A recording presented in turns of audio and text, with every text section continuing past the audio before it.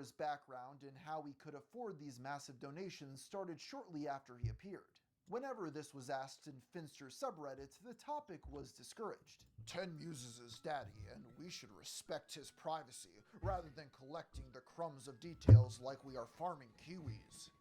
In short, they were telling people to not ruin the good thing they had going. Only a few details were known about 10 Muses, that 10 was American and some kind of surgeon. Just the doctor. Okay, well, 10 is a big fancy American doctor with a ton of money, apparently. Ladies, he's single, by the way. He's done every surgery from breast augmentation to a partial nephrectomy. Motherfucker cut out a tumor out of someone's organs. He was literally the real-life Dr. Don Wario. However, in September 2022, he called in Finn's stream revealing his voice for the first time. This was the same stream Jude's dad showed up in earlier. Hello. Hello? Do I get an explanation now? Someone said daddy's home. Daddy's home. But the most we would learn came from other prominent members of the community, bringing us all the way back to 416 Hobbit. Alright, it's Finn time.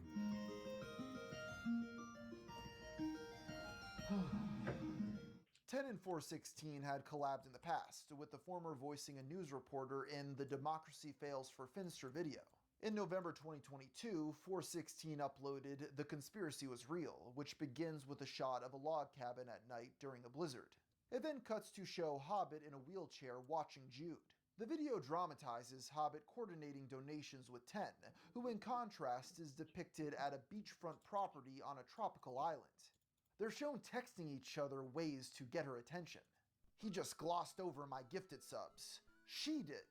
10 decides to help him out, donating 1,000 with the message, "Hey Hobbit, nice edit today by the way." Thank you for the $1,000. Jesus Christ. Also, hello, Hobbit. He didn't even say hi to me! He gave me $1,000 and said hi to Hobbit! The plan succeeds, and Hobbit corrects himself after using the he/him pronouns. Evidently, the two sugar daddies bonded over their love for Finn and became friends. Unfortunately for them, on January 7th, 2023, things came to an abrupt end after Jude uploaded a video simply titled Goodbye. In it, 10 Muses reveals he'd be retiring for the foreseeable future. After donating $500,000 to the femboy, the sugar daddy was moving on with his life to pursue a bucket list of goals. You want to introduce yourself? I'm 10. How come you're leaving? Well, I decided to stop working and start ticking off some things from my bucket list. Came across you, and it's been great. On your bucket list, did you have donate $500,000 to a femboy? I did not. I did not have that. No. Among them was climbing the tallest mountain on each of the 7 continents, which 10 had already started with a friend. He also planned to sail around the world on a sailboat by himself, owning an island packet 380. While it would be hard to watch Finn's streams, the two stayed in touch. That will make it hard for me to watch your streams, but it won't keep us from staying in touch. I'll still let you know how I'm doing, and I'll still want to know how you're doing. Hell yeah. The aforementioned donation to GenderGP was first announced in this video, with the $50K to charity being his last hurrah. The man had become a beloved member of the community, so viewers were genuinely sad to see him go. That included 416 Hobbit, who despite speaking to him in private was mostly left in the dark. There was still much he didn't know, and this curiosity led Hobbit to make another video on April 17th, 2023, Finding 10, the Sugar Daddy Search. This took the form of a mockumentary hosted by Jennifer Chan. Chan is played by Little Cha Siu, creator of IsItGirlMonth.com. 10 Muses first reached out to me when I posted a stream highlights video that he genuinely liked. We've chatted often since then, but all of that changed when he left. I've lost complete track of him. I mean, Finn says that he talks to him all the time. Did you ask him where 10 is? There's no point. Finn doesn't actually respond to DMs. Much of, if not the majority of this account is fictionalized, but his interactions with other figures in the community give insight to who was watching at this point. Hobbit introduces the idea of a council, a group of stream personalities Jude confides in and trusts. The newest member, TY, would direct him to Stavamore, Finn's head chat moderator. Hobbit. How can I help you?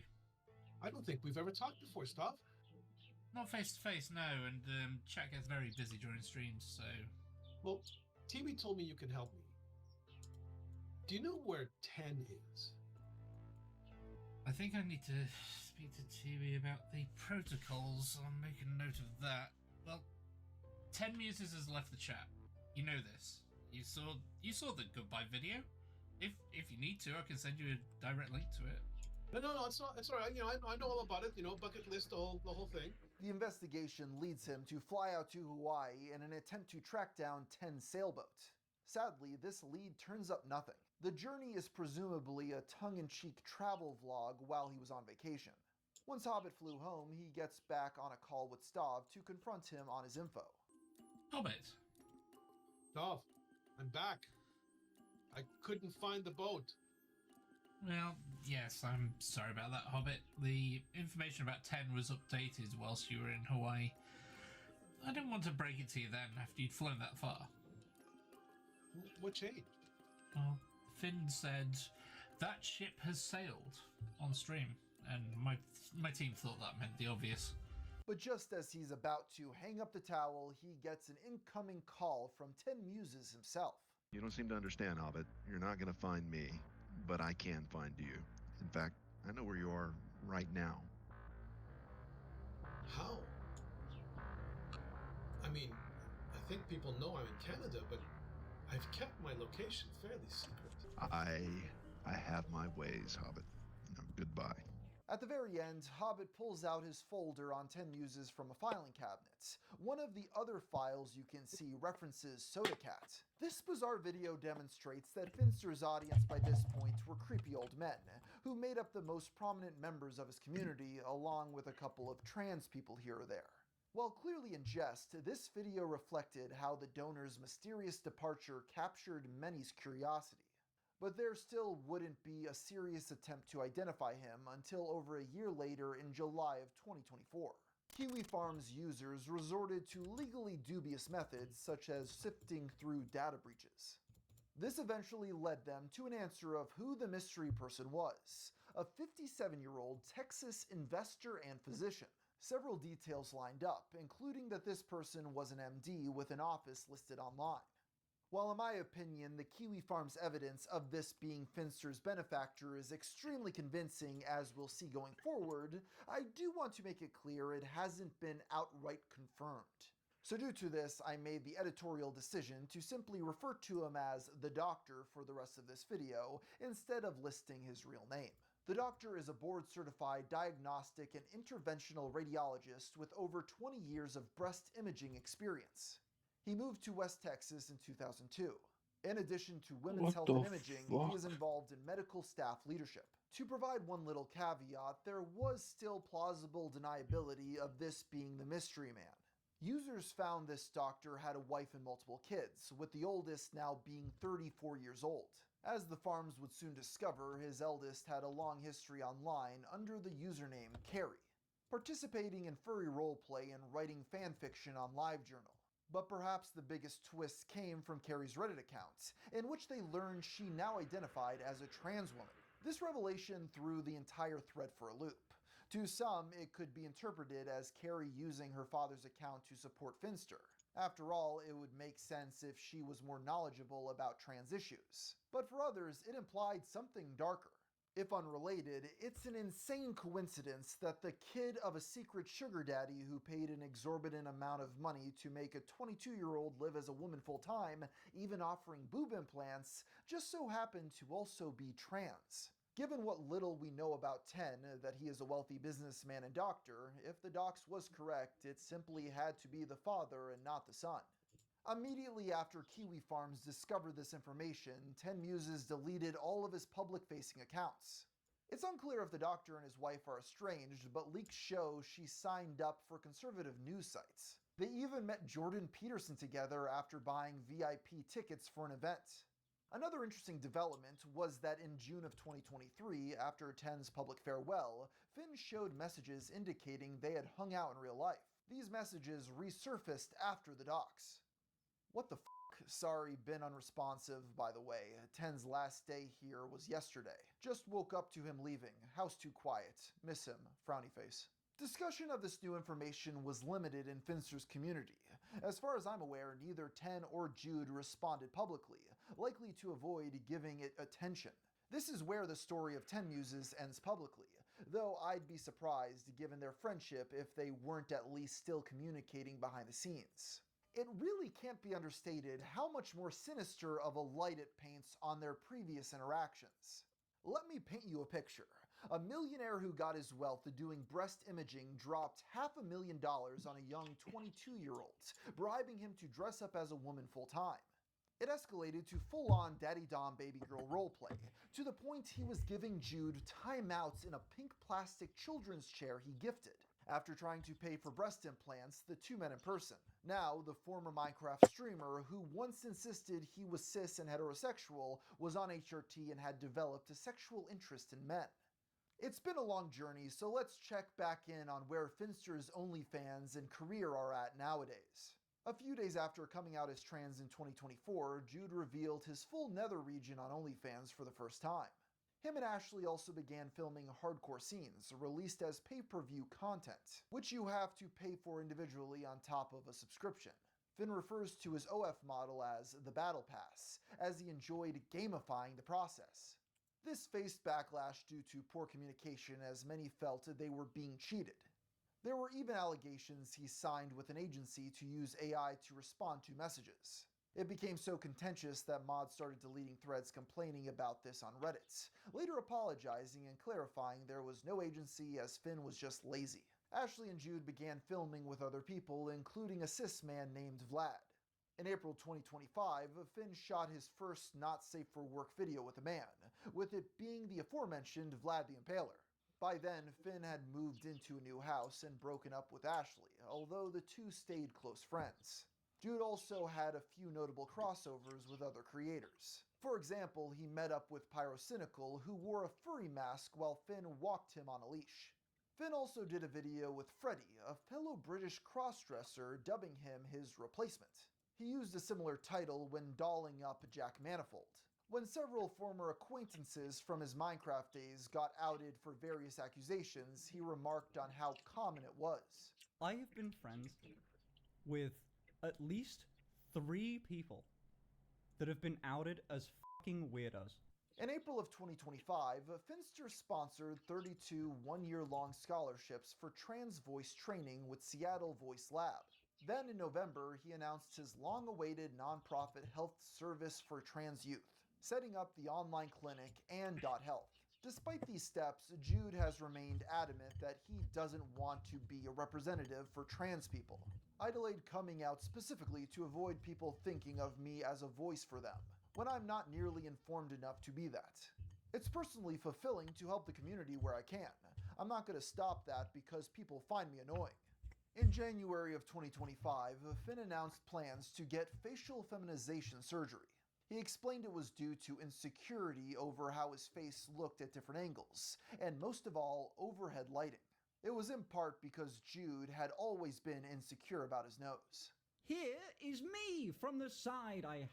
I despise my side profile. Also, my god, the resolution. As you can see, nose is kind of straight, but with a bit of a thing, a bit of a concave, and then the same sort of thing with this, right? Finster would end up seeking help from Facial Team, one of the top international providers for facial feminization surgeries. The operation took place a month later in Spain, where he was accompanied by Ashley. Yet this ended up being an extremely traumatic experience, one they recounted at length on stream. The nurses that worked at the hospital that I was recovering in, dog! You see, when communicating with Facial Team, all the people they spoke to knew English. But once they got to the hospital, all the building's nurses only spoke Spanish. This made it extremely difficult to communicate or understand their instructions, which was worrying given it related to drug, surgery, and his overall health. Regardless, on the first day, things started smoothly. They put Jude under while Take On Me, a favorite song of his, played in the background. When he spoke up, there was an hour of bliss until the anesthetic wore off. Then it was followed by what he called the worst pain he had ever felt in his life. Covered in bandages, Jude recounted his head being nothing but numbness and anything that wasn't, searing in pain. One concern he raised was over inadequate painkillers. Jude occasionally took a prescribed sleeping med, which made Ashley concerned about mixing them with the downers. So at first they administered 1 gram of paracetamol or Tylenol every 8 hours. The next 6 hours were described as total agony. He wasn't hooked up to any machines. Jude had to urinate in a cardboard jug that Ashley then disposed of herself. It got so bad that Finn began screaming, "Sedate me," over and over again. The nurses did come back, but to tell him to shut up because he was scaring the other patients. Eventually, Finn got up and tried to leave, wandering around the halls while mumbling in broken Spanish. After some deliberation, they pumped him full of a cocktail of painkillers. Finster was knocked out so badly from this that Ashley was terrified he might stop breathing or choke on his own vomit in the middle of the night. Despite all this, Finster was somehow satisfied with facial team and the actual surgery. As you can tell from the clips I've shown, while recovering from the surgery, Jude has waited to reveal his new face on stream, although we've gotten glimpses through more curated platforms like Twitter and OF. In 2026, Finn has noticeably slowed down on streaming and has discussed the possibility of retiring in a series of now-deleted tweets. "You're a rich asshole who perpetuated the fetishization of trans women by playing into the whole 'actually I'm a guy he bit for years. There's nothing to your personality or content, and if it weren't for the fact that you used to be a guy, you would be nothing. I did benefit from the fetishization of trans women when I was cross-dressing and knew nothing about the world. Worth noting, 100% of this viewership left when I came out a few days ago. I'm edging retirement by only posting what I feel like. It's been nice. My job is to show my dick to the internet. Fetishization was here before I was, and will be after I'm gone. I get it's selfish to hyper-focus on a single charitable cause, but if I keep giving money to trans people, I feel like it justifies my cringe." As for if Finster would ever return to making Minecraft content, he has said he feels a bit weird to make a Minecraft video when he makes porn for a living, which is understandable. And that brings us to the current day, with no one really knowing what will happen next in the streamer's life. And with everything laid out, I think you can now understand why I felt the need to start this video off with a disclaimer. While I don't have any agenda on the topic of gender dysphoria discourse online, it's hard to not look at the story of Finster and wonder if he was pushed down a path that he wouldn't have taken if not for his online audience. This is a young man that didn't come from money and had aspirations of being a full-time Minecraft content creator. When he dressed like a woman, he got attention and as a result, revenue. Then as he upped the stakes, people would donate to have him live more of his life as a woman. Finally, when a rich man started throwing life-changing wealth for him to take the full plunge, his audience cheered it on. To quote the Smiths, that joke isn't funny anymore. Having covered adult entertainers on this channel quite a bit, I've seen a similar theme throughout. Starting out stripping or doing lewd photo shoots, then doing a vanilla scene, then getting thrown extra money to film something more depraved when you're fully wrapped up into it. At some point you have to look past all the therapy speak about sexual liberation and ask yourself, am I being manipulated here?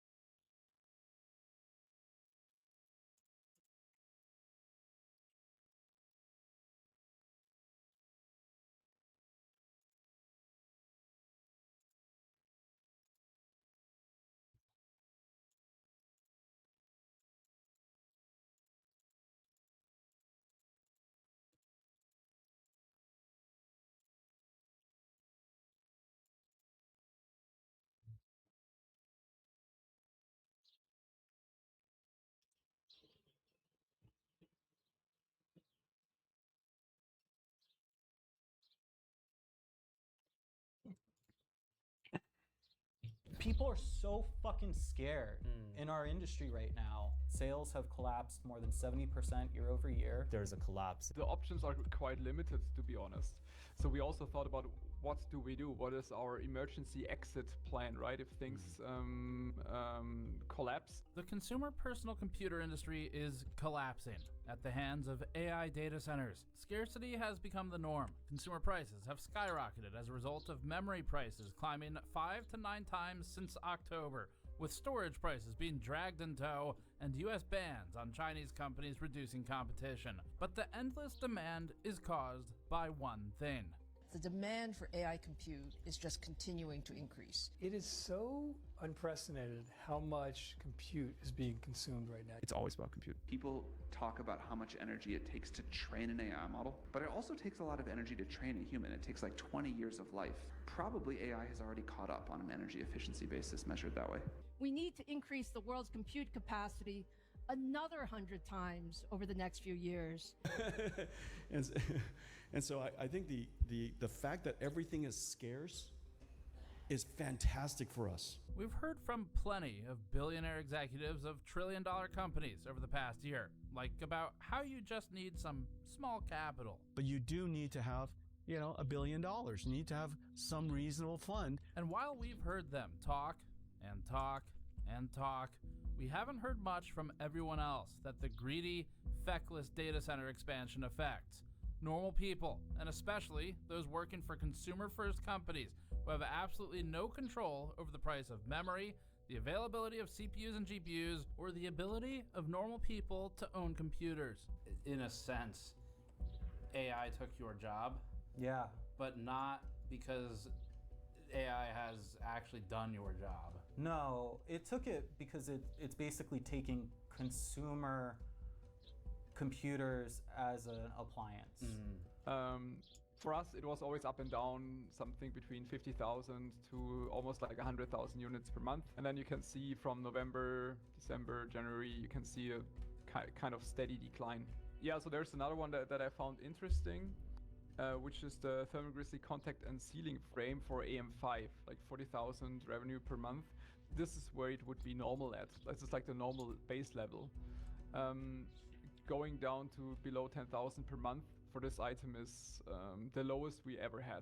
We have a chart to show the audience. Our January decline from December for us and the market is around 15%, and continuously on a 4-month decline into April, 40% for the market. Last time we talked in Taiwan, you were talking about how you guys were trying to get a warehouse in the US. Yeah.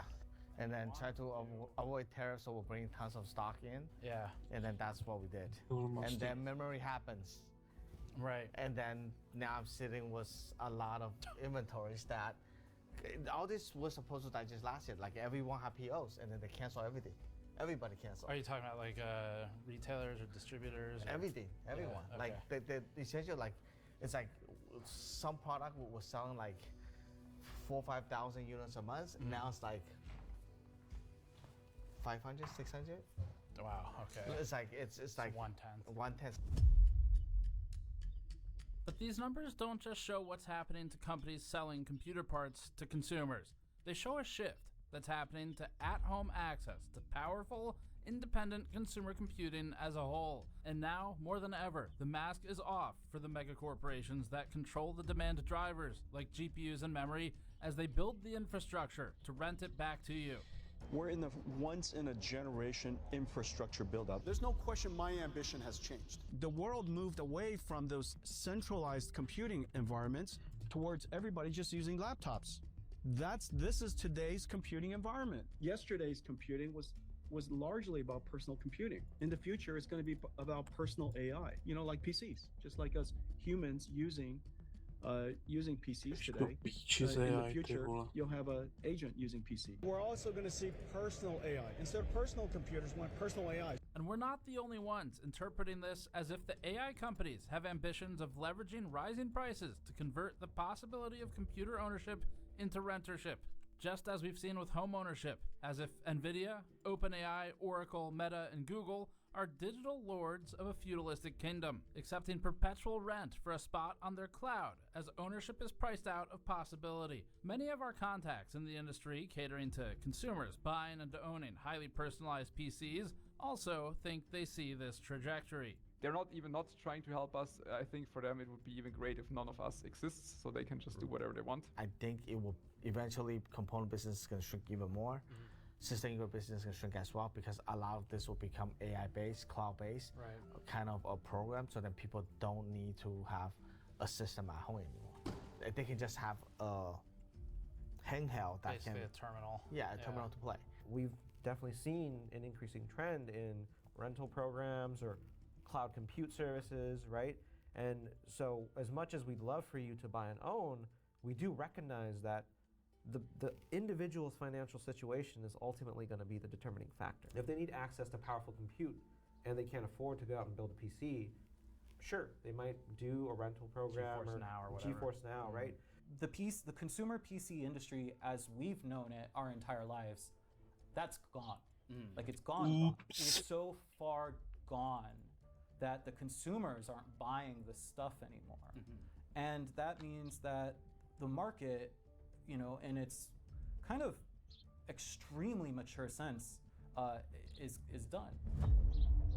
We brought you this investigation with our store on store.gamersnexus.net. During this trip, our car got robbed in San Francisco, and we had to replace a lot of items. So we're running a discount code so that you can benefit from our misfortune. The Puck Gamers Nexus code for 10% off is back. Because puck us, right? Use this code for anything on the store, like our brand new wireframe V2 mouse mats, which have intricate detail all the way down to the keyboard switch construction. The wireframe V2 mouse mats represent a cyberpunk dystopian city, like San Francisco, where all our shit was stolen. You can also grab one of our thermal conductivity text, copper-plated stainless steel mule mugs, but don't leave it in your car in San Francisco, because the tweakers will steal it and sell the copper. Or consider one of our GPU VRAM Gold Halo pint glasses that we just restocked after months of people asking us for them. These have a thick gold halo, a GPU print and BGA pattern for VRAM, and are made of glass, like the window that was smashed on our rental car in San Francisco. Or consider grabbing one of our e-waste inductor dice kits, featuring 7 sharp-edge resin dice for your tabletop games, plus a roll tray, wooden box, and playing card. Just don't roll a natural one like we did in San Francisco. With this code, you can get 10% off anything on our store to support our investigations. Thanks for your support. Now, back to the program. This was our most, exciting adventure yet. Late last year, we flew out to China to learn more about the margin structure of computer hardware at the same time as running our black market GPU investigation. We flew back to North Carolina, then flew to California because we overshot it by accident. Met with Rob Teller of Height to talk about his unreleased case. Flew back to North Carolina, where informed Rob Teller had suddenly lost his job due to the RAM crisis killing sales. Flew back to California again. Met with Rob Teller, formerly of Height, to talk about the industry. Got stuck behind a fully autonomous self-driving Waymo on a road with enough room for only one car as the robotic car tried to force us to reverse up a narrow street in what feels like some sort of just cruel commentary on reality of AI destroying everything. I made room for it. It could have passed me. Park right there. Park, you fuck. I'll call you back. Oh. What the fuck? This is why RAM prices are thousands of dollars. There's a car behind. Oh my goodness. Fuck this, how is this legal? Met with the freshly unemployed Rob Teller and helped him vacuum a little bit. Makes vacuuming fun. Look at this shit. Oh my god. Packed our bags, went to the airport to fly to San Francisco, got delayed, and in order to not be late to our next 2 meetings, skipped dropping off our bags at the hotel and went straight to a meeting with Corsair, foreshadowing. Corsair's next, so last time we were here was 1 year ago for tariffs. Same spot, different CEO. This is when we discovered that San Francisco loves AI so much that it has billboards for questionable startups every 15 feet. In about a 1 mile span, there were 6 billboards for AI. Yeah. So a lot of them just say the word super intelligence. Yeah. And they literally Which don't... is better than actual intelligence. Right, yes. There's, intelligence, actual intelligence, super intelligence. Right. I honestly have no idea. Where do you fall on that scale? I am not even on the scale. I just go on vibes. It's like vibe coding, but as Vibe intelligence. Vibe intelligence Yes. is my thing. Vibe intelligence. Yes, that's what I'm trying to do. Then we grabbed a drink nearby, and according to police, sometime within 5 minutes of us arriving to get our drinks, the rental car was broken into and half our shit was stolen. The thieves got our passports, which was unfortunate because we had to fly to Taiwan in 12 hours to meet with G-Skill for this story. This devolved into a whole separate other story involving exploring a thieves market in San Francisco with 2 armed bodyguards to try and find our stolen shit, but we'll save that for another time. For this story, we spoke to a lot of people. We collected information over 8 months as we started to see the trend last year, beginning in Shenzhen and eventually ending in California. We met with around 9 different entities for this one, ranging from freight forwarding companies to the near billion-dollar publicly traded Corsair. Some are more optimistic and trying to find the positives. Are you able to find positives you want to highlight despite kind of the negatives? We can now squeeze in projects that we wanted to tackle already a bit longer, which means, what I also said in between, I am very excited towards 27, very excited. And looking at the roadmap, there will be things in there that I would like to see what you say about it and everybody say about that. Right. So that's maybe one positive thing that you can see. Others don't share the positivity. I don't see, at least personally, I don't see anything positive from it. Okay. I wish I could That's name fine. one. I can That's name one. fine. Maybe there's something I don't see. Maybe the viewers can tell us whatever. I'm but just happy I to don't hear see it from someone who's not me. We met with a lot of people for this trip who shared unrivaled access to information, including revenue figures. In order of interview appearances, the experts we met with include Roman Hartun, aka Der Bauer, the CEO of Thermal Grizzly. I've known Roman for at least 10 years now. Wei Yang, General Manager of Cooler Master USA. Wei is one of the most open people we work with and isn't brainwashed by the industry, keeping a consumer viewpoint at all times. I've known Wei for at least 12 years now. Mark Yu and Wei Day of G-Skill, a memory module manufacturer that focuses on serving the DIY PC market and gaming markets. Although memory prices are up, uniquely, this doesn't necessarily mean good things for companies selling sticks of RAM. Rob Teller, who at this point needs no introduction. Rob is one of the 2 co-founders of Height and was recently laid off from his product director role. Jeff Chun, the other co-founder, alongside staff Ish Patel and Kin Perez of Height. Alex Chen, a freight forwarder working for Straight Forwarding Inc. Alex joined us to talk about tariffs last year and brings knowledge of impacts to global shipping and its costs. Kevin Xian of iBuyPower. Kevin is a purchaser and deals with buying RAM, storage, and other components in bulk. George Makris of Corsair, whom I've also known for over a decade. George joined Corsair as a memory testing technician in the early 2000s and has been with the company through thick and thin. And Aaron Licht of Be Quiet, CEO. He was kind enough to fly out from Germany to visit us, especially helpful because we couldn't go there without the passports. That was a problem. With the plan laid out, it helped to better understand what is actually going on. All the companies we've come to know over decades, unless they're building data centers, are being dragged along for the ride while the huge companies, their former partners, have converted to a post-consumer business model that sells primarily to each other, transacting millions of GPUs and memory chips between a handful of entities that are increasingly in bed with government. Consumers are no longer customers. They're competition, left out of the inner bubble.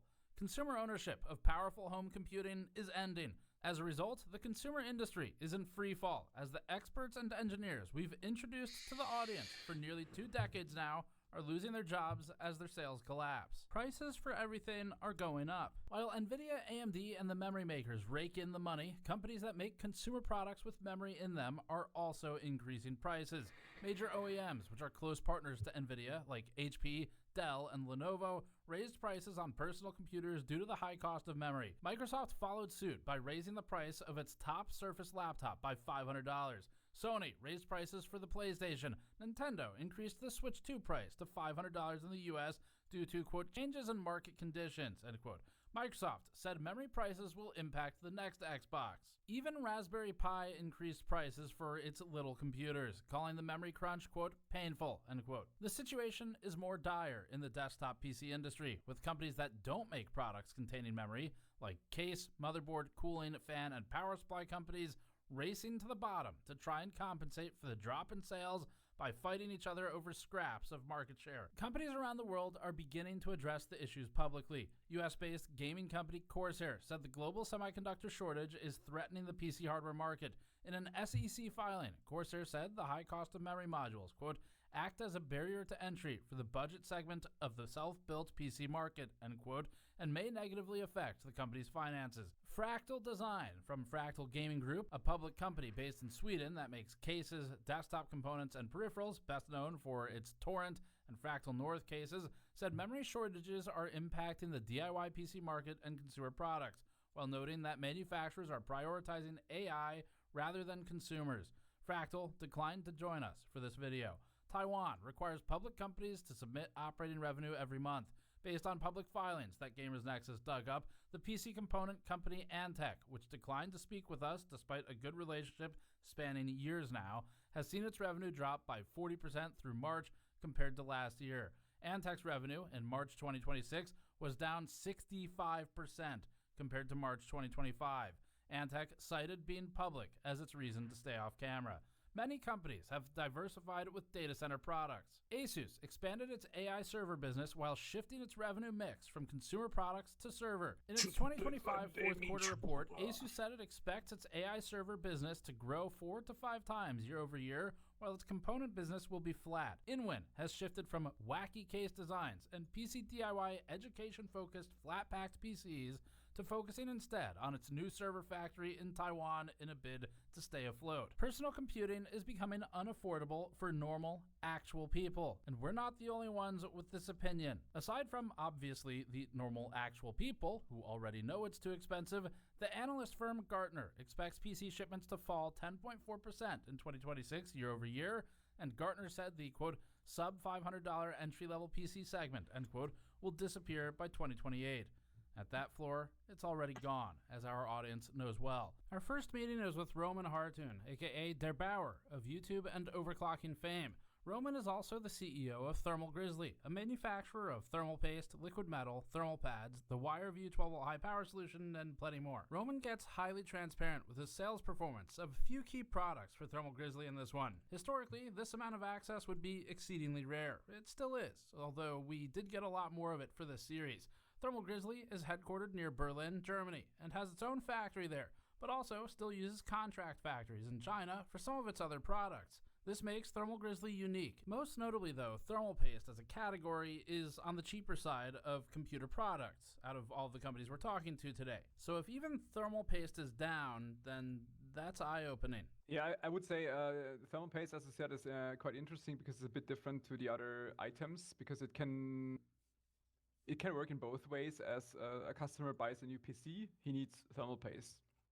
But on the other hand, sometimes we had, over the years, situations where people would still buy thermal paste even if the industry was struggling, because then, you still have people playing around with PCs, and then you're maybe thinking of, hey, instead of buying a new PC, I will refurbish something, I will still need paste. So that's how it was for us often in the past, that even if the industry was down, then we were most of the time still doing quite well. But this time it's kind of different, because I think it's down by so much that even this refurbishing aspect does not really help anymore. So I prepared some slides as well, so we can take a look at some of our, I would say, high sellers, which used to be Cryonaut, 1 gram, even though we already launched Duranout afterwards. So I already prepared that. But for us, the stable base we always had as a company was Cryonaut 1 gram. It was always a high seller for us, and it's the first time in like 10 years that this changed. Okay, so, yeah. The first slide I prepared is Cryonaut 1 gram. We're looking at the quantities per month. So as I said, we always had this as a stable base of our company, like always good sales. For example, October 25, we sold about 86,000 units in 1 month. For us, it was always up and down, something between 50,000 to almost like 100,000 units per month. That's where we usually acted in.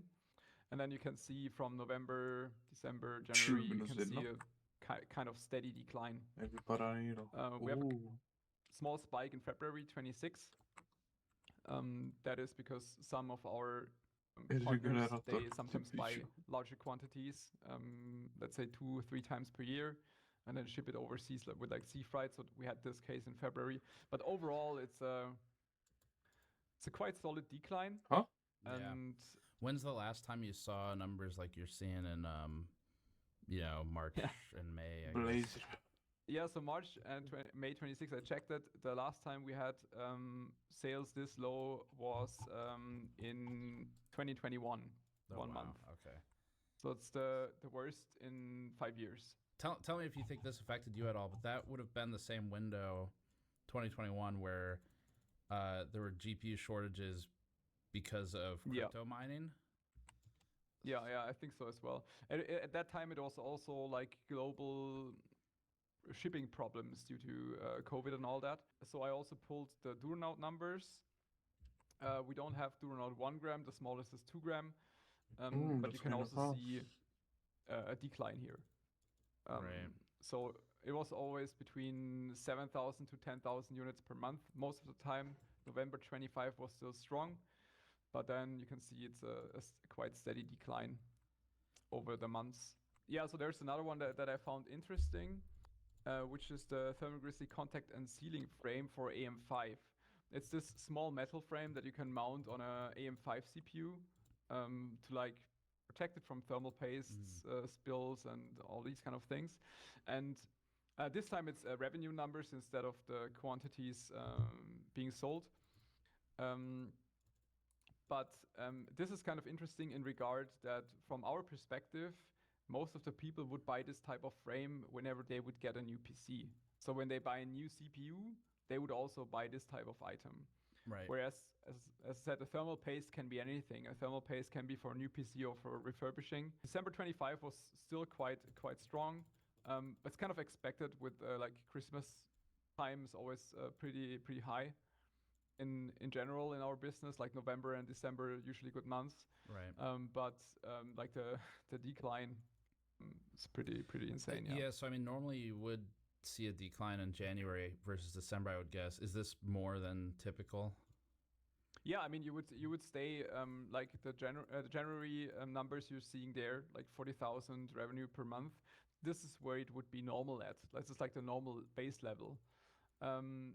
Going down to below 10,000 per month for this item is the lowest we ever had. At what point does the individual sort of product viability come into question? You know, like once you start dropping below 10K per month for like a ceiling frame. Is this one that you guys make in-house in Germany? Yeah, and it's also for this item, it's not like we wouldn't do it anymore. The thing is, right now I have about 14,000 units in stock, and I'm selling 500 per month right now. Shit, yeah. So you like never get rid of them, right? At that rate. Well, we hope that whenever new AMD CPUs come out, that we just can get a bit higher sales numbers to at least be able to sell them. That would be great.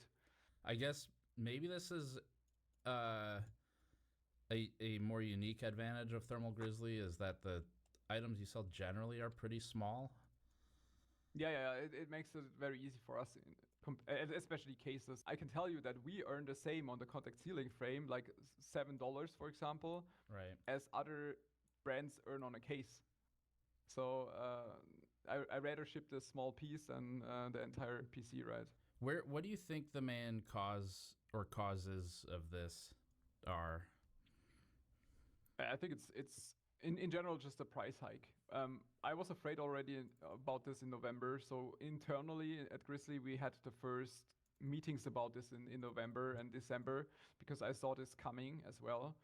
With the high memory prices, I told everyone here that we have to immediately start cost-saving measures. Otherwise, we will start getting in trouble.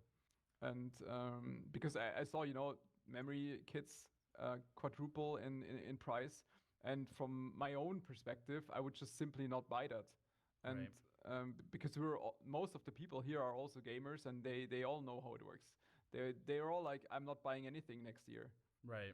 Which is this year, and now they're saying the same thing again for next year, which is not great. Yeah. So what we did is just try to be as efficient as possible and save as much money as possible. That only works until a certain degree, obviously, right? So it's a struggle for us as well. So like every single month, it's not easy, and we obviously hope that things will become easier at some point. But I think this is only possible if like memory and SSD prices are going down, or if some sort of new technology comes that is interesting to motivate people to buy. So that could be new CPUs or GPUs, and we both know that nothing of this is around the corner. So Yeah. I think most of our industry is an accessory business. Like no matter who you're looking at, even Asus or MSI, they're also in the end an accessory business, because neither of them is making chipsets or GPUs or anything. They don't make memory. They just buy components and supply a market that's existing. And aside from Intel, AMD, and Nvidia, I think everybody is getting in trouble.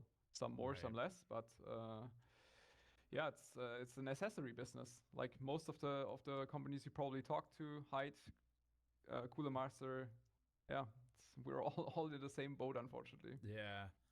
What do you think about Nvidia's announcement that it's going to separate out or change the gaming reporting to merge it into its edge computing reporting? Did you see that news?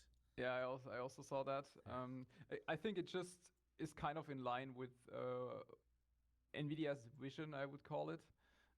That I mean, right now they're in a super convenient position. So everybody is buying as much as possible from them, and they basically don't have to do anything, right? They could probably fire their entire marketing department and not do anything, and it would still be the same. Right. Because they don't have to advertise their own products. It's a super convenient position, but that will not last forever. It's always how it is. We obviously don't know what the future brings, especially with the entire AI thing.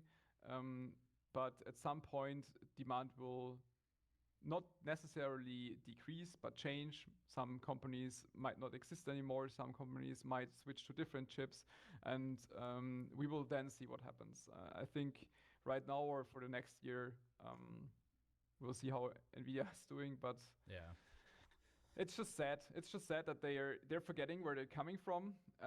If you're talking to them, they're obviously claiming that they're not forgetting it, but they're trying really hard not to help us, right? It's like they're not trying to help us. I think for them it would be even great if none of us exists, so they can just do whatever they want without getting criticism. Given the decline in sales and the challenges,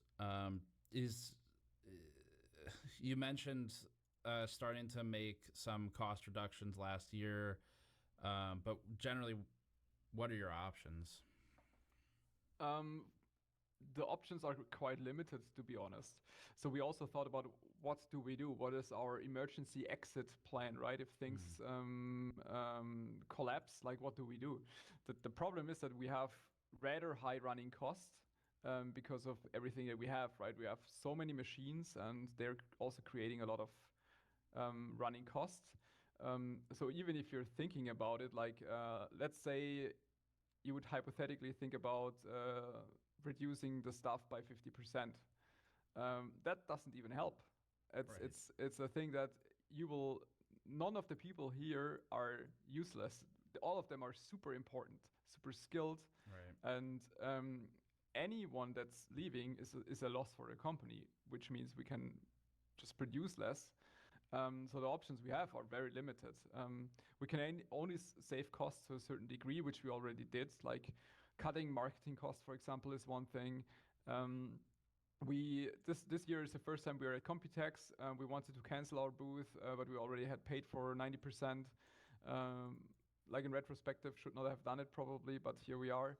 Well, I mean, you normally make those arrangements pretty early, right? So yeah, we decided this like almost a year ago, right? Yeah, right. And yeah, there's not that much we can do. So what we're doing is we're pushing as hard as we can to just make as many interesting new products we can do. So we're just making new things that we hope are interesting enough and perform well enough that it's worth people buying them. So we can somehow, just compensate the loss. I don't think it's realistic to go on the same level as before, but at least trying to get somewhat of a stable base.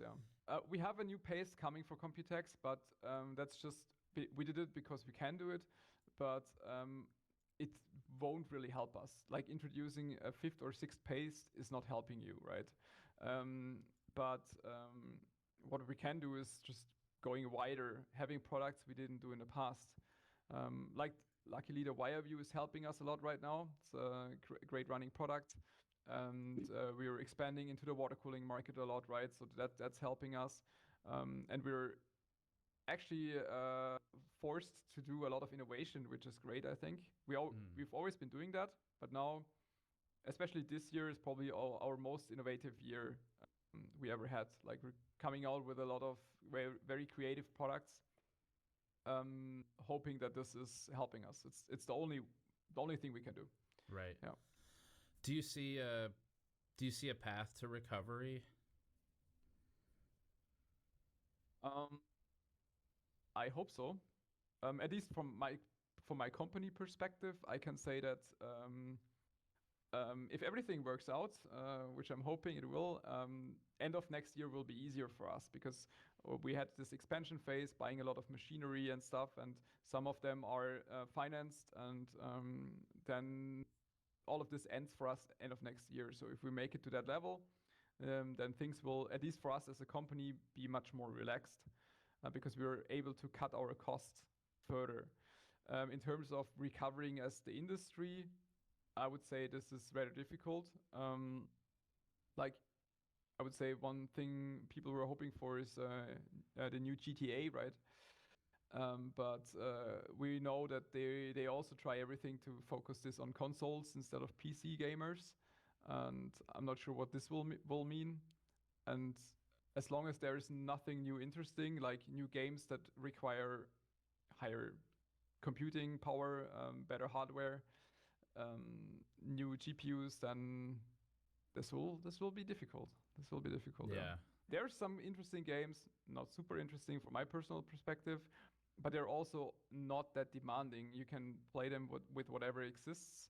So even if new hardware comes out, you're probably not forced to upgrade. Right. You're uniquely positioned in that you guys do have the factory in Germany. Does that give you any key advantages right now? You know, like it gives us. There is this one interesting aspect maybe as well, is the entire gallium indium aspect with liquid metal.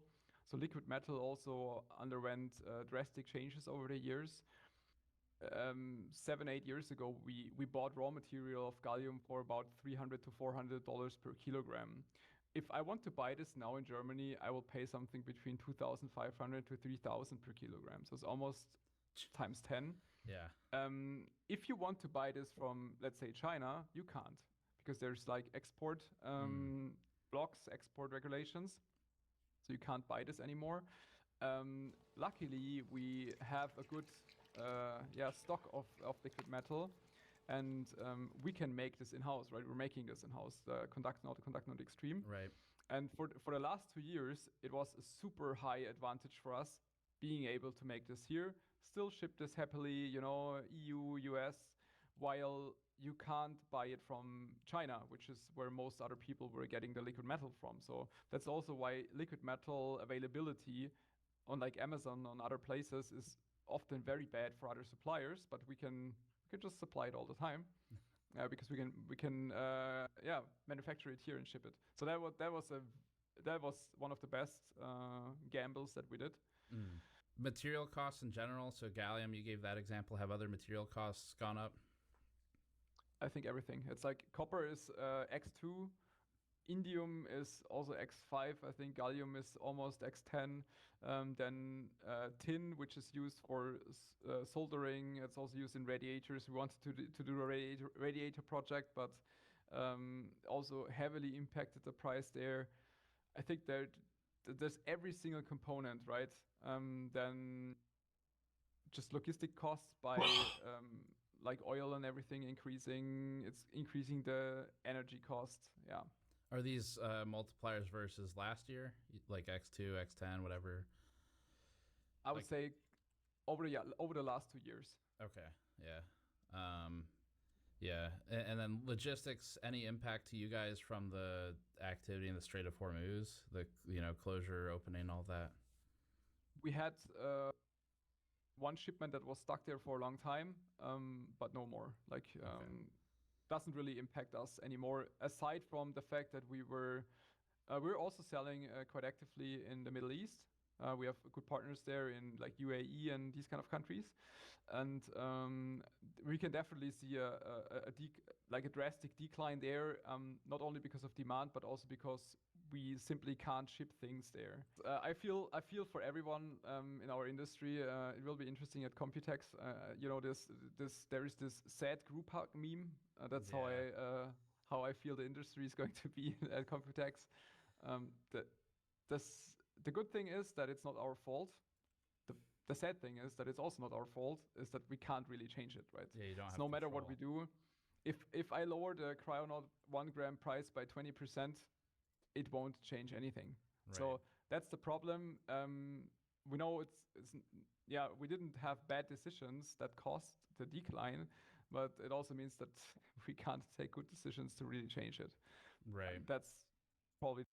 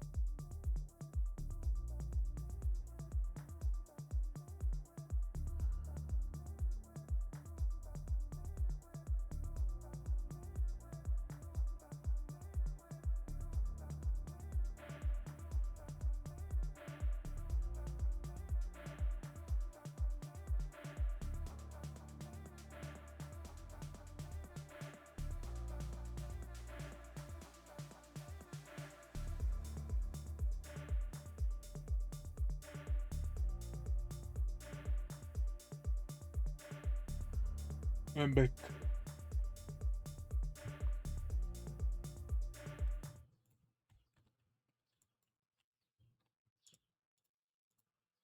The same for everybody. Do you think we're gonna lose any of the companies, the manufacturers, people have gotten to know, you know, in the enthusiast and DIY space? I think it's quite realistic. I mean, we don't know how things go. That just hypothetically, if things keep declining and if we would lose another 50% of revenue, then we would be on the same list. It's pretty simple. You can only compensate it to a certain degree, and there are especially some new companies out there, or that's not new, but not that old, right? 2, 3, 4 years, and they will definitely struggle much more. But I can see a couple of companies that will probably not make it through this year, which I feel really sorry for. Yeah. I mean, then it just becomes a question of, as people get knocked out of the market and you redistribute the remaining demand, is that enough to prop up, you know, the companies that remain? Or I mean, it's also long term. It's not great for anybody. It's lower competition is also bad for the customer, for the consumer. You will have like long-term probably higher prices, less competition. You will also like from a tech point of view, you will also lose options and yeah. Yeah. Roman, thanks for joining. You're welcome. Thanks for having me. Up next, Cooler Master. We met Cooler Master in Southern California, where it just opened its new warehouse that it had begun planning as a result of the tariffs last year. It also plans to open an assembly line in the U.S., but while trying to work within the chaotic framework of the Trump administration's tariffs and domestic manufacturing push last year, Cooler Master got screwed by both ends of the tenuous policy rollout. Like Thermal Grizzly, Cooler Master runs its own factories. However, Cooler Master's factories are mostly in China, yet it still has a large U.S. division with local staff handling customer support, sales, marketing, warehousing, and distribution. Interestingly, Cooler Master also has an enterprise division, which does make heatsinks that are used in data centers. Today, though, we're working with Wei Yan from Cooler Master's U.S. division. We're also joined by Kim Barraza from Cooler Master's logistics department. And this group works on only consumer products and PC DIY and PC pre-builts. Okay. All right. Wei, ideally, if sales were as you want them, how would this look? Would it just be like Peloton, just the racking and then in and out every day? Yes. So essentially, the idea, if runway is where it's supposed to be, that how we expect it, you wouldn't see anything here. Like obviously, half of this will be assembly line. Right. It wouldn't even be racks. Yeah. Right, because we do have a small room inside that we want to stop as an assembly, but now in that room is storage for our marketing stuff. So is this is where last time we talked in Taiwan, you were talking about how you guys were trying to get a warehouse in the U.S. Yeah. And you wanted to do avoid tariffs, so we'll bring tons of stock in. Yeah. And then that's what we did. So and that's what then this memory is. happens. Right. And then now I'm sitting with a lot of inventories that all this was supposed to digest last year. Like everyone had POs, and then they cancel everything. Everybody canceled. Are you talking about like retailers or distributors? Or? Everything, everyone. Yeah, okay. Like they essentially like, it's like some product was selling like 4,000 or 5,000 units a month. Mm-hmm. Now it's like 500, 600. Wow. Okay. It's like it's like 1/10. 1/10. Some, like not everything, right? Yeah. Like overall, our what number. got hit the most in terms of category or? Overall, I think what hit the most was case and servo, but then the power supply dropped the least. But again, you still see like a 20-30% drop, while other categories like 30 and 40% drop. Yeah. And power supply, same thing for us, dropped the least, but it's still like 20-some% drop. Where you think it all started, where we are right now as an industry, is it the DRAM crisis? I think it's everything combined. First the DRAM, then also the inconsistent of tariff, right? Because nobody knows when it's gonna go up, or nobody knows when it's gonna go down. And when I brought out this in beginning of last year, which I brought a majority, like I brought in a year worth of stock by March. Okay, yeah. By March, because I want to ensure that, because we know this tariff, and then March there was 10%, April there was 10%, right? So I want to avoid those two tariff, and the May one, and the May they can extend it, right? So obviously we miscalculate that, the May one, but even if I don't, we will still get hit with the 20% tariff. If the tariffs never happened, I guess. We wouldn't have brought that many stock. Okay. And then we would just run it as is, and then when the market trend went down, I would have just delayed my shipment, or I would have canceled those POs, or move it to other countries. But again, every other country is the same issue as us, right? The memory is not just a U.S. issue; it's a global issue. Right, whereas the tariffs were just a U.S. issue. Yeah. So then when the memory hits, I can't even ask other regions to help me to digest my stock. So is it basically? This is funny. I didn't plan to talk about tariffs in this story, but it seems like it's kind of inseparable, right? Yes. Like, what was the timeline on the warehouse? Like, when did you guys? We moved in here officially July. Okay. And then memory, all that stuff hit in September and October. Yeah. So then essentially mostly, at the time, mostly October, I think, November, Yeah, because then at that time, everyone just stopped buying. And then they're like, we can't buy, and then it adds up, right? Every month you're losing 30 to 40% of revenue. That adds up, especially I brought in a lot of stuff in to avoid the tariff beginning of the year last. Yeah, the plan was to have people assemble it here, yes, right? But now we don't, because everything crashed by the time we decided to. So to get this straight, as it was pitched by the government, it was tariffs to bring manufacturing to the Yes. U.S., right? That's what they said. Yes. And then you guys actually you rent a warehouse and plan to hire people to do assembly. Yes. And then the DRAM and SSD prices go through the roof. Yes. And so now you just end up stuck with an extra bill for rent. And, Yes. And no assembly. Yes. And then we'll have some, a lot of components that we brought in that was specific for built-in systems. Now we can't build because memory is too expensive and no one's buying. And then a lot of competitor, even though we don't consider them as a competitor like Cyberpower, Everpower, because they sell a lot of mid to lower tiers. They're also a customer, I guess, in some ways. Yeah. Yeah, and then they sell to Best Buy, Amazon. Like we try to build, proprietary systems. So the parts and component we cannot use in regular systems. Yeah. If we do, the cost will be so much, and then you add on the memory, nobody buys it. Right? So then that's another issue that we see because we can't just build. So that's why we stop everything because. Can I ask what? Actually, you told me before. I don't remember what it was. The cost of the warehouse, like. The rent of the warehouse here is 54,000. Oh, I'm sorry. Wait, yeah, 54,000 a month. A month. Yeah. So we might be forcing to do a round of cost increase soon because we just can't sustain it. Right. Right. Because we've been eating up all the losses from tariff before, even though there's no tariff now. But all this product was. Yeah, but your money is still with the government, right? It hasn't come back yet. Oh no, this hasn't. And then, like I said, as of today, we still can't register for account to get money back. So people at the high end are still buying, I guess. Yeah. Which maybe makes sense. Like if you have enough money to spend before you have the money to spend now. Right. Right. But then like the high end, we probably look at about 10% drop. And what about the low end? Low end. So we don't have too much low end product, and that's where I think a lot of people are thriving. What about because you guys have some cheap coolers, so how are those doing versus? But our price is still not as competitive as Samurai. Okay. Right. Fair, Samurai is still like $10, $20 cheaper than us. Right. Right. Even we have the new Hyper 200 3D heat pipe. You see it, and then our cost was actually when we started at $29.99, we're losing money. But Samurai is selling at $19.99, $14.99 for heat pipe too. Do you think they're losing money?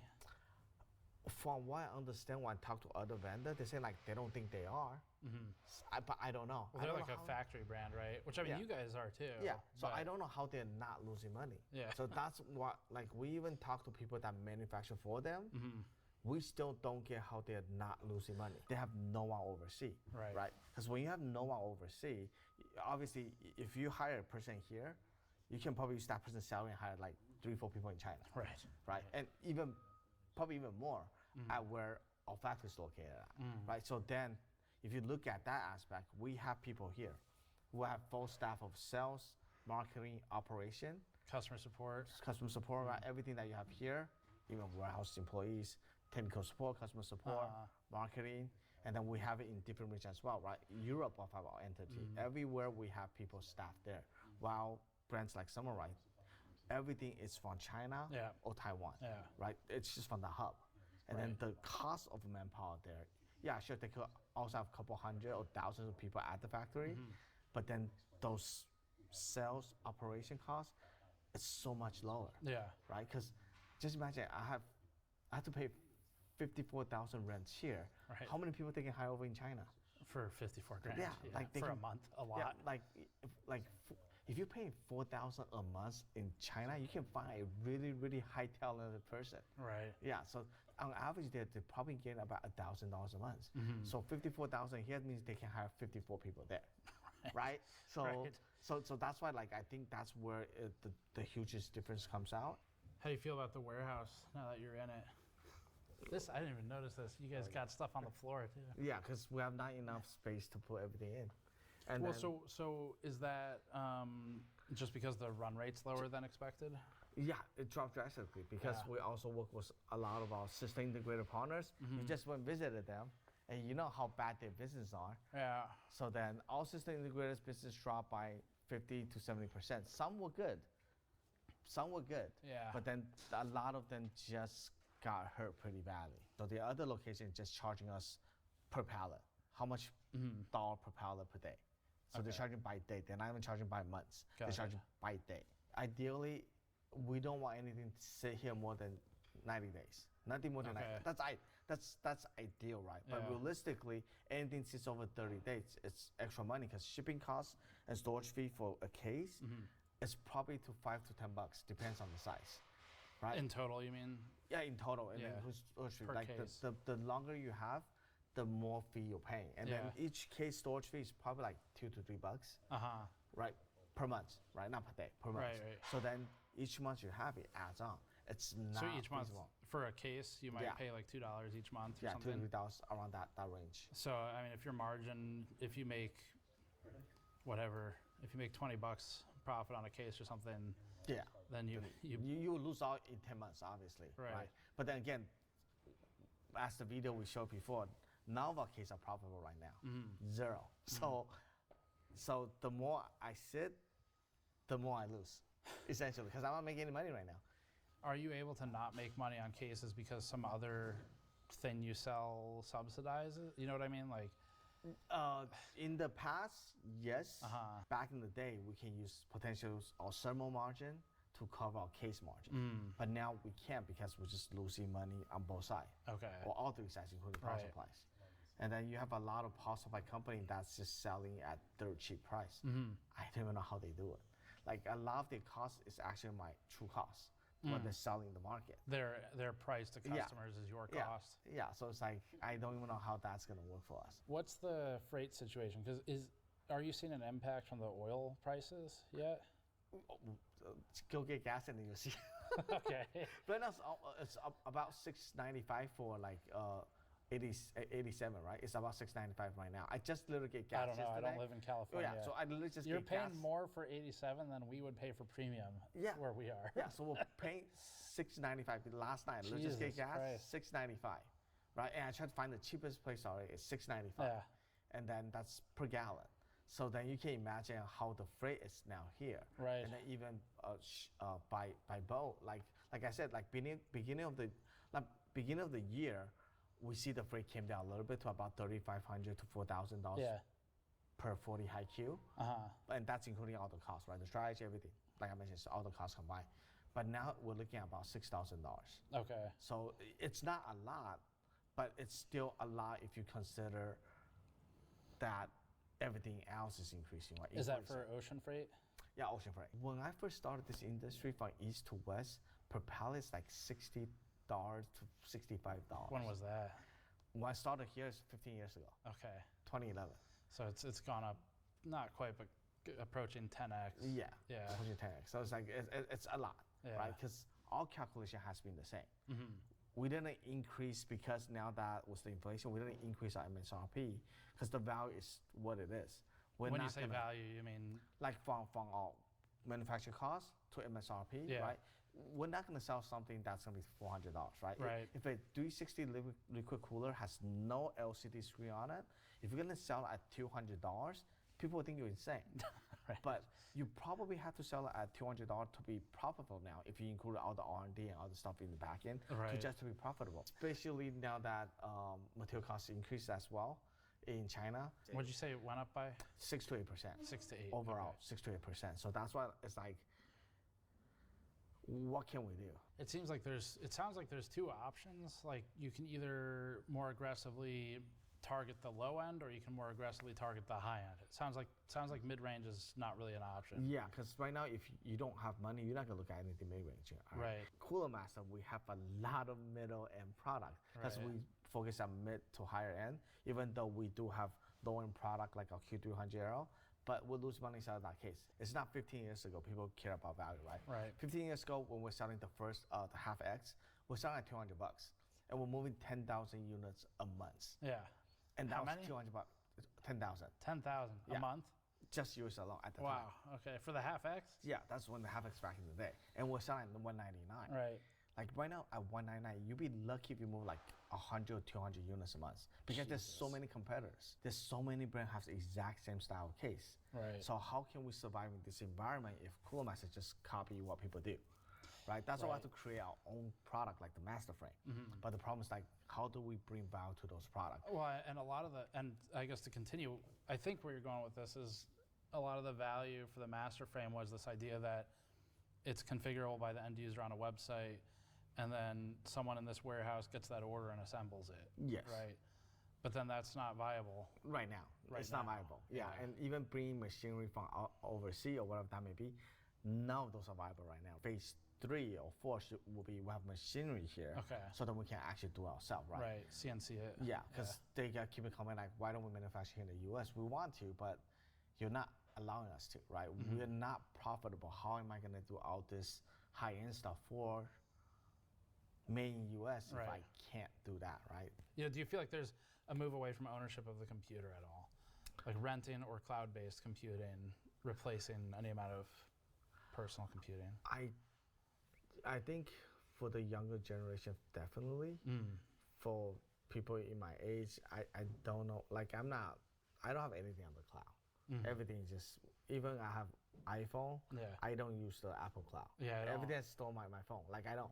Like I just don't want to. I'm the same way. If I don't auto backup anything. Like if I lose it, I lose it. It's fine. It's like I'm not gonna store it somewhere, right? But I think a lot of the younger generation does. So then that's why you see PC industry are shrinking, right? Component business are shrinking.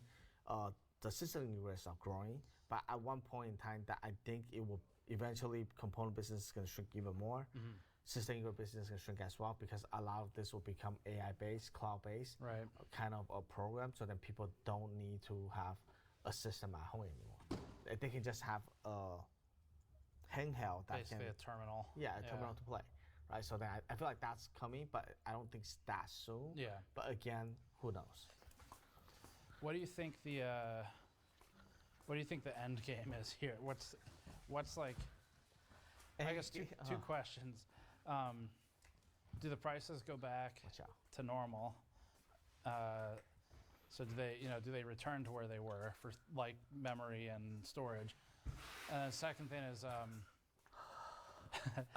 let's do the first one. I spoke with a lot of different channel partners, customers. A lot of them are saying that they feel like it's not, and by June timeframe, everyone's just gonna be used to it. You have no choice. Right? It's like gas money right now. It's like it's either you're used to it or you're not, and you're not gonna be able to do anything about it because that's gas price, right? There's nothing you can do. And then it's like essentially that's how it is. Oh, if you want to film here too. Let's do this for a minute. That'd be interesting. If it stays the same because people get used to it, some of those people who stopped buying will not be able to afford to come back to the market, right? And so unless there's just like massive inflation that catches up to the prices, and wage growth would have to match that, right? Which seems unlikely. Yeah, but if the wage price goes up to that point, then all the goods go up too. Right? What's your sentiment, like personally positive or negative on what you expect of the industry in terms of performance over the next like several months to a year? You mean the retail business? Like consumer. So I don't see it go down anytime soon.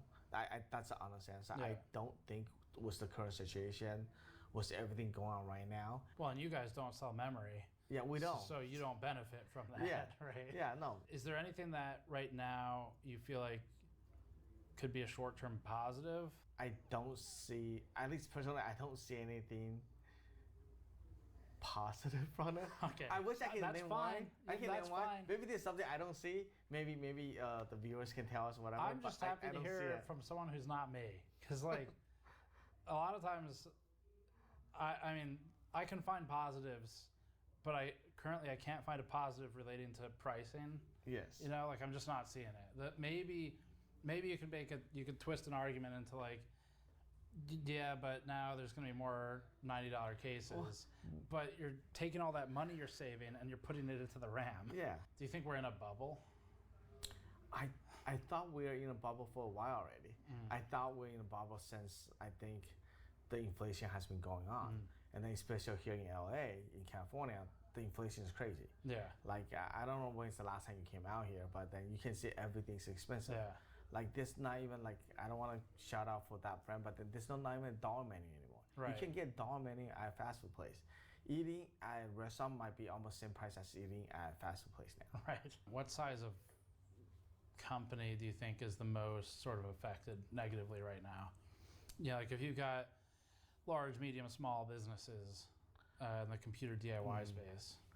Well, I think it's the company that doesn't sell memory first. Okay. Large and medium size are the one that affected the most. Smaller company, because if you only have like less than 3 or 4 employees, some company doesn't even have anybody here, right? So then they in just, the U.S. Yeah, in the U.S. they just have maybe 1 contractor here or 2.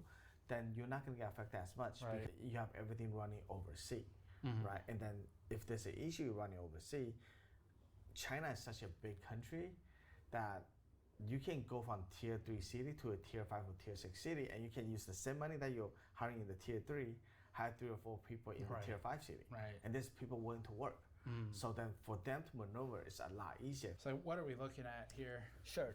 So we're looking at one of the channels that we sell to, and this is the information that we're able to obtain. So this section is for the power supply, January to April of last year versus January of April this year. And you can see that this year to date, it's at almost 33 million, but a drop of 26% in revenue. So meaning that compared to last year, it was a 26% dip from power supply. We started seeing this dip since Q4 last year. Okay. So you expect Q4 last year, Black Friday, everything going on, Should be you good, would sell right? a lot more. But we already seen that dip since Q4 last year compared to Q4 the year prior. So the traffic on the site also dropped by 13%. So then now it's at 6.6 million. Right. Obviously conversion rate is lower as well. It dropped as well, dropped by 15%. And retail price wise for the power supply, it didn't decrease too much. So stable is about 0.15%. Oh, and that's interesting too. So retail sales down, traffic down, but paid traffic is up. Which means actually if you normalize, paid traffic's up 31%. If you were to normalize for paid traffic and take it out, then the numbers are down even more. Yes, because no one's buying, right? So you have to spend more money to do ads, and then pay ad spend. That's how much they. 541K. Yeah, but that's everyone combined, right? Not just a single company. Next one is air cooling. Okay. So all the air cooling, CPU air cooling. So same information up until beginning of April. You see traffic drop by almost 40%. And you can see retail sales, like I mentioned, it dropped a lot, 48%. Almost 50. That's why I mentioned earlier, like power supply dropped the least. Yeah. Right? It's only 20-some%. So then unit sold, 42%. Retail price actually dropped by 10%. So you see a bigger decrease in here. Organic traffic drop. Paid traffic actually dropped as well. Okay. So, and then all the stuff drops, right? Essentially everything dropped for air cooling. So you can see the trend here that liquid cooling about 40%, drop in revenue, traffic drop about 28%, units sold 32%. But you can see paid traffic actually increase here as well, because I was gonna mention earlier that a lot of people are focused on liquid cooling now. No one's focused on air cooling. So case, you can see that total sales revenue dropped by 41%, traffic dropped by 27, quantity dropped by 38, almost 40. But this is where everyone spent the most money on case. Year over year for the past 2 years, we did see growth in this channel about 10 to 15% per category. So then now that we're seeing a huge drop. So there was growth before. Do you remember the last time it was like this number? I think it was at just for 3 months. Okay. Beginning of the pandemic in China. So it had fallen, I guess. Yeah, because I think it was 2020 Q1. Right. Because nothing can be shipped off from China due to pandemic and also due to Chinese New Year. So we weren't shipping anything in. So at that time, we have like 50 to 60% drop in business. Okay. But that's due to the fact that we can't ship anything out. Yeah, right. That's kind of different. Yeah. So that's, otherwise, since I've been in this industry, I haven't seen this kind of drop drastically, 41%. Like that's huge. And then all this money that people spend for the traffic, but yet the conversion rate still dropped by 41%. The sales, the sales will drop by 41%. It's bad.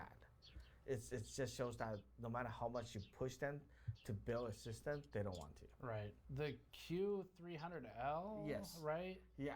You guys are still... We're losing so much money in that case. It's the top ranking, the top 3 ranking on... what is it, $40? Yeah, $39.40. Can I ask like how much you're losing on the case? essentially, you purchase one, I'm losing one. Okay, got it. So essentially, I'm losing the So it's a- actual cost of each unit. Each Instead one of buy one get one free, it's like buy one lose one. Yeah. Okay. Yeah. Essentially, that's how much we're losing. Because So what's the strategy? Is the hope that they just buy other Cooler Master stuff? yes. Okay. Right. So the connection that, hey, if you buy a Cooler Master case, will you buy Cooler Master cooler or power supply? Right. That's what I mentioned before. Case is so important to us.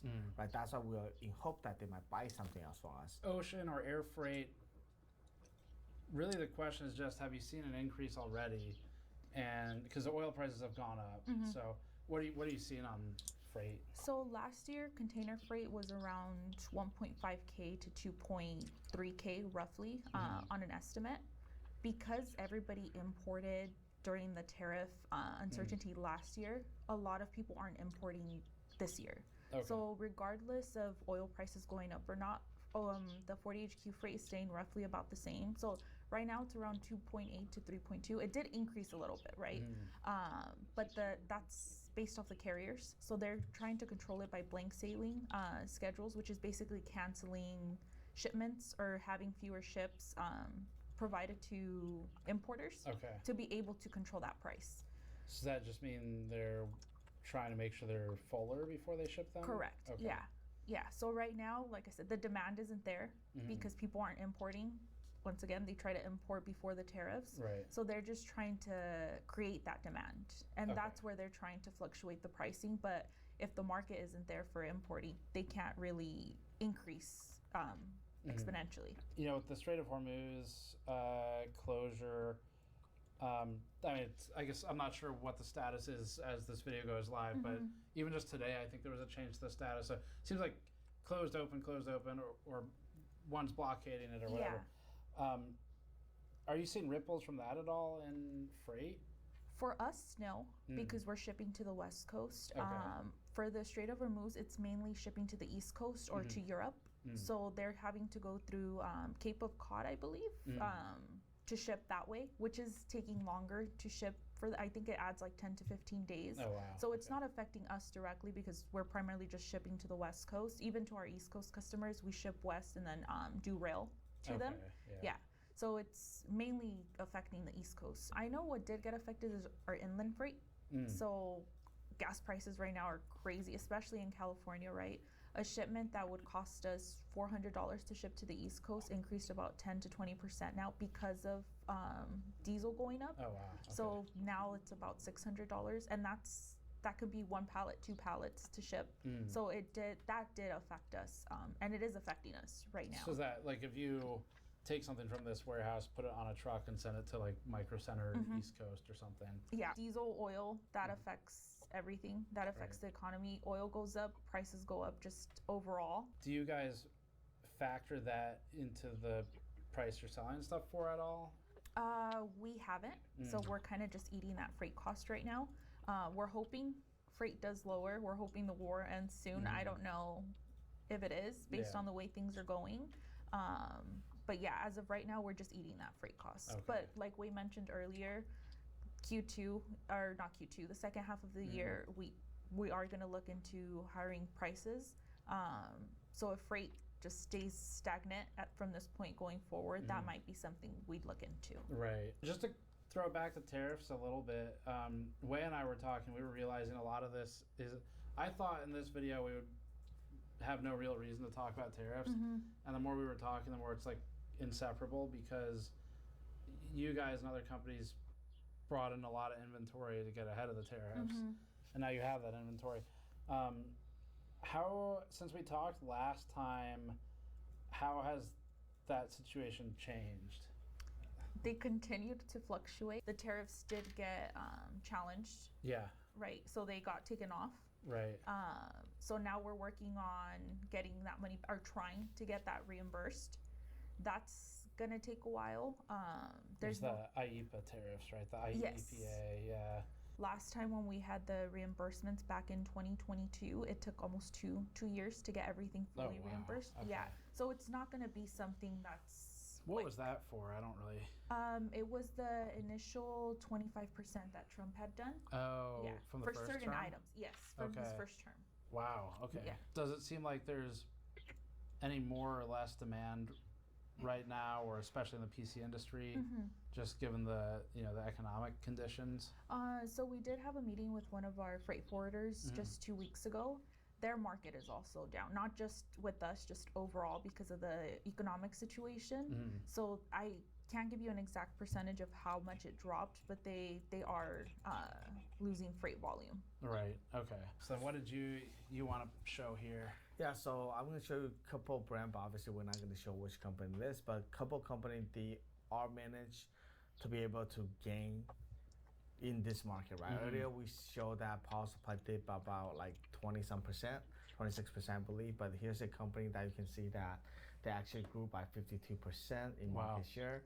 But also this can due to the fact that, they also added additional new product SKU, right? So they've increased their power supply sales revenue by 52%? Yeah, by increasing their product SKU by 66%. So, so if you want to increase revenue in the time now, it's add more product line.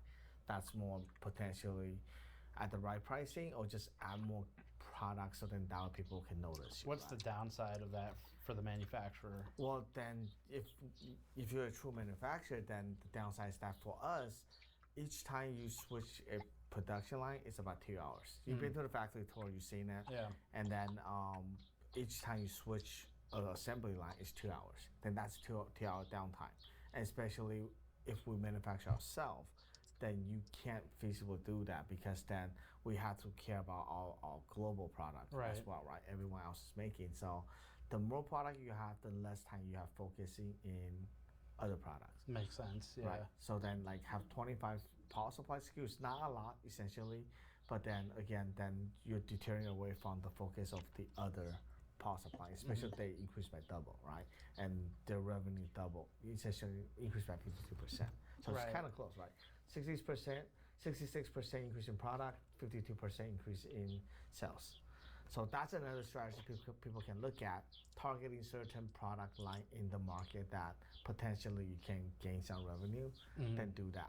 And I think this brand did it a lot much successfully, because not every brand can duplicate, like, oh, I added by 66% and then the revenue is there. A lot of times it would be 10%, 20% increase. Yeah, if that were guaranteed, you would just do it, right? Yeah, it's not guaranteed. So you can tell this is an example that someone did it and then they did it pretty well. Yeah, so next one I have water cooling, CPU water cooling. And another smaller brand, but you can see they have a 27% growth. They dropped the pricing by 14%. So a lot of smaller brands you're seeing growth right now because they're doing ads now, because they know that by doing ads, they can potentially increase their revenue, because a lot of people are looking at price sensitive product, especially when you do ads on the channels you will be able to see, right? If you put your product next to a product that's selling $149 and yours is $100, $40 savings, $40 savings. That's a lot, yeah. One last one, which is computer case. So decent sized company. So you can see that they grew about 35%. Units sold grew about 71%. And this is January to April, right? Yeah, January to April this year. And then you can see the retail price dropped by 21%. Right. So that's a huge drop. So their strategy was to shift to the lower price segment. Yes. Is this the exception right now, to see a company up like this in a category? I think it's exception. All these examples that I should share with you, I think they're all the exception, because they're doing something a little bit different. Really what I'm trying to figure out from the trip is like, is the worst yet to come, or is the worst behind us? I think we're at the worst situation. Freight increases, material increases, memory prices up, and I can't imagine, and the material cost increase, right? Everything is there, just minus the tariff. Right. If the tariff come, we are at the worst already. It can't get any worse. Knock on the wood again, right? Is this real wood? No, we can't afford real wood. Sorry, the tariff was too high. We need some tariff money back. Yeah. Well, thanks for joining, both of you. Up next, G-Skill. We were originally supposed to meet G-Skill in person for this trip, but then our car was broken into in San Francisco and my passport was stolen, so we did a web call instead. This one is pretty interesting. G-Skill is a memory module manufacturer, so they make the sticks of RAM, but not the actual memory supply itself. That comes from the big three. G-Skill gets both ends of memory pricing. The company's revenue per unit should go up, on average, as a result of higher memory costs, which lead to higher stick prices to consumers. However, because G-Skill doesn't make its own supply of DRAM, and because sales volume will decrease as a result of the high price, they can still end up potentially worse off than before for profit or squeezed for margin. G-Skill provides a lot of transparency as to how the memory business works, answering key questions for the story. The big thing on the memory side that's been useful has been getting context from like Corsair, for example, which you guys can help with also.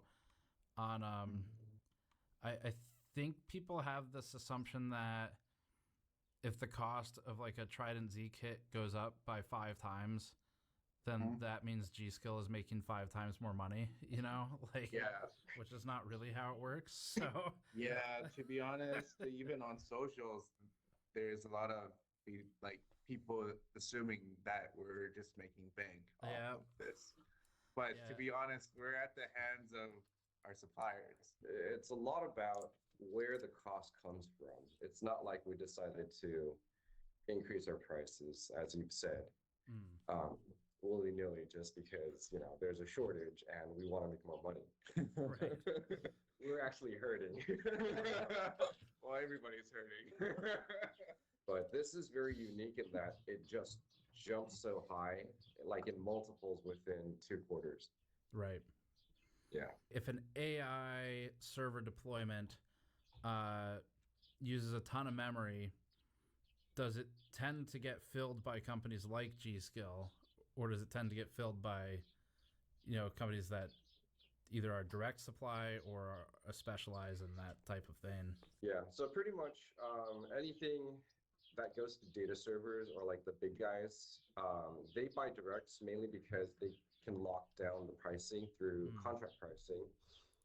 They can get a stock forecast to lock down whatever they need or want, and then that way they can pretty much estimate and have a stable financial report at the end of the quarter or whatever.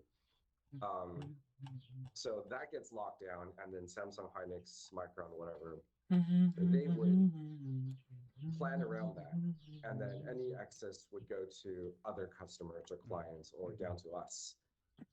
So yeah, it's totally different on the NVIDIA side or the AI server sides. You guys were saying that everyone's hurting, you know, including potentially the stick suppliers, or the I should say the manufacturers. So what does that look like for G-Skill? You know, like where does sort of the pressure come in, or why would a memory company feel pressure when it's the memory prices that are so high? If you could walk through the basic economics of it. So in terms of IC, obviously the IC makers would decide on the pricing of it. And back when it was at the low point, I think it was around $3 to $5 per IC. So if we do the math, a single-sided memory module uses 8 ICs. So let's say we're taking $5 per IC. That's $40 per module, just based on the IC.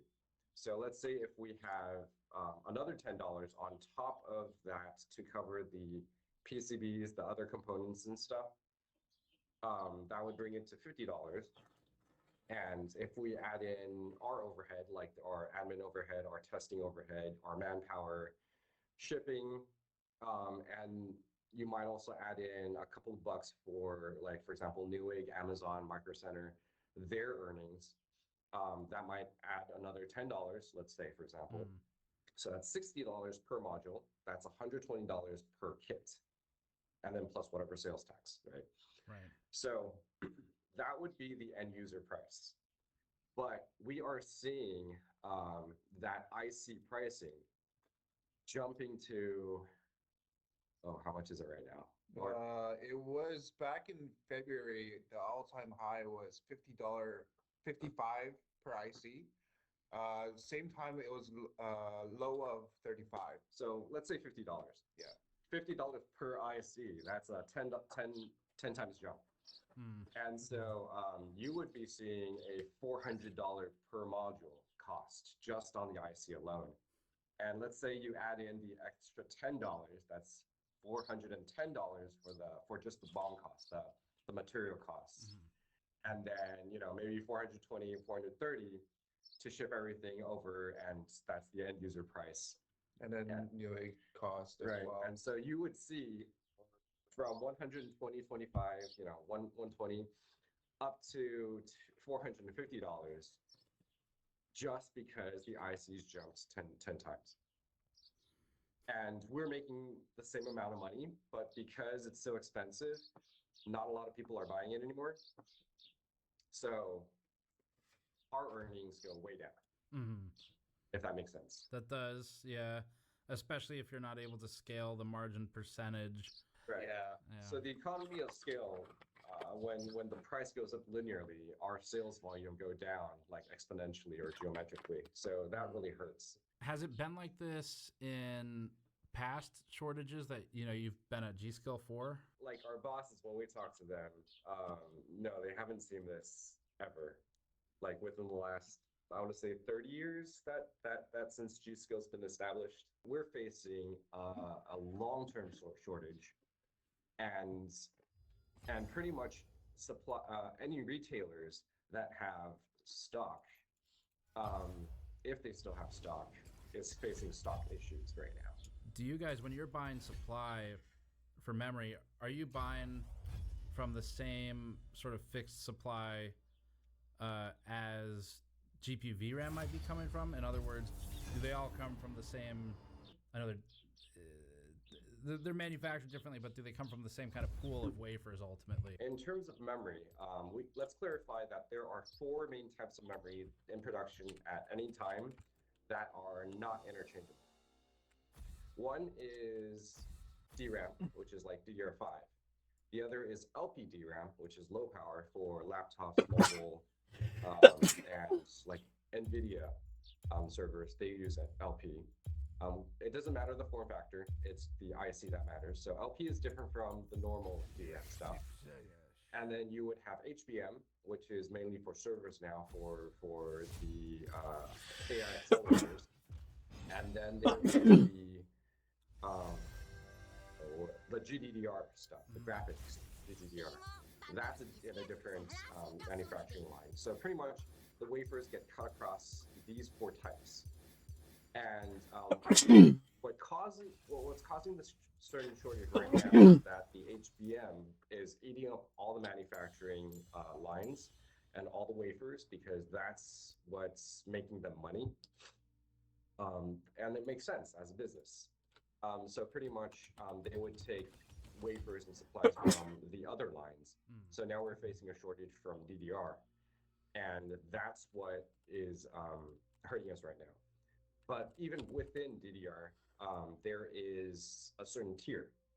At the very top, you have the contract pricing stuff, where they would contract to, Google, Amazon, Facebook, all these data centers. Right, exactly. So they would have the priority of getting stuff because it's on a contract. If you violate that contract, you have to pay out legally and stuff. That gets really messy. So that they get priority. And then with that, that would mostly be like Arden stuff. And then the next level tier would be like the major SI systems like Dell, Lenovo, HP. Those kind of people would get also contract pricing. So after the contract pricing people, and that's when the DRAM stuff falls to the module makers. So it would be us, Corsair, Kingston, for example. Anything that doesn't make to us or anything extra left over, that would actually go into other products, if you can imagine. There would be refrigerators, TVs. So then the module makers are relatively low down on that list. Do module makers tend to be, would that be spot pricing that they end up as, or is there something in between contract and spot? Okay, so in terms of buying and sourcing the IC stuff from, let's say, Samsung and Hynix and Micron, anything that you buy directly from them is typically based off of the contract pricing. So even though we're not So let's say the data centers or HP and Dell and Lenovo buys $5 ICs from these IC makers, and we would go, hey, they get $5. We want $5 too, and so we follow that contract pricing. There might be slight adjustments based on other factors, but it's pretty close. But that's directly with the IC makers. Spot pricing, because it's non-official it's non-IC maker pricing, right? So it's like, let's say we want to buy from, I don't know, Corsair. We don't, but let's say we want to buy from Corsair. They would go, okay, the contract pricing is $5. Let's, if you want, I can sell you some for $6. And we're like, okay, $6, fine, right? Pretty much a agreement between module makers or between these traders to agree on a price and move that IC. The analogy is that you remember back in COVID, there was this huge toilet paper price, right? Yes. Okay. So you go to the store. The store sells, I don't know how much like a pack costs, maybe $10. Sure. Okay. There's a lot of, you're getting into there's a lot of details we need to define here, like how many ply the toilet paper is and how many rolls per pack. But sure, let's say $10. Double ply, cost per pack. Okay, got it. Sure, $10. Okay, $10. Okay, that makes it easy. Yeah. So let's say the Costco sells, or Walmart sells like a huge pack for $10, and that's what you usually get. You get $10 of toilet paper, and that's the IC maker. They give you a contract price of $10. You accept that because that's what everyone pays, right? That's normal. And then now suddenly everyone wants toilet paper, maybe because the toilet paper factory burned down, or that Amazon suddenly needs a surge of toilet paper. And then suddenly there's no toilet paper in Costco and Walmart. And so what you have to resort to is go, hey, Wei, do you have toilet paper? And because I remember you going to Costco stocking up on toilet paper last week, right? Don't need the money. Exactly. So he goes, well, I bought it for $10. I can sell it to you for 20, right? And then I'm like, fine, I'm hurting for toilet paper. I'll buy it for 20. Right. And then next week he regrets that pricing because now everyone's asking for him for toilet paper, and he goes, now I'm selling for 100. This huge analogy, that's something similar to the IC spot market. Yeah, if you wake up one day and you find out some AI company has reserved some massive percentage of the memory supply. You go to bed and things are relatively normal, and you wake up and you find out 40% of the supply has been reserved. What does that look like internally? Like what happens at a company like G-Skill? Is the building on fire? Like are we calling meetings at 7 a.m.? Like what does that mean for module makers? That means an immediate jump of expectations for pricing. Because like contract pricing is, because it's contract, it's agreed upon, and it should be long term. So it's set like either monthly or bi-monthly, depending on who's setting it. Contract is quarterly. Or quarter. Yeah. So it's a set period of time. So let's say 40%'s been reserved. You can expect that next cycle that price is going to jump because of that shortage. And you would have to be prepared to know that there is a jump. And pretty much the moment, you have that set period of time to get as much sourcing in stock as possible before that price jumps. So that would be step number one: obtain as much ICs as possible before that expected price jump. And then once that price jumps, it pretty much goes into who can last the longest with their stock, whether or not our stock can move to the consumers or to our customers, and then the worry and the stress would come from how can we get more ICs, regardless of pricing and whether or not that pricing will work. Does CXMT or any of these other newcomers, CXMT is the only one I know of that's kind of relevant right now, but does them existing do anything to abate or help with the demand? I don't want to get into CXMT too much because that becomes political like really quick, really fast. Okay, all right. But essentially, at the moment that we're seeing, there doesn't seem to be a huge impact in terms of the global market. Is the market shrinking? You know, in terms of the, I guess the amount of people buying PC DIY, memory kits. Considering the pricing, it is definitely shrinking, but it's not that people just don't build PCs anymore, but they're holding out. They're holding out because the pricing is just too damn high. Previously, let's say like 5 years ago, or before this whole crisis started, the RAM pricing in terms of relative cost to the entire PC is about, maybe 10 to 15%. You're willing to spend $100 on memory for a $1,000 build. Right. That sounds reasonable. But right now, you're spending $1,000 on a $1,000 build. That makes no sense. Okay, so that actually impacts another thing. We're actually seeing a huge surge of RMA because before people are probably going, oh, I can just spend $100 or $200 on a memory kit. I'll just replace it as opposed to RMA and wait like a week or two for replacement. But now they're going a week or two is worth $1,000. Right. Yeah. Absolutely. Is the worst behind us? Is the worst yet to come? What does it look like? What's the feel you have? As far as we can tell, it's going to last for quite a while.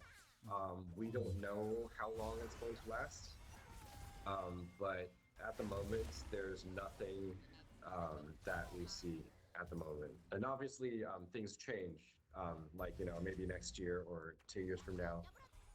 But the information or the news that we get, the information that we get, pretty much everyone's hurting, mainly because of this huge shortage. And there's really nothing that can help it. Up next, Rob Teller. Rob Teller is the now former Hype product director and is directly responsible for innovating, imagining, and bringing to market cases like the HeightWise 60 and HeightWise 70. I've been working with Rob in the industry for 12 to 14 years now, as he's gone from one case company to another, making some of the most successful cases for each respective company he's worked at. Unfortunately, Rob was supposed to join us to talk about this as a representative of Height when we started planning this story in December. But he was suddenly laid off in January as a part of a cost-cutting and OpEx change. Rob gives a unique perspective in this coverage in that probably, unfortunately, a lot of people can relate to his story right now.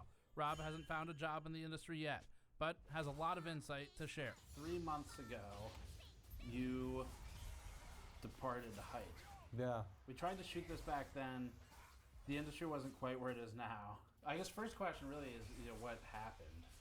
That's a difficult question based, like, when you try to figure out, like, what's your starting point, what's your ending point. Yeah.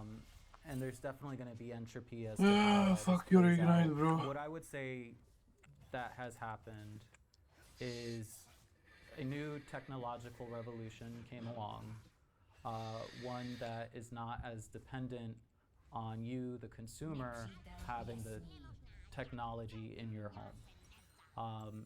And moreover, they would prefer that you don't have the technology in your home for profit reasons, for scaling reasons, for reselling reasons, marketing reasons.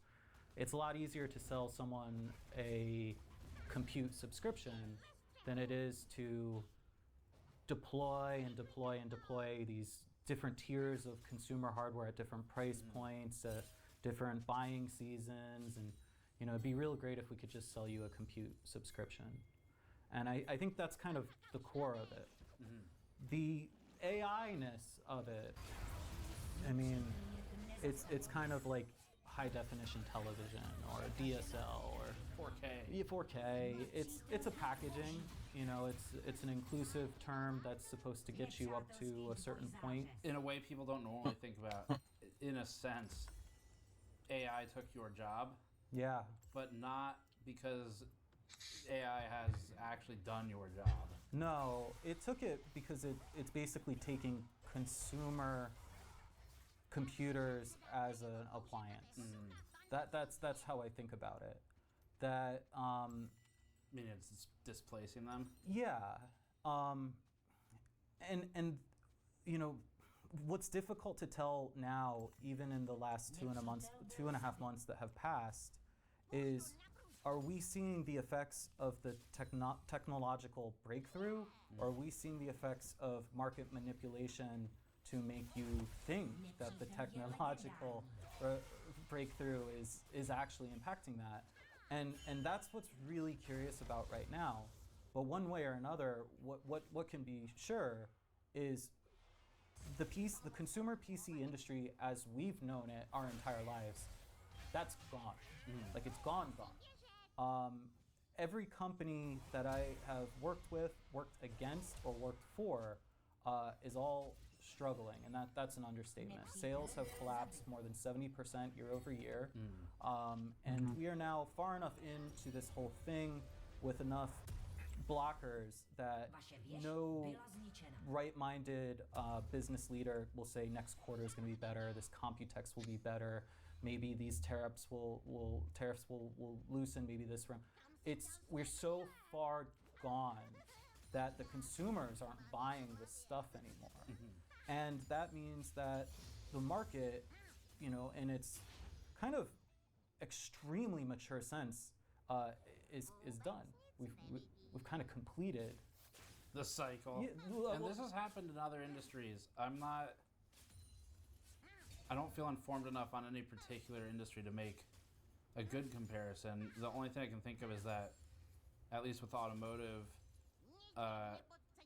in the early stages post, Ford industrializing it, there were dozens to potentially hundreds of startup car companies, and that gets pruned over time. Yeah. And you end up with just a couple big ones that are left, and they kind of control the entire market. And they don't necessarily win because they offer the best product. It's because either they've thought large enough that they can create existential threats for any competitor. Interestingly enough, that's sort of what we're seeing Bastarde right skurweny now vole. with AI data centers, where the cost of fuel is skyrocketing. Yeah. And so, like all industries, cars, computers, etc., it comes back to oil and fuel. Yeah. And it's, something that I can't stop thinking about right now is if this AI is supposedly... No, zostawić tu masku, komu? If AI is supposed to be this incredible breakthrough in logic and reasoning and understanding and inference, the cost to assume it is correct has gone up dramatically. So, everyone may have access to more quote-unquote intelligence, but the cost to act on any of that intelligence, the stakes have gotten so much higher, you're almost being provisioned to just not. On one hand, what's an example of what you think a cost to act on the intelligence would be? What's the resource that you're expending? Fuck off, man. As an initial example, let's say that I've studied the technology and I think that I can go and build my own AI compute server at home. That I'm going to go and get a Strix Halo or an Apple M3 Ultra, and I'm going to home grow this thing to do this specific purpose, to have this company, so that this is my thing. It's not pie in the sky. I think with this amount of logical power, I can now make this thing possible. The cost of the hardware is suddenly way too high. Right.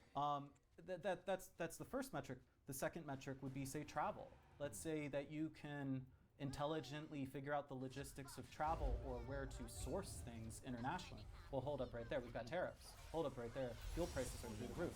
So you better be so smart, and your AI better be so smart, or else it's going to put you out of business. It almost makes me feel like if this is sort of the Hunger Games for the AI, right? Like if the conditions were too easy, no one could prove any of the intelligence is very good. Think about the technological revolutions that had come before with broadband, with being able to get your mail on the phone, being able to get internet on the phone. each step of the way, they were preparing for some revolution to hand you the keys and say, you can do it now. You're going to be great. We gave you broadband on your phone. We gave you an iPhone. We gave you IMAP mail. We gave you enterprise. We're doing it. You've got everything. And now you're going to go out and you're going to be great because we've just handed you the ability to do something you never could have before. And it's coming at the cost, though, of it's kind of a prisoner's dilemma. Does AMD sit back while NVIDIA goes all in and they say, well, no, I mean, it's all cool and all, but we've got our core demographic. I don't think anyone can actually afford to do that. And moreover, they'd probably be sued by their investors. So what we're in right now is like, you've got all these companies investing in each other, circular.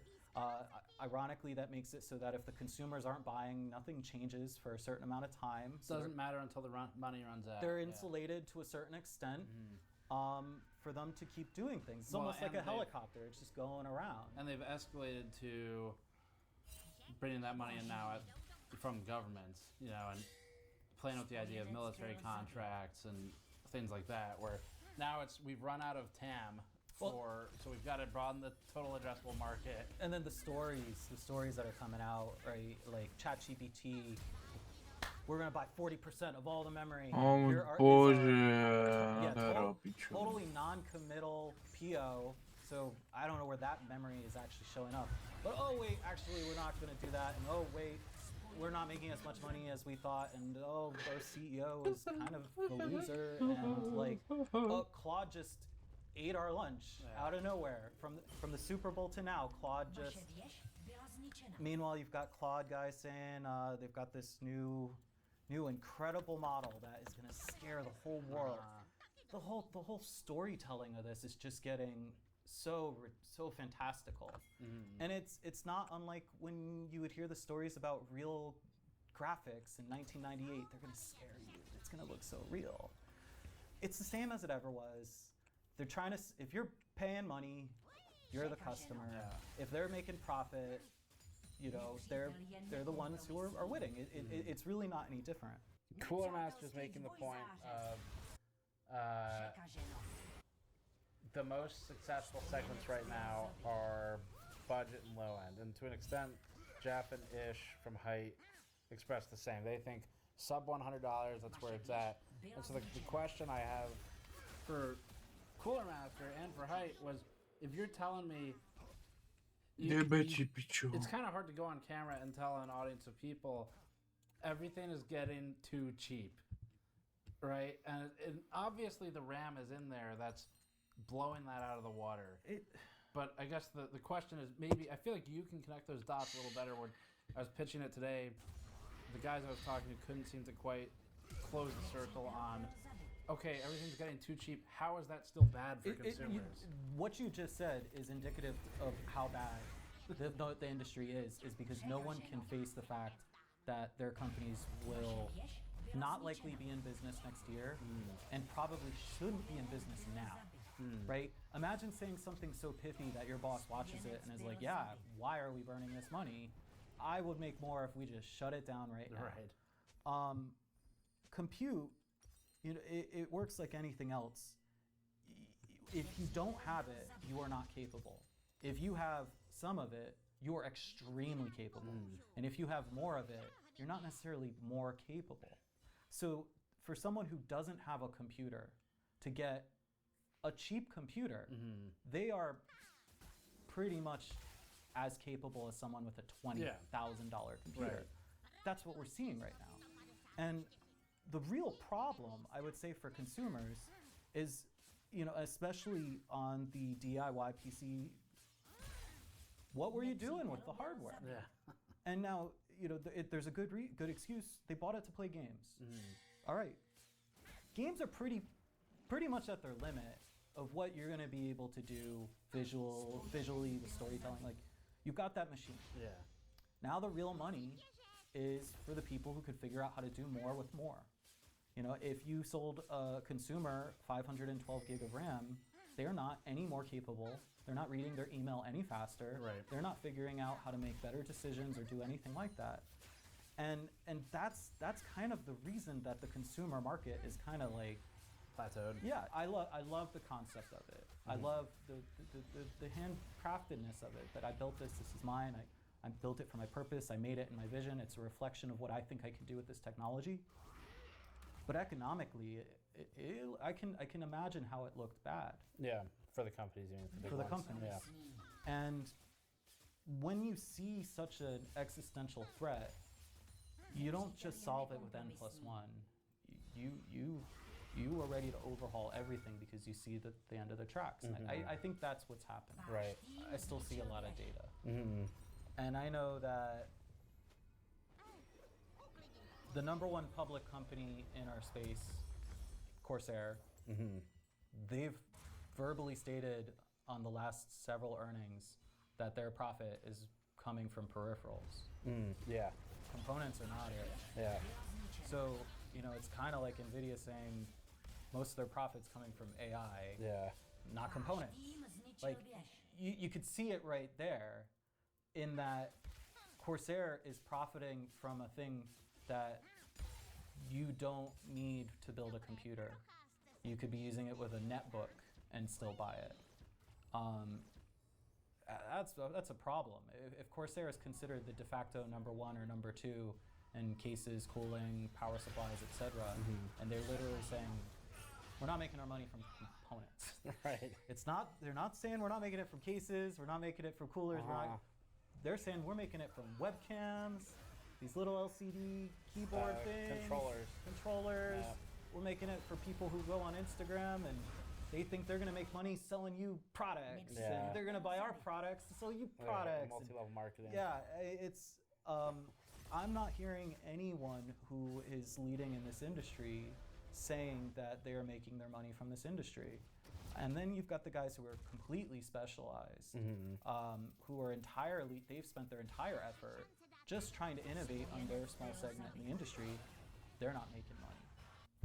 And so, the way that makes me feel is to be very temporal about it, is to recognize I think this is the end of enthusiast PCs.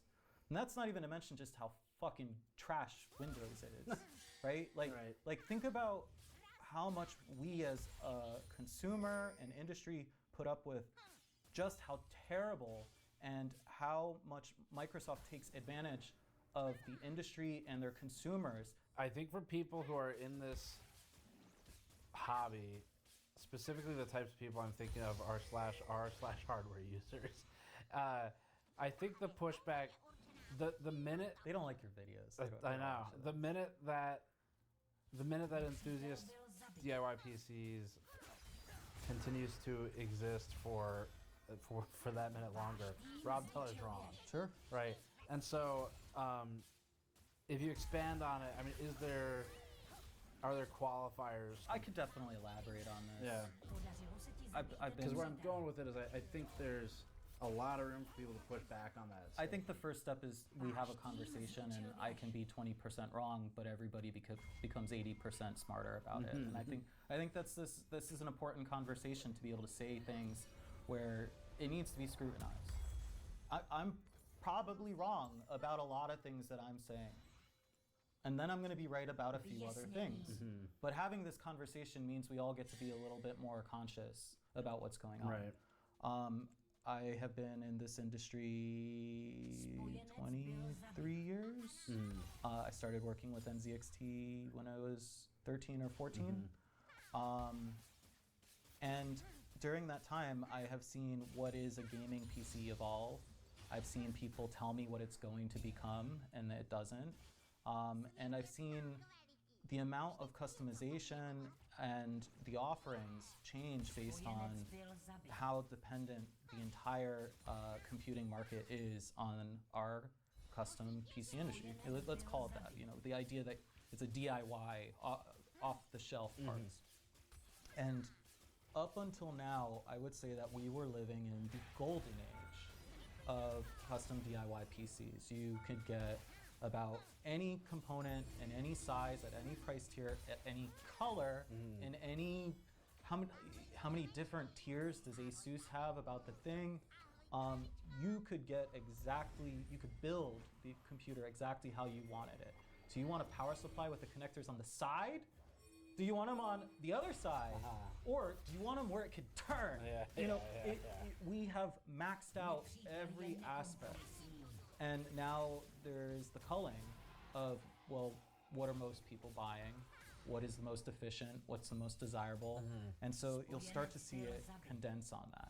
Is that part of a natural expansion contraction cycle? It is, but typically that happens in its own sort of atmosphere. Yeah. But now we have this new existential threat of the cost of things, and also the ease of access. Like I said, if you were to go and buy a $20,000 computer today and I handed it to you, it would still be running the same shitty version of Windows asking you to install OneDrive. Yeah. But if I gave you a subscription that's $20 a month to Claude, instantly you will be able to do things with that you couldn't do with your ultra high-end enthusiast grade PC. Even though it has an OLED on its liquid cooler, even though every fan in the case has an LCD screen on it that talks wirelessly to your mother. Like, it got to the nth degree. It finished. The golden age finished. That's sort of what I mean by that. Yeah. You're not going to get more options. You're not going to get more customization. You're not going to get more flexibility. You're not going to be able to make more weird oxymoron level PCs where it's really small but really powerful or really big and retro. Right. That is going to start to close because colors cost money. If you ship a case that's not black, that costs more money. If you ship a case that's white, that costs more than black. To manufacture it, if there's an air issue, if someone gets it dirty, that costs more money because there's a yield rate.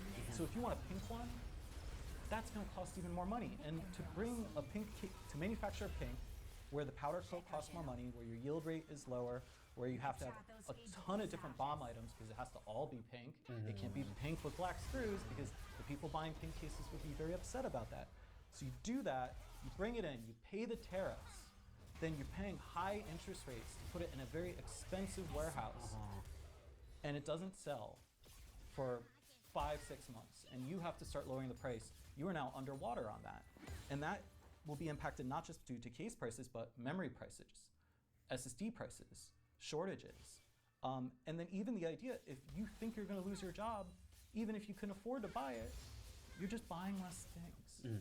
So this is all going to shrink.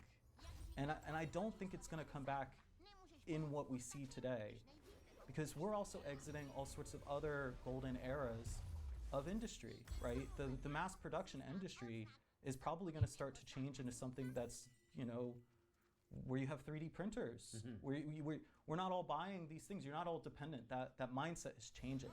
And I think that what we're seeing is a number of revolutions converge.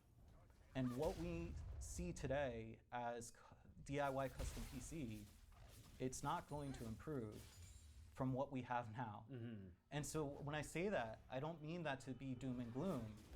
I mean it to cherish it. If there is a computer spec, if there's a part that you are dying to own, that you think this is going to complete you and this is going to represent whatever era of life that you're in today, and you're spending a lot of time, do it, because it's not going to be there next year, and it's not going to come back the year after. And just as a reminder for people too, you do not currently work for a company. I don't. I am. Other people have said something similar today. All of those people have something to sell. Yeah. Right. And so I think that's an important perspective, because it is. I mean, even if it's something small like the color choice of cases, which is pretty small in the grand scheme, scale of things. I suspect the color options will be reduced. The thickness of the steel will go down everywhere it can. They'll go to 0.6 in the top panels. Companies will have to do whatever they think of to stay profitable. Height and Cooler Master had two different takes on the same thing today, which was Cooler Master thinks the place to go right now is the high end. That's the safe harbor. they've done everything else. I mean, it's and so they're thinking like more expensive products, and the reason for that was isn't that just like that I can't even let you. I mean, I have thoughts on it too. But it's like, but it's not my job in this video to have thoughts on that. But so wait. If you're framing your future as we got to go to the high end, you've already taken this really one-dimensional approach to thinking about what you can be doing to this industry.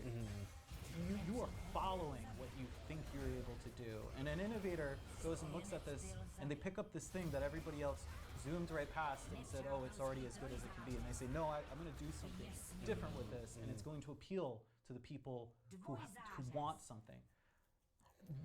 People are so fucking scared in our industry right now that that's their thinking. Rob's hot takes on how these companies fare in the current climate, or if they survive. Haven, it's not looking good. The F360 was a great case, well reviewed. Everybody loved it. Yeah, sales it's not looking good. Trikes, to bring it back to that one. The cooler was doing great, but they never really had a win with the case. And even you saw they just pushed out a lot of products they showed like last Computex. Yeah, they're not gonna work. Montech. Montech's the reason that Cooler Master can't do low end, and I don't think it's working out super well for Montech, and they're probably as thin as you could get with margin, and with reasonable innovation at the low end. All right, Lian Li. Lian Li is an enigma. Lian Li is interesting. I think in a healthy consumer industry, Lian Li would have taken over and become number one. But displaced Corsair. Now it's rearranging deck chairs on the Titanic. They're doing great.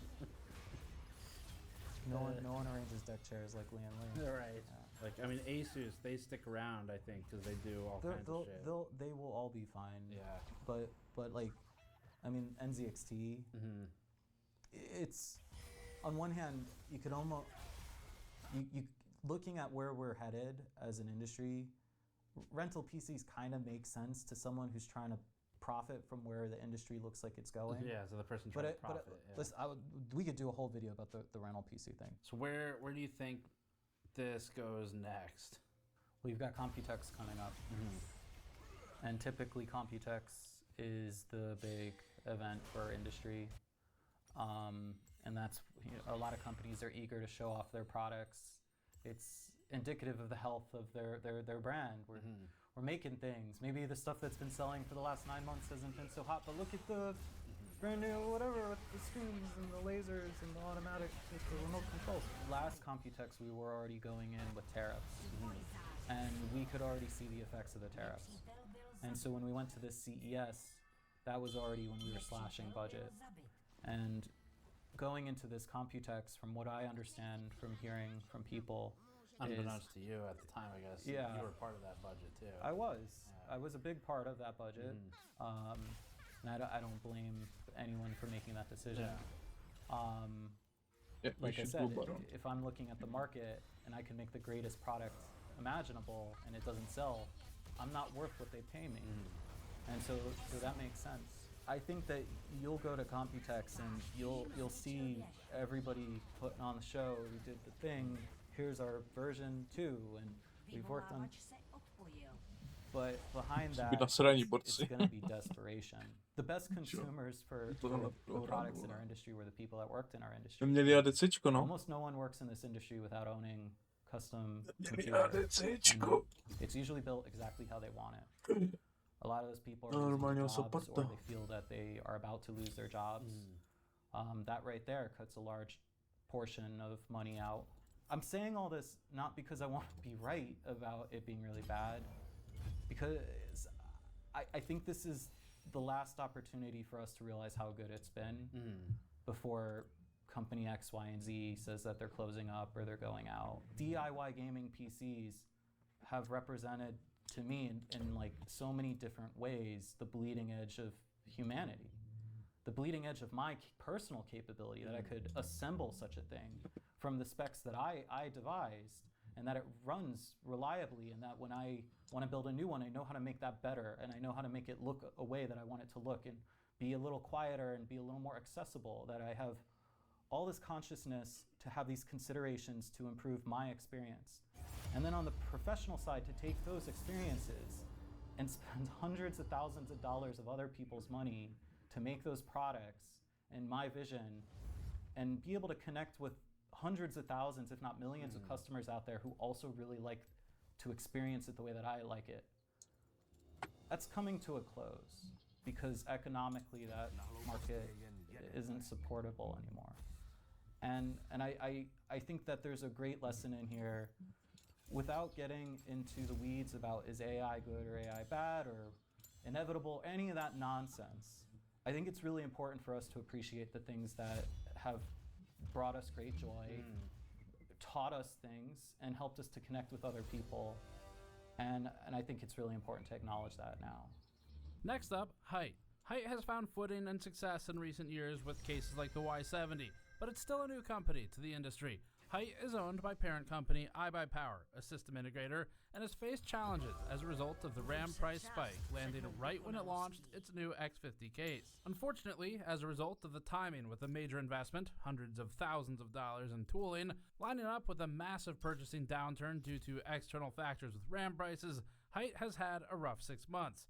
Height was co-founded by Rob Teller and Jeff Chung. Currently, it's trying to find its footing without Rob as Jeff navigates the parent company's needs. We started rolling this one a little early, as Jeff from Height was walking Alex from Straight Forwarding, a freight forwarding company, through some of their recent figures. If you use December as a baseline, as 100%, the red solid line is where we think this is all through gaming chassis. It's down about 15%. In January versus December, we're down around the same ballpark as December. But now you see a 4-month straight decline and forecast into April, where we have a 35% decrease, 30% decrease, and a forecasted 38%. And the actual dotted line is Height's numbers in terms of revenue versus our December number. So decreased by 15%, almost 30%, 35%, and forecast of negative 40%. Oh my God. So from December to April, the market, we said it's negative 38%, and for Height is negative 40%. Jeez. So our DIY is especially struggling because RAM prices are so expensive these days. Not just RAM prices. You get storage, you get RAM, you get GPU, and that's why Steve's here doing a segment on the state of the status on how everyone's doing. And we show it more on the DIY side because not a lot of people are upgrading these days, right? So you see, this is the discrepancy. The companies that I've dealt with, the importers, that are doing like the AI sector, a lot of money over there. They're doing super well. Right here, same thing. It's like the guys that are just doing DIYs, like normal guys in their in their room, they just want to build maybe their first computer. They can't even do that now. Especially small and medium businesses are affected. The big question that we're asking everyone is just, what's the state of the industry? The hope is that you can help shed some light on that. But we got through the tariff situation, and now we're in a new situation, which is the DRAM shortage and storage. Very interesting times. Last time we talked is definitely a lot of strategy around tariff, and now it's a completely different ball game. And just to look at the state of the industry, we have a chart to show the audience on how well we're doing versus the market. So if we're using December as a baseline as 100%, our January decline from December for us and the market is around 15%. And down the line through February, our decline is 30% versus what we think the market is at 35%. And for March is 35% for us and 30% for the market, and continuously on a 4-month decline into April, 40% for the market. What do you think is causing this mostly? I think there's different factors, but I do think RAM prices and storage prices and component costs are a big factor in playing in the volume of the case market. Not a lot of people are upgrading their PCs. People are not spending as much as they were from 2 to 3 months ago. I guess first of all, is this the percentage? Is this by revenue trend? Okay. Revenue trend, yes. Okay, so for the total market, what's the size of that month to month? Is this like? For us, it'll be hundreds thousands of dollars. And then market wide. Market would be millions of dollars. Millions. Yeah. Okay. You would see a similar graph, linear graph, as different components, motherboards. You would have power supplies. I would say if you talk to different companies, they would show the similar amount of decline that we're seeing here. Right. So it's an industry-wide decline in the market. Did this start because of the RAM price spike, you think? Is that like what the catalyst was to the downtrend you have plotted? Yes, I would say that's one of the factor, but definitely competition from overseas. That's a very big factor in how it is driving this decline, especially for high-priced items like the high cases, where our ASP is around $300 per case. Average selling price. Average selling price. So by selling at a very high price point, especially in the luxury case market, you would see a significant decline when people start spending their money on RAM prices, on storage, on GPU. Then you trickle down to cases. They would, hey, maybe I just need a functional PC, then a luxury case. Just reuse an old case, I guess. Reuse an old case, Facebook Marketplace or whatever. You said competition from overseas. What in what way has that affected things? I mean, what is that competition doing differently now versus, like say last year or 2 years ago? I would say very, very steep pricing, and you get more and more brands or factories trying to enter and have a footing in the US market. And now if you go on Amazon, you could see cases that are under $100 everywhere. Right. And the middle segment of $100 to $200 is slowly disappearing. What because the the fuck, consumer bro? behavior on purchasing is, at least for cases, I would say, and for coolers, is trending down on the average selling price from what it was before. On the product side, and how does this stuff affect how you guys approach making a product? So, even till last year, I would say, like 3 years ago when we were sitting in product meetings, we weren't asking the question of, what's the price going to be?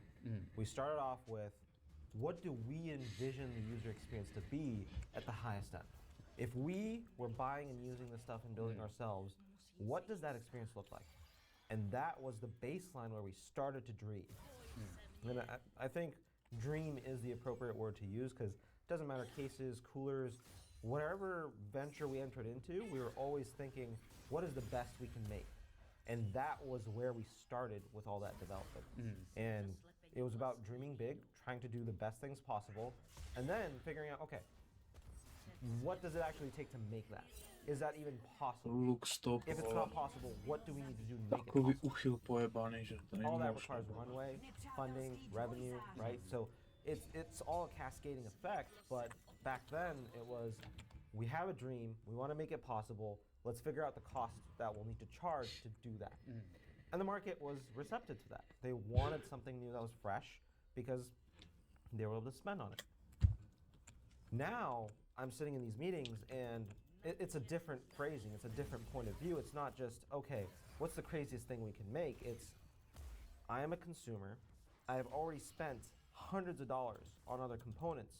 If I'm picking a case that I want to put all this stuff into, what really moves the needle for me?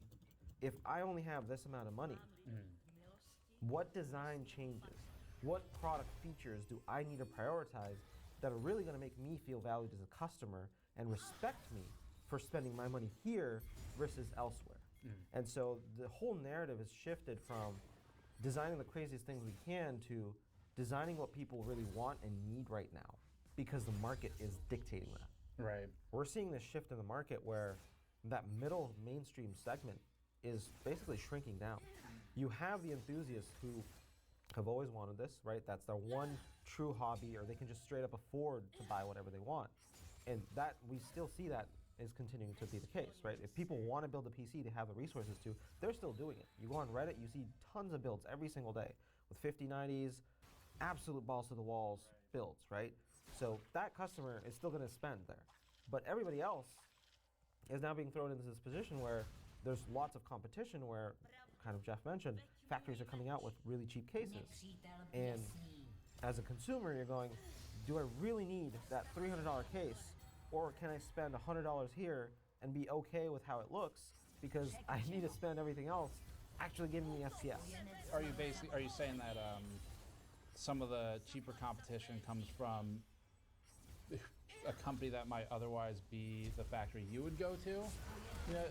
Like companies that actually make the stuff now competing with their potential customers, or? So that's always been the case in the industry to some extent, right? You'll go with a design, you'll work with a factory, and then some of these major factories will come out with their own designs, which you can tell are inspired by something you've designed. But the proliferation of that is driven by the consumer sentiment to be more price conscious, right? So that's why we're seeing more of these be rising up to the top of the Amazon charts, is because they're cheaper, because they have all the infrastructure already. Whereas we kind of design, we work with multiple suppliers, manufacturers to get this stuff out the door. So the scale is very different, and that's why we're seeing more of these kind of come into play. And as this chart shows, that's where people are starting to spend more. Right. Okay. But the factory making it cheaper doesn't mean the quality is cheaper these days. Mm-hmm. So when you start purchasing these cases that are under $100 versus maybe 5 to 10 years ago, these factories are putting effort to catch up to the competition and to make things that are more, I would say the quality is on par with some of the things that we're seeing that we would be making as well, because they're willing to take less margin to set their footing in the U.S. Ken, on your side, what's the most direct way day to day you're seeing the impact of? I guess this. Yeah. I mean, I was waiting to comment, but I think one of the most fortunate things about Height is our agility. And when you're asking that question about like, would we release a Height Y70 today if we were given 4 months? I would, with another product that compensated, right? Because there's going to be that cool down effect. Like, we're looking at this downtrend, and people are going to want that recovery. Well, you need more options than just a high-end case. 3-4 years ago, with like the iconic Y series, this was not a problem at all, right? We dreamt, that's the right word. We aimed to be a pinnacle of like the dream aesthetic on your desktop, and we still will aim for that, regardless of what product we're going to come out with. But I can't tell you how many times I've heard from people on the street or on social media, like you mentioned, but like that phrase, "in this economy." Yeah. I have heard that so many times. It's up there with it's like unprecedented times. Right? Yeah, like in this economy, and I'm going, oh man, okay, so if that's what I'm working with between 3-4 months, yes, you're gonna combat price, and 2, you're gonna combat the aesthetic, but you can't sacrifice that aesthetic. That's what we started off with, but what we can do is listen, and that's what we've done best. It seems like the stuff you're up against is it's not just domestic to the industry, to the PC hardware industry or the enthusiast side. So what do you do? Like how do you fix or stabilize this, right? Like near term, I guess. I mean, in my end, it's managing expectations. It's run rate control. I mean, it's weathering out the storm. It's OpEx changes, right? And we talked a little bit about that too. But we've had to make those adjustments to keep a Halo product. I think we should always have one as a brand. We should always have one, and then adapt to bring a Halo product or a style of a Halo product to people who can manage to buy one or not. Right? Options are always better in a case like this. We'll have interesting things coming from Computex that fits the current consumer purchasing behaviors. Okay. Have any of you been doing this long enough to where, like before COVID, was there an extended period that felt like it didn't have this type of black swan event, I guess? We see natural disasters here and there. We had the Thailand flood. We had the earthquakes. I think it was the Hynix fire. There was a factory that had fire. Samsung plant lost power also. Right, Yeah. and that spiked. So we've seen prices fluctuate here and there through like 4x, 5x. We've seen that before. So navigating that is okay. But I think the worrisome is the fall off in, you see the chart here, is the overall TAM. We see it shrinking. Total addressable market. Yes, like people aren't building PCs anymore, how we see it. And we don't see a point of recovery right now, or we don't see a light at the end of the tunnel right now. We don't see the bottom. And that's what's kind of the uncertainty here. What is that recovery? What is that catapult that's going to jumpstart this again? Used to, you had things to look forward to. Why do you feel that there's no light at the end of the tunnel for this one? At least for how we see it is, we don't see something that stimulates the market as well as before. The technology upgrade cycle has slowed down because of different factors. AAA game, you could see how many layoffs are happening with the AAA game factories. There are not a lot of exciting games that came out. You're such a product guy. You said factories. Studios. Development studios. What other situations normally would create like a wave for you guys, that you can surf, I guess? Let's say used to is upgrade cycles, technology, CPU, GPU, New refreshes, CPU. new CPUs, new GPUs, but the focus on consumer market has, I wouldn't say it's been stellar in the past, let's say 2 to 3 years. A lot of focus is on different sectors.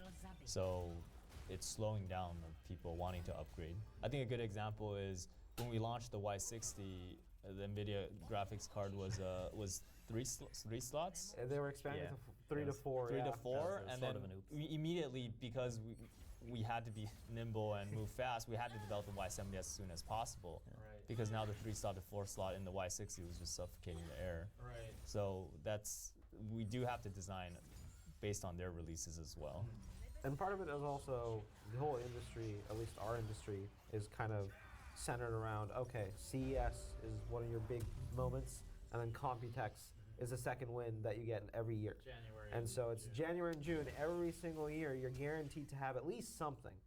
And so those are also some of our targets where we typically launches from major hardware manufacturers to kind of push the cycle happen around that time anyway. Shortly after Computex, you usually have the super refreshes, and then around CES, you have the brand new architecture launches. So that's kind of how it's been for a few generations. And so we kind of try and align our development cycles with that. What are the price ranges right now for cases that are performing the best? Is it sub $100 basically? I would say it's sub $100. Okay. If you open up Amazon and look at the top 20 selling cases, you'll find majority of them are under $100. If you were to just strip everything down to kind of bare minimum that you think would be acceptable and get you laughed out of the market today, right? Like from a cost side, where do you think that puts you, especially as a US-based company? Because I guess what I'm trying to get perspective for is how difficult is it to make a $100 case that people feel like isn't an insult to buy, but that isn't going to put you out of business to sell?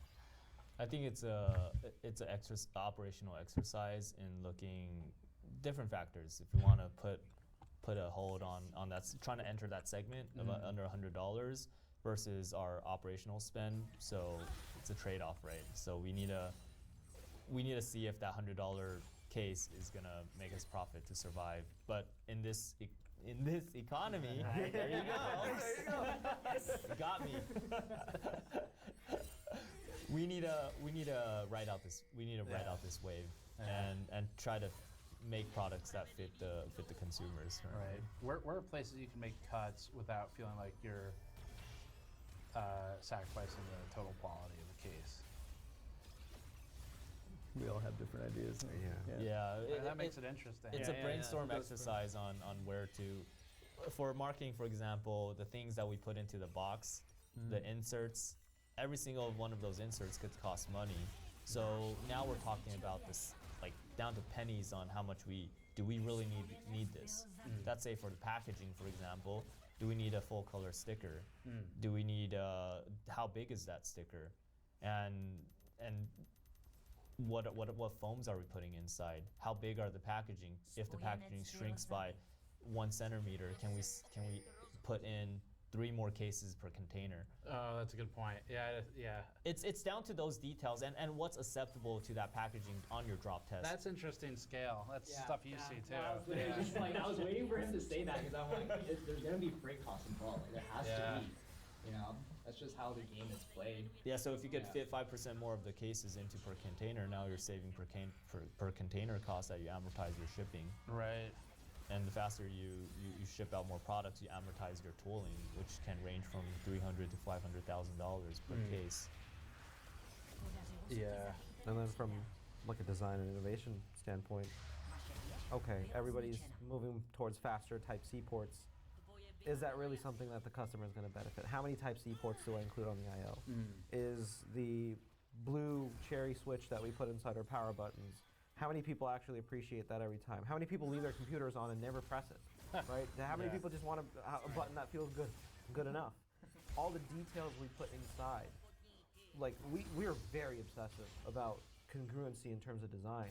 And there are some little aspects where we've tooled something a certain way just so it looks that extra bit nicer for people who care.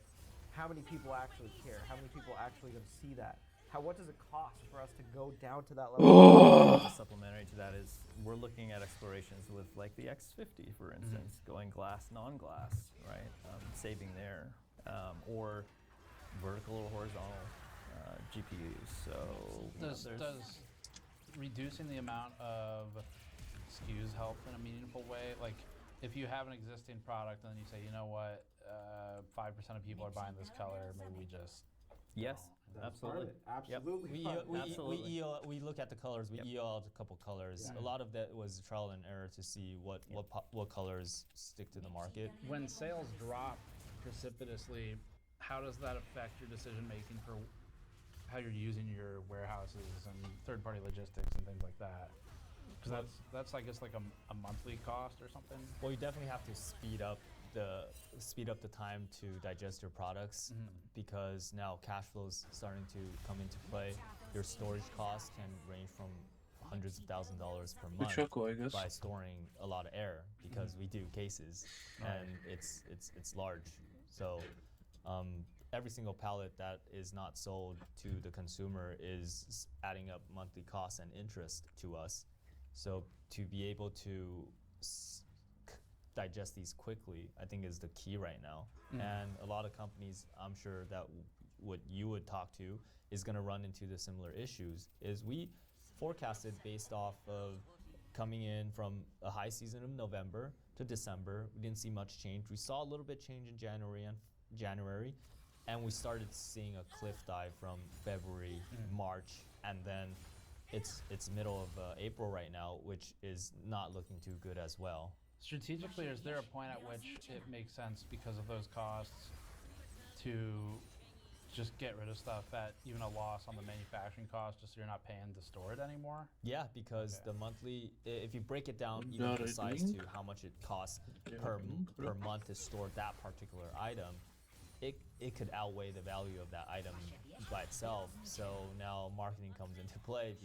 Hey, do we have things that we could bundle to just give away so I don't have these storage costs, these fixed operational storage costs that gets piled up every month. And I think coming back to your question, Steve, on if case companies start going out of business, what would that do in the long run of things? I think if companies start going out of business, as let's say us, now other companies going to enter the market through the factories can come into the market at a much cheaper pricing or better segment and a better price segment in the market, but with less innovation. So the less support or worse support. Also. Right. So the long run is maybe we'll have less innovation if we don't ride out these times. So we're trying to do everything that's possible to ride out this bump, try to get a good foot holding so we can dream again. So do you see it taking back up at some point in the near term, or are you just looking for stability right now? We're looking for stability right now. I think stability is the name of the game right now. We're not putting any hopes because we don't see it as of yet. And maybe some other companies can see something else, but nothing that really that we see to stimulate the market. Can you see anything, King? I don't know. Fed's injection of $40 billion. I don't know. Oh yeah, basically maybe, like, possibly. Like yeah, something. Yeah. Emergent. Tax returns, right? Tax returns are coming. This should usually be like a hot season for you guys. So this is like consumer market's always like around like February to like June. It's like that's like that little tiny spike you guys get too. a lot of that tax return now is probably, I would guess some people are either, if they have an emergency fund, topping it back up after dipping into it for things like gas prices, you know. It's not been kind out there. I mean, layoff news. Yeah. I mean, like 1 day notices. I think that Oracle. I saw that Oracle. Yeah. 30,000. Getting emailed the morning of. Yeah. So it's a little it's scary. Which, and I think also just be clear on the messaging for everyone. I don't think anyone here blames people for spending less. The whole conversation is like, how do we try to work with this? Right. Yeah. And to kind of speak to that point, King mentioned earlier, one of our biggest strengths is agility. December last year, we had a completely different roadmap. We had completely different products in development. We had different plans for Computex. As this progressed, I mean, even a month ago, we pivoted hard on what we can develop this year, what we will develop this year, and what our plans for Computex are. And this is when we had lots of marketing, planning, exercises, and activities already planned in the pipeline. With individual components, like cases and cooling, you're basically beholden to the DIY market. And to some extent, SIs and integrators and boutique builders who buy from you through your channels. But not like Dell and HP. exactly, because when you are a manufacturer of these other things and you have a wider product line, you have the ability to assimilate all this into one product that then kind of can subsidize that effect. Whereas with DIY brands, if people aren't spending, if people aren't building PCs, that directly impacts the case and cooling companies because they're just not going to ship as much volume to the DIY market. And even kind of like we saw some iBuy Power Systems really taking off at Costco because now we're in a situation where sometimes pre-builds are cheaper and give you a better value, including the warranty and services that the DIY market can't do, versus someone going out and spending hundreds of thousands of dollars on RAM, storage, all the motherboard, GPU components, and building it themselves. And so that appetite for risk from a consumer point of view has reduced, which directly impacts DIY brands more. Do you think the prices will come back down to what they were? You know, if you look at things like RAM and SSDs, obviously you guys don't sell those. I think it's going to be hard. It's going to kind of be like the inflation from COVID where prices never really recover down to, unless there's a collapse in one sector. A bubble pop or whatever, AI industry pop. If you have that though, you probably have greater problems. You have greater problems.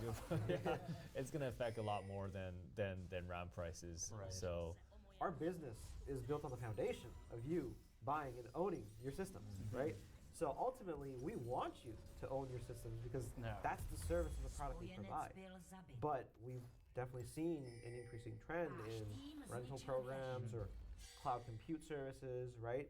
And so as much as we'd love for you to buy and own, we do recognize that the individual's financial situation is ultimately going to be the determining factor. Right. If they need if they need access to powerful compute and they can't afford to go out and build a PC, sure, they might do a rental program GeForce Now or whatever. GeForce Now, right? Jeff, I'll let you kind of lead with it. What note do you want to end on for the discussion? You know, what's next?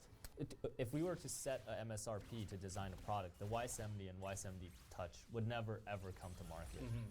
But when we were allowed to dream big, that's where we came out with our most innovative and most our product. And I really wish that we have that freedom and flexibility to do that again. But so we need to ride out this wave to try to control operating expenses to come out with a product that fits the current Are you kidding me, purchasing bro? cycle, and to see what happens in the next 1 or 2 years and be able to do that again. Right. If you have some money and you give it to another company, and then they give it to you, and then you do it a couple more times, my understanding is that this creates profit. Have you tried that? We have no comment. Okay, I'm just saying. Sounds incredibly circular. That sounds like it's an infinite money. Infinite money glitch. No, it's working as designed. It's a feature. Oh my god. All right, now that I've jeopardized everyone in this room, marketing stays quiet. Up next, Alex from Straight Forwarding, or SFI. Alex joined us last time as an outsider to the PC industry, but an insider to global logistics, freight, tariffs, and shipping. Given the amount of crossover with tariffs and given the chaotic nature of global shipping right now, Alex joined us to share insights as to how the world looks from a logistics point of view. I think you bring some unique insight being from not a computer or hardware company, but a company that works with freight. So as just the top level again, what is Straight Forwarding? You know, what's your job basically day to day? Well, essentially we are just a freight forwarder. We do we just move things from A to B, air, ocean, truck. We also do a lot of filing with customs, entry summaries, just like bringing things in for people, just making sure people get their stuff on time when they want it, and providing them with like updates specifically with tariffs over the last few years. Nothing too crazy. So for bringing freight in or sending freight out, what are sort of the links in the chain, I guess, if just top level? So you've got the company that would be either the importer, the exporter.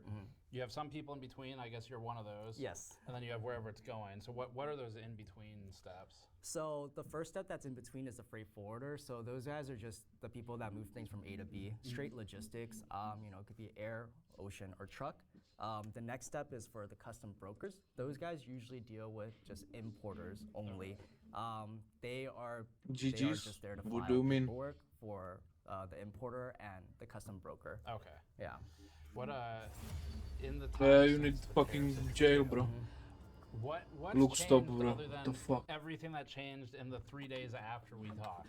Because there were a lot of changes in that week, but It was not I guess GG's. what are the big changes for you? I think the biggest change I've seen on the importer side Bro, is don't play, look, stop. importers really have to know what their Gay products shit. are now. Specifically, people who are affected by steel, aluminum, copper, and brass tariffs. Most of the time, people will just bring anything in, they'll pay the duty rate, and that's it. But now with those 4 products or product types that I've talked about, they have to figure out percentages, if there are any percentages. They have to figure out if they even want to just bring that stuff in now. Other commodities like food, they're not really affected at all. Okay. It's just food, so they're trucking along. One of the biggest customers I have, they do auto parts, like OEM parts. Their struggle is that they can't really raise their prices right now because the market doesn't allow them to raise the prices. So they have to eat an extra 50% of tariffs on their costs and kind of gradually raise the prices. And obviously you don't want to price yourself out from their perspective. So they've still got some tariffs that are just baked in, I guess the 50%. Yeah, so that specific auto parts tariff is not deemed illegal. Those people, they're gonna have to pay until something else happens. Got it. So what was, because the ruling was pretty recent, the Supreme Court ruling, and I've been trying to figure out what it means at this point, especially refunds, because the Supreme Court talks about refunds where they were basically like, I don't know, it'll be a big mess. and I think the it'll be a big mess was like a direct quote from one of the justices. Yes. But how did your clients react, first of all, when they were ruled illegal? So the 3 questions I got from probably 95% of my clients was, where's my money? When am I gonna get my money? And how am I gonna get my money? Okay. Who's supposed to know those answers? The government is supposed to release those answers. Got it. So what I could tell you right now is it's gonna take about 60 to 90 days for you to even get your refund back once it's accepted. and they will give you back your money plus interest. Okay. But I don't know what the interest they're going to give you. I think it's Right. like between like 3 to 6%. Oil prices, do you happen to have any insight as to if that's affecting the freight prices? Yeah, so oil prices always affect freight prices. You know, ships and airplanes run on fuel. So naturally, you know, even as a normal person, go pump gas. Yeah. You already feel it. So for the ocean prices, they have increased about 30% from middle of March till today. For the air freight, that price is increasing every day. Okay. Yeah, More like, than ocean? More than ocean. I've had some lanes I've seen prices triple in like 2 months. Is that, any idea why that is? Air has always been more expensive, just limited capacity, and they're very sensitive with fuel. Okay. Yeah, it's just it. Just the way it scales, I Yep. guess. And I don't know, jet fuel prices, how it compares to whatever boats you use, but... Yeah, I've never bought jet fuel before, so I don't Okay. know how much it is. You but, haven't? I haven't either. Yeah, I'm sure it's really expensive though. Yeah, I'm sure it is. Do you happen to have any knowledge relating to the Hormuz Strait and what's going on there, you know, in terms of... Because my understanding is a lot of oil moves through. I don't know how much freight moves through there, but is this anything where you've seen any impact or heard any discussion from your customers in relation to, you know, whatever, blockades or oil in and out of the strait, anything like that? So personally, I don't have anything going into the Strait of Hormuz. What I can tell you is that I have outbound cargo from LA going into Saudi Arabia. Okay. Usually a flight from LA to Saudi Arabia is about 24 hours. So turnaround time's not that bad. However, now, because of what's going on, they're basically created a no-fly zone going into Saudi Arabia. There are less airlines going into there, and that one-day transit time has turned into 3 weeks. Wow. Okay. Yeah. So is that just because there's just not that much volume and you're in line for a plane? I think there's just not that much capacity. Yeah. So that just creates a natural backlog. Okay. Yeah. Right. Or they have to make multiple hops or something. Yeah. Usually they'll just fly direct. Now they're going into like Jordan, and then Jordan into Saudi Arabia. Got it. Yeah. A year ago with the tariffs, you know, one of the things we were talking about back then was the big concern was the uncertainty with everything. Yeah. And so on the tariff side, that seems like maybe it's resolved. Yeah. At least temporarily. What's the sentiment like overall? I mean, do people seem like they're in a better spot? Are there different stressors now, you know? I would say it's very neutral. I think the initial news made everybody happy because they're like, okay, I'm gonna get my money back. But same problems still persist. You know, we have a lot of overhead that increased a lot. Labor is expensive now. Just it's just harder to run a business, at least for the importers that I deal with. Again, they're small and medium size. They are really just tempering their expectations, especially in the beginning because they didn't know how everything was going to happen. But now I think they're kind of saying, hey, okay, these tariffs are gone now. Will this spark more buying from our customers? Right. What clients or category of clients are doing, if any, are doing particularly well right now? I would say the technology sector doing really well. But if you look at the news, it seems like the cash is drying up for them too. So we don't know what kind of trickle down effect that's going to have on everybody else. Are you talking more like AI technology sector or technology broadly? AI technology sector. Okay.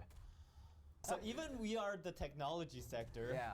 DIY and computer segment has been really rough for us. Yeah. Especially in the last 3 to 4 months. What I felt is a lot of huge companies, like billion-dollar valued companies, those guys are really making a lot right now. I'm pretty sure, you know, those CEOs and stuff, they don't have to worry about like, oh, the groceries is like 30, 50% more. Like, how much could a banana cost? Yeah, how much did a banana cost like last week? Like, why is it so much again? You know, like that's not something that they really think about. Right. It's something that, you know, you and I think about, and then we could, you know, relate to other people about that kind of stuff. Yeah. Like something very simple, but you know, it's just what I've seen. A lot of money up there, not enough down here. Yeah. Inflation is still up there. I'm just personally curious. Yeah. What do you think about the AI craze and rollout? Because, you know, like there's a lot of it seems to me that there's some money here, and then that money goes over here. Yeah. And then sometimes the money goes from here to here. Yeah.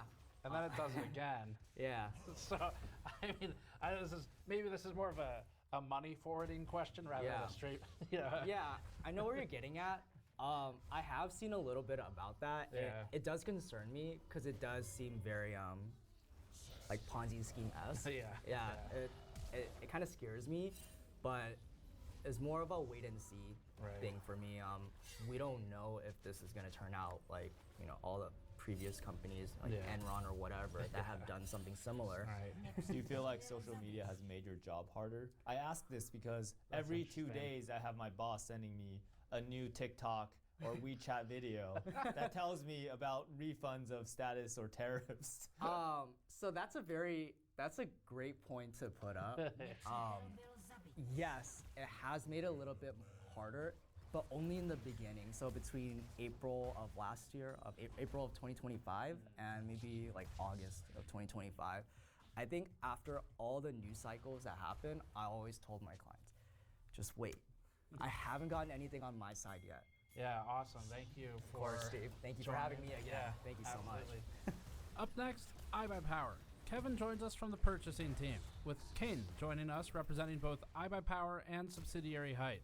iBuyPower ships hundreds of thousands of pre-built computers per year and is one of the largest system integrators in the US. Although OEMs like Dell and HP are far larger, companies like iBuyPower serve a role that's more consumer targeted.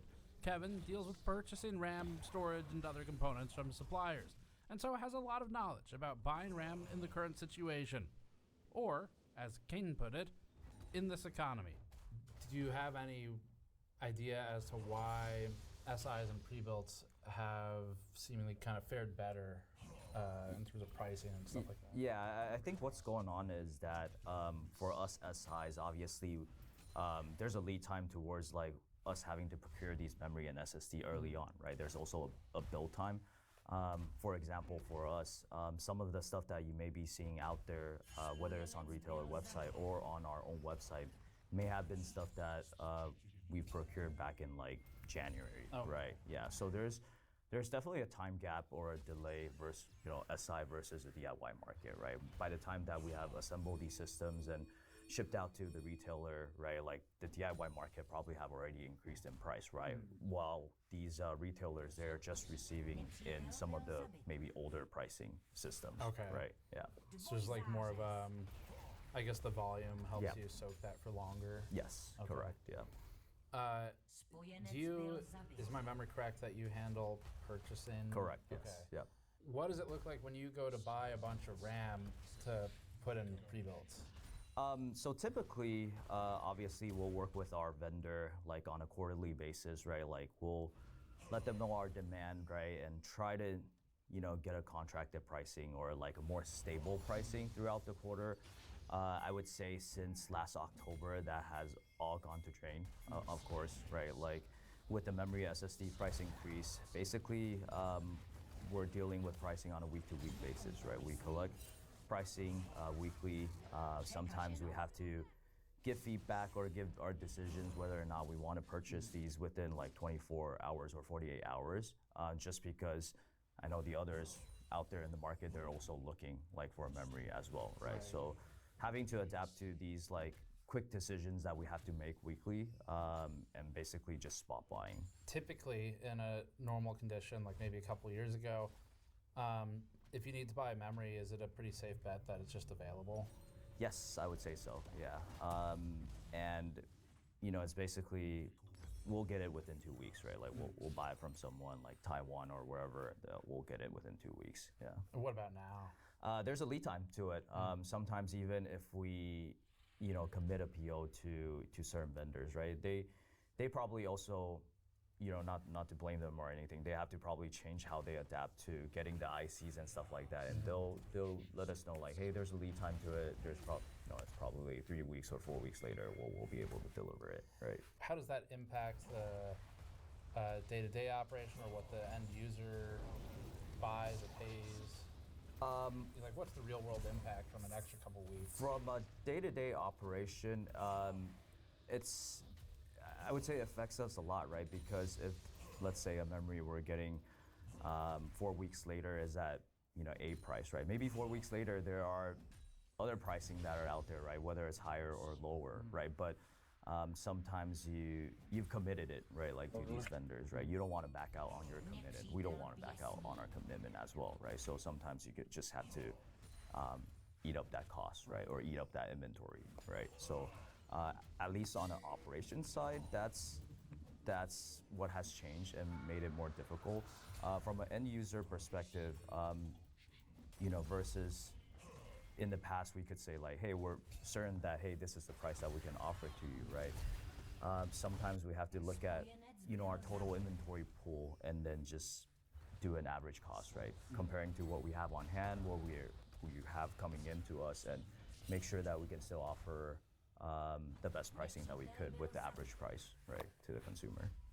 Have you guys heard from the memory companies at all?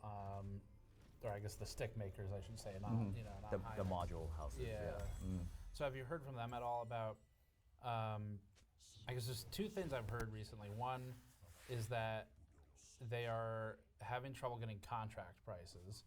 We've heard that. Yeah, and so maybe you can. I'll kind of explain where I'm going with this, but maybe you can speak to that. And then another one is I've also heard that they're having trouble getting higher spec memory, specifically like lower latency and tighter timings. I don't know if that's something you look at on the purchasing side, but maybe to start, can you explain what contract pricing means, versus I guess spot would be the alternative? Yeah. So to answer the first part of the question, yes, we've heard that these memory module makers, right, they cannot get contract pricing. What exactly that means, I don't know, right? Because I don't, deal with their business. But at least on our end, contract pricing means that, hey, like for this quarter, at least like the pricing is set, right? Like it's not going to move at all. So like I said earlier, that has gone to drain, and no one has guaranteed like, hey, yeah, like I can give you this set pricing for like, I would say like more than a week. Yeah. To help people who aren't in the business side understand it, but why does that predictability matter? Yeah, I think the biggest effect is that obviously apart from our iBuyPower.com, we also deal with the retail side of business, right? Yes, the memory that we procure can change prices weekly, but we technically can't change our price to the retailer on a weekly basis, right? It's also not a good experience for the consumer, right? Let's say like I'm selling a $1,300 system in a retailer, like I can't just adjust to $1,350. Like Best Buys or whomever, right? Like I can't just adjust $1,350 the next week and then adjust to $1,320 the week after, right? It doesn't work like that. So we have a commitment that we have to honor, like to these retail partners. So sometimes we just use the average cost that, the best judgment on the average cost, and we just have to commit to it. Okay. So high or low. If it's low, you maybe don't make as much as you want. Yeah. Right. Yeah. A lot of predictions that we have to do, right? Like just guesstimates, like how things are gonna go. Right. OEMs, I guess, would be like Dell or HP, which are obviously gigantic. Yeah. In the SI space, how significant or large is iBuyPower? On a normal year, we should be able to ship out around 400,000 systems. Now, what the future holds for this year, no one really knows, right? But we like to still try to maintain that and make sure that we can, crank out affordable PCs, right? 400,000 systems is a lot of systems. I think last year, I want to say CyberPower gave similar numbers on their side. So like between it seems like the two of you guys, and just so people know, even though they both have the same last name, Power, they do not share an ownership structure. But I don't know who was first. But I think too, for everyone also, that scale of number, to us, that's a small to medium business still compared to people or MNCs like HP and no, I mean Dell. So just for context, like They will we crash operate there. ourselves like a small business. We're also agile on the iBuyPower side. I guess speaking to that, what kinds of SIs, in terms of size, do you think are affected the most or disproportionately? I mean, is it more challenging for a truly small shop like maybe a couple employees right now to get into it, you think, or do you see the ripple more on the more established side, just because you have more operating expenses? I think we're going to have two perspectives. If you want to go for it first. Okay. Yeah. So on our side, at least on the messaging side, we are definitely, to Kevin's point, trailing behind in the industry, and there's a certain type of messaging where it's kind of like, guys, like, maybe be aware that this is happening, and if you really want to buy your PC, now is a really great time to buy, and that's very nuanced language, and we started really doing that, and especially last year towards the second half, and we were like, you really, really want to buy your PC, and it was like a really subtle warning up until like, please buy your PC because it's going to get bad. This is going to be worse, and you're hearing it, in the industry. And then there were observations of boutique SIs, which I think are going to be the most affected by this also. And that's unfortunate, right? Like, I'm not saying like they should. I'm saying, they may not have the availability of doing contract pricing or spot pricing. They also might not have a Kevin, or their exactly. purchasing power. Anyone who handles Right. procurement at all. Or have relationships to AIBs and vendors that you would, having long-standing relationships. Like we're going on our like third decade, but you're seeing people out there like shipping PCs without RAM. Yeah, and like to me, like as a consumer, one, it kind of scares me because like I don't know if you're going to service a PC that I will put my personal sticks in, and then secondly, does that invalidate things like from other vendors? Right. I think Microsoft's very sensitive about Are that there stuff. any warranty concerns and stuff Yeah, like that? all of that servicing. Like, what happens if that's the first step, right? Oh, now you're not shipping RAM. What else will you not ship with? What about next SSD, year? right. What about next year? Will you ship at all? Yeah. Right. And that gets a little bit tough for consumer confidence. It's kind of like you may really love your loyalty to a certain brand, but what if they just don't exist anymore? What happens to your PC and your aftercare? Yeah, well, the answer, of course, is there is none for the aftercare, right? Yeah. Like, the company's gone, so unless they get acquired or something. How long have you been at iBuyPower? 10 years. Okay, Yeah. cool. So have you been through cycles of RAM or storage prices? I mean, even GPUs and CPUs, I get, but have you been through cycles where it's suddenly skyrocketed before? Yes. Okay, and then does this feel different to those times? So the most recent one, if everyone remembers, during COVID for the GPUs, right? I think during that time, GPUs like tripled the price. So from a price increase standpoint, it does feel very similar, in a sense that it increased by a lot, like within a short amount of period of time. But I think what's different this time is during COVID, PC was a necessity, right? Like people were working from home, they need to buy a PC, so the demand skyrocketed. But this time, it's different in a sense. It's because of AI, which people keep talking about the AI stuff, and no one really sees, the end of the tunnel quite yet, right? Like when this is gonna kind of settle down. Do you think we're in a bubble, like AI bubble? It's kind of the world we live in, and where it's dictated by powers greater than us for components. So Right. And when you're talking about not seeing a light at the end of the tunnel, is that in terms of availability to actually get the parts? Is it what does that mean to you? I think from what we heard on the side of, I think it's more on the pricing side of things. Okay. Yeah, like from information, we're still hearing that like pricing still going to continue to go up, right? That makes us worry, how much more can the consumers really tolerate, right? Yeah, we get it. There's a demand out there for the AI, for the servers and stuff like that, right? But the consumer side, they may not be able to take, more than $200 increase on their system, right? Yeah.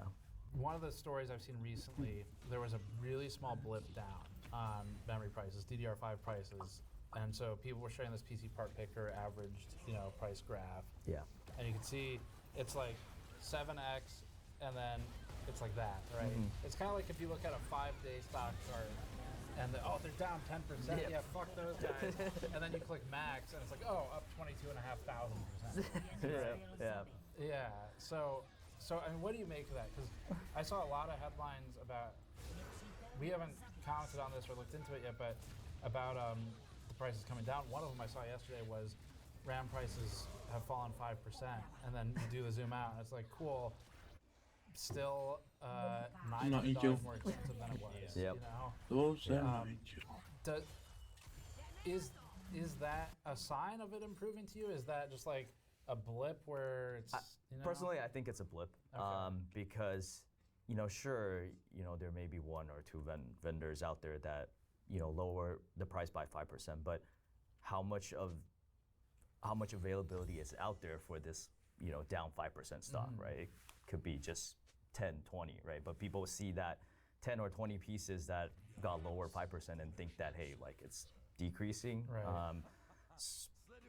I just wouldn't make judgment based on just like what a blip that they see out there, you right? need more data. Yeah, you need more data, Okay. to see that, yeah. What do you think it would take to get the RAM or the storage prices back down?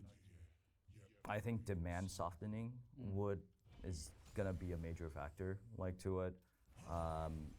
The AI server, I can't comment too much because I don't know too much of it, but it's a supply demand thing, right? Like if that demand softened, then naturally, if there's still a market for this, they'd have to sort of find a way to lower the cost down, right? Yeah. What about have the risks changed for you guys in terms of over or under ordering inventory?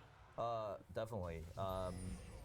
We're a business too. We don't have like unlimited money to buy all the inventory in our world, right? Like sometimes we do have to take out cash to buy these stuff in advance, right? So that's a huge risk, right? A financial risk on a company, right? Whether it's big or small, it's all about cash flow, right? How to make sure the cash flow stays afloat, right? Yeah. Yeah. So I mean, if you're saying there's more of a lead time as well, a couple of weeks, if you under order, I guess you have a different problem. Yeah, under order, we won't be able to supply to our customers, right? We can't, honor our commitment. If we over order, then, it's a lot of cash that we have to put up in advance, right? To buy these parts. Yeah. So SIs have done, it seems like at least better generally than DIY over the last couple months. Do you think that's going to continue? No, I think we're trying to survive too as well. And to my point earlier, there's a point where whatever that inventory we had before is going to exhaust, and our pricing is going to catch up to the DIY market, right? Granted, let's say the overall memory pricing stays the same, then definitely our pricing is going to catch up to whatever it is right now, right? If it increases, then yeah, sure, there may still be a lag, behind, right? Because we're sort of purchasing and averaging our costs in advance. But yeah, I do see that. Obviously, no one knows how the pricing is going to go, but if it stays the same, then there is a point that the pricing is going to catch up, right? Yeah. I don't think it's going to go back to where it was before, but we can only hope, right? Yeah. You said you went through sort of that COVID era surge. Do you feel like those prices returned to what they were? No, I still feel like nowadays you buy, let's say 5060 is already more expensive than I don't know, back then it was like 2060 or 3060, right? 3060. So it was already more expensive than 3060 before, right? So inflation or whatever it may be, right? I think just as time goes on, these ASP of the individual items are increasing, right? Yeah. What's your sort of strategy or outlook? What are you trying to do right now to cope with the current system? I think we spoke about it a little bit in the beginning. We're trying to survive. If it means that we need to do spot buy to keep the price affordable to the consumer, we're just gonna keep doing that, right? And then just adapt to the changes that are happening on a weekly basis, right? And see as we go, right? I think that's the only thing that we can do right now. Yeah. Right. Where do you think we are with storage? We've heard information that storage is gonna go up even further, and even more than what we're seeing, with what happened with memory right now. Obviously, what we're seeing out there in the market, I don't think has reflected that quite yet. So we're trying to hedge a little, right? Make sure that we can still procure it at the cost that we're seeing out there in the market if we know that it's going to increase further like down the line. Right. Yeah. Up next, Corsair, meeting with George Makris, who started at the company as a memory test technician and now has worked his way high up in the chain.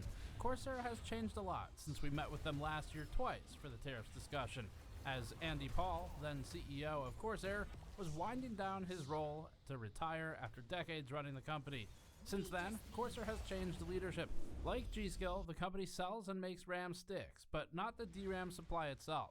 Unlike G.Skill, Corsair has a massive business in peripherals, power supplies, and cases. Corsair is also one of the few public American companies in the component space that caters to consumers. My first job was to test memory modules and screen them to see like which speed grades they would meet. This is in the ancient days of DDR1. So, my job, I'd come in the morning, I'd have a tray of...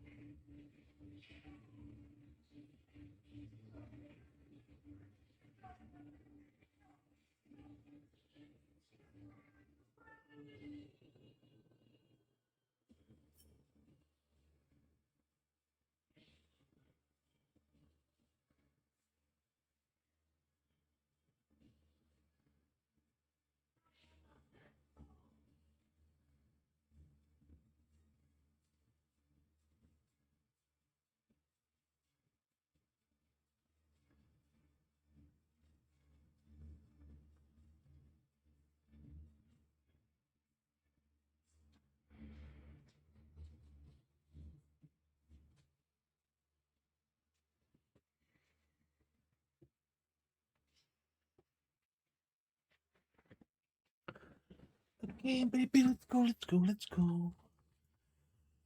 Let's go west.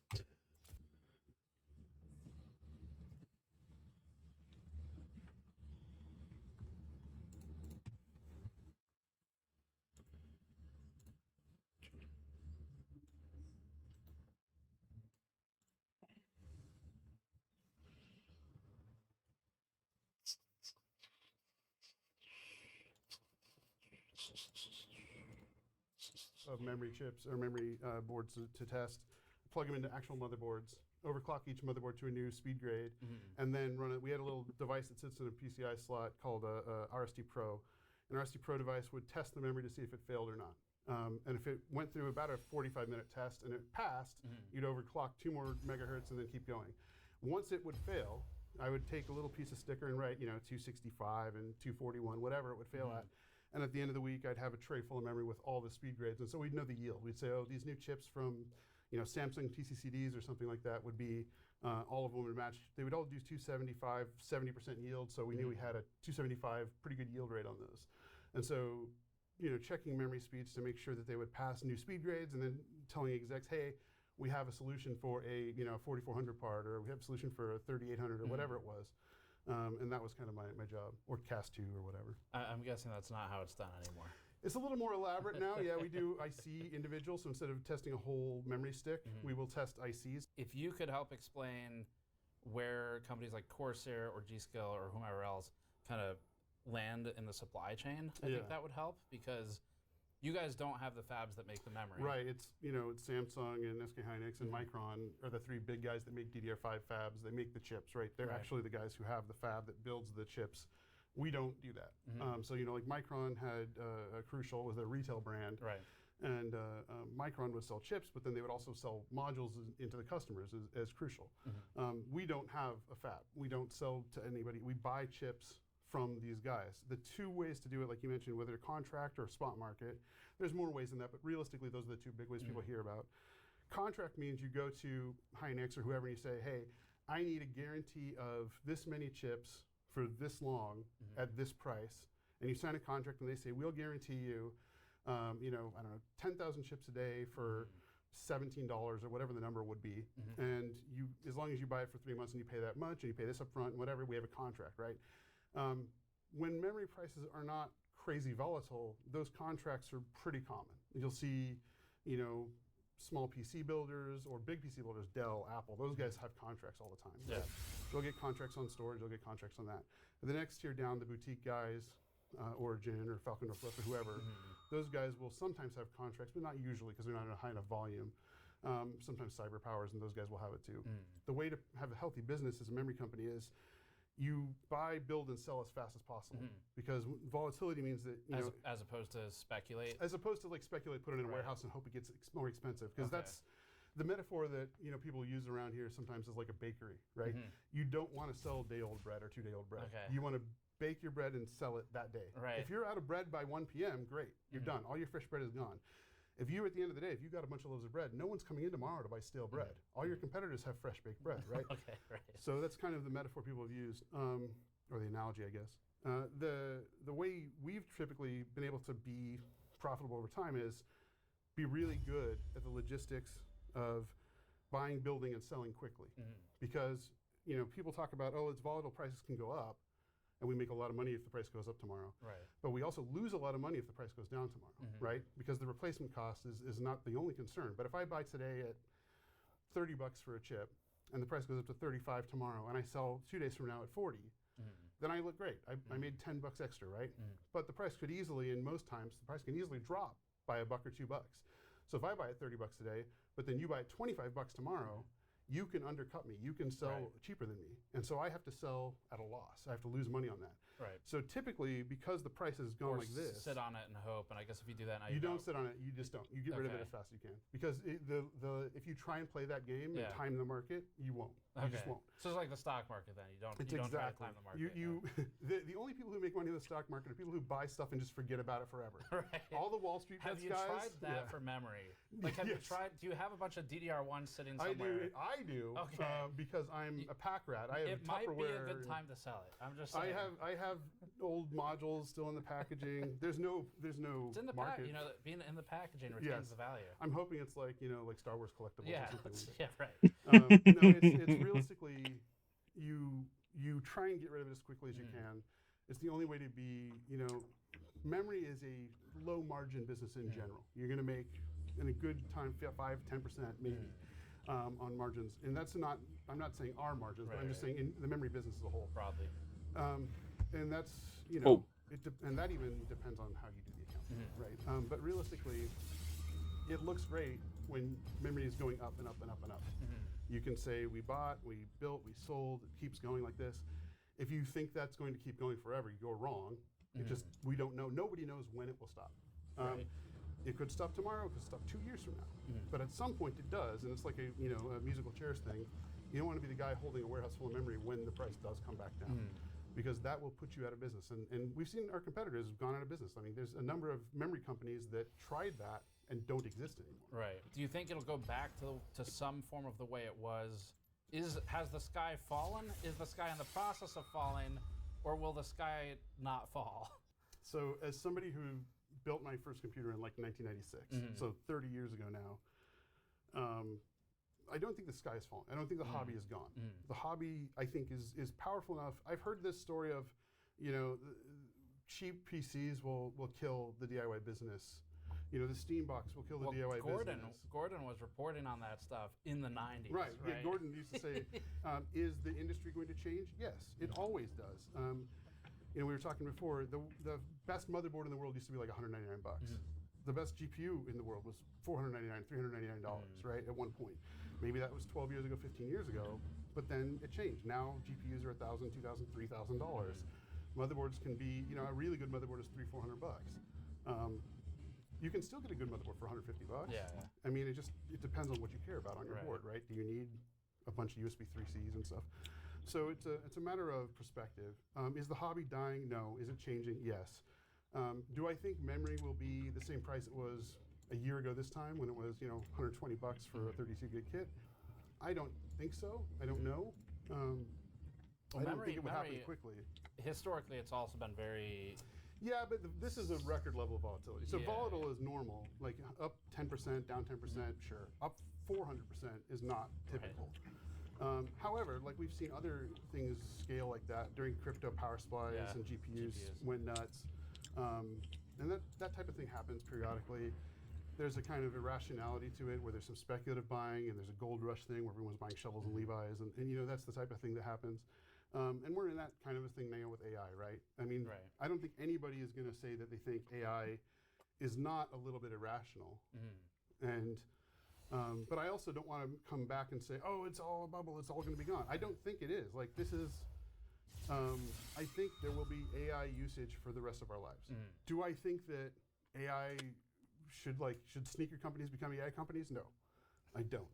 I don't think that's a rational thing. Right. I think even the most jaded and cynical AI employee would look at that and go, okay, even that's kind of, that's a little much. Right. Yeah. So I think that the industry is changing. How much they expect to spend on a PC, the time between builds might change. We used to kind of think of people building a new PC every 3 or 4 years. Maybe that goes to 5 or 6. And honestly, with the time between AAA game titles going that way too, and the time between major launches for GPUs and major CPUs going that way too, they kind of line up. Like, it makes sense. Like, hey, the pace maybe needs to slow down. So the time scale stretches. Can you remember a time where there's been volatility like this in any component category, just in general? GPUs were really tough during crypto. Yeah. GPUs were really brutal during crypto. If you go before that, there was a big panic, maybe 10 years before that. There's a huge panic because a lot of non-Japanese capacitors were being used on boards and power supplies and stuff. And so trying to find a power supply or motherboard that used all Japanese capacitors was almost impossible. And so it became like, well, you got to get rid of your old stuff and you got to go find, for overclockers at least. Maybe not mainstream. Well, I remember that though, yeah. So there's been panic moments here and there. The crypto is the last big one that I can think of, 10 years ago or so. And that's the other thing too. With fuel costs and stuff, logistics are becoming a challenge a lot for people. How does that factor into decisions companies make when they're bringing stuff in? So I'll talk to what I know about it specifically. So full disclosure, I'm not in the logistics meetings right now where I see the current daily cost of freight. We are a fairly large company that ships a lot of full containers around the world. And so we have constant monitoring of container pricing and logistics pricing. When I was the case product manager, part of the price of what you pay retail for the case, it's not just, Corsair's pays 50 and then Newegg adds $20 and then they sell $20 more, so it's $90. I pay 50, you buy it for 90. That's not how it works really. There's, the tooling has to be amortized over the volume of the cases. The storage, it can be hundreds of thousands of dollars, and you divide that by the number of cases you plan on selling over the time you amortize it. So 10,000 cases a year times 3 years is 30,000 cases. If it's $300,000 to tooling, I got to amortize $10 per case. That's made up numbers, but you get the premise. You also have to count in logistics. So if a container, when I'm kicking off the case, if a container costs $5,000 to ship from the factory to Los Angeles port, and I can fit 500 cases in it, then it's $10 of shipping per unit, right? If that container count goes from cost goes from 5,000 to 10,000, now it's $20 a case I got to pay for, right? Or if I can shrink that case down a little bit, make it a bit smaller, and go from 500 units a container to 700 or 800 units a container, then my cost goes down too. Right. So you amortize all those costs. And it's part of it's boring accounting math stuff. But yeah, the logistics costs for large items especially, where you're shipping a lot of empty space, those are really, really important. And finally, our last meeting of the trip was with Aaron Licht, CEO of Be Quiet, the German case, cooling, and peripheral manufacturer. Aaron has worked with Be Quiet since the start, rejoining to take the role of CEO a few years ago. His focus is on the product side, and he has a PC enthusiast and DIY background. Like Corsair's George Makris, Aaron has been working to find positives in the current landscape and brings a unique perspective that we also want to hear, which is how a company might be able to get to the other side of the RAM crisis with a better position than before. However, he's also realistic and recognizes that there are large economic factors at play. For Be Quiet, their biggest opportunity is expanding in the US, as they're already established and the largest in many categories in Germany, so there's a lot of room to grow in the US, where they're less present. I'm in the industry since I'm 16, and I love the industry. I think it's my home turf. I really enjoy to be in there and also to work in there and Be Quiet. Actually, I was, in my opinion, honored to work for Be Quiet from day one almost, right? So I know every product, I know every employee that is in the company, and for me, when I took over the role, it was always more like a homecoming. Right. And we directly started to jump in a strategy workshop, for example, and see what we can do, what we need to tackle to basically elevate the company to the next level. And this is I can proudly say that with thanks to the team, that has been done, right? So the company also came out of a good year, so we had a strong entrance into this Victor, period. oh my but god, that's not this all, right? will That's be only how hard. you enter the market. Right. What do we do now? Just broadly, Whoa. how would you describe kind of the state of the industry right now, at least from your perspective? Right. Well, thanks first of all for having me. Yeah. Appreciate it. Absolutely. Well, I think it's no secret when I tell that the market is right now challenging, right? It's a challenging market for the entire industry, driven by the whole memory problem, availability of the memory, then resulting in obviously GPU availability and prices skyrocketing. Overall, what we can see is like a 40-60% revenue drop, like overall, not for us, like in the industry. The industry is obviously suffering, which is a sad thing. But because you just said, how do we look at it? How do we handle it? We basically went out of Q1 now in this year with actually some market shares that we could gain. For example, in US we gained market shares. In UK we also gained some market shares. So what I want to say with that, yes, it's a difficult period right now, and you have to fight your way through it. But like every crisis, right, it also offers some kind of potential that you can either grow, or we can talk about that a little bit later if you want to as well. You can take also the time, because things are slowing down sometimes as well in terms of product launches. You can take the time to work on things that you wanted to address anyways, for example, right? But if I may add only one thing, because we always talk about, internally we talk a lot about that, obviously. We always talk about this market situation, which is driven by prices of memory and graphic cards. What I also see is, and definitely it's a smaller part of the issue, but there's more things actually, in my opinion, impacting our customers, our fans of the brand, because you have geopolitical topics right now everywhere. If I look at Germany, there's still a war going on. For some people, that's like 1,000 kilometers away from their door. Right. Then we have the whole price of living went up everywhere. I'm sure gasoline's expensive there too, right? So very good point. food has probably gone up too. Yeah, so, it went very high, and then Germany, which is still our home market, I would say, we come out of Germany, right? The fuel prices went up intensively. And obviously, there's also sometimes a situation that a customer that would potentially buy an AIO might rather fuel up the gas tank. So there's what I think is just there's so many things right now basically hitting the people, you know what I mean? That they are in a state where they are unsure in what direction to move. What are your options? You know, as kind of like a CEO or a leader of a company like Be Quiet, when you have a situation like this, like Be Quiet can't do anything to control the food or the gas prices, and you really can't do anything to control the memory prices either. I wish. How do you look at it from a business strategy perspective? Like, what do you feel like your options are? We are financially very good set up, so overall the company also came out of a good year. So we had a strong entrance into this period, but that's not all, right? That's only how you enter the market. Right. What do we do now? We look at white spots. Where can we grow? The company is a German-based company. A huge portion of the revenue is done in Germany. So we obviously have a white spot, or had a white spot in US that we are tackling now for the past 2-3 years with a great team in US as well. Right. And so this is also the reason why we are in a crisis like that with a good management, actually able to grab market shares. And this is then also sometimes maybe a kind of a sad point, right? Because right now companies and competitors are suffering, and I appreciate competition a lot. And if competition has to lay off people, I think that's always a very sad thing, because at the end of the day, it's, just like us, it's humans that suddenly have a problem and need to solve that. Right. On the other side, there's market shares becoming available for me, plus, even more important, I would say, there's talents becoming available. And you know this industry very well. Yeah. There are some talents. Very small pool of people. Exactly. That kind of moves between the same company. Exactly. Yeah. There's always these growth pillars that you have to look at, right? So one growth pillar is basically solutions. That's the next logical step, and we are tackling that already for a couple of years. So also there we've done the homework, right? The right team is there. We developed the channels, the partnerships, and now we can start to accelerate. Obviously, this acceleration is a bit slowed down, right? Because of the market is slowing down, but the moment it picks up again, everything is great, and we can accelerate even further. Then there's, of course, another growth pillar, and I'm very sure you're aware of that. We just launched peripherals, keyboards, and mice. Yeah. So it's always the opportunity to go into new categories to grow as well. And then there's channels as well. Are the risks different if you do that under really favorable market conditions versus if you do it now? Honestly, it depends obviously a bit on the category, right? So if you launch now in a new category that is directly connected to building systems, to building PCs, and I think looking at the whole market developments, you can clearly see that that would have an impact for sure. We went into peripherals. Peripherals is luckily a bit aside of that one.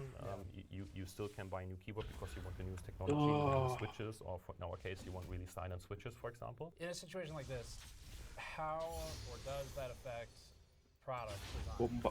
I'll give you some examples. Like we spoke with Height, and they seem to be indicating they're interested in maybe moving to a lower MSRP market.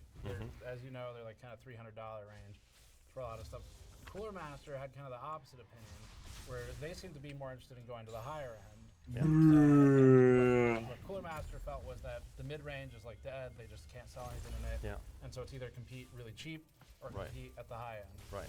So I mean, both of them seem to be changing their strategy for what types of products they make.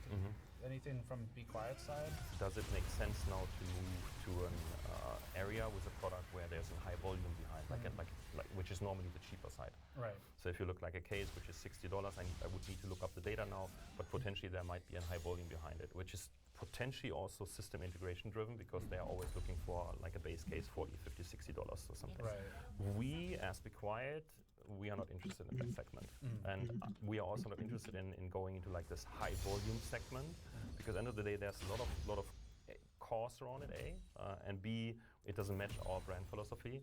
So explain the high cost. I think will be interesting. I know where you're going with it, but I think it'll be interesting for people because if you tell me making a cheap product is expensive, it sounds like it doesn't quite make sense, right? So explain, where does the extra cost come in? It starts basically with the whole supply chain because higher volume means that you have to also put more work into supply chain and organize to get all these things by container over.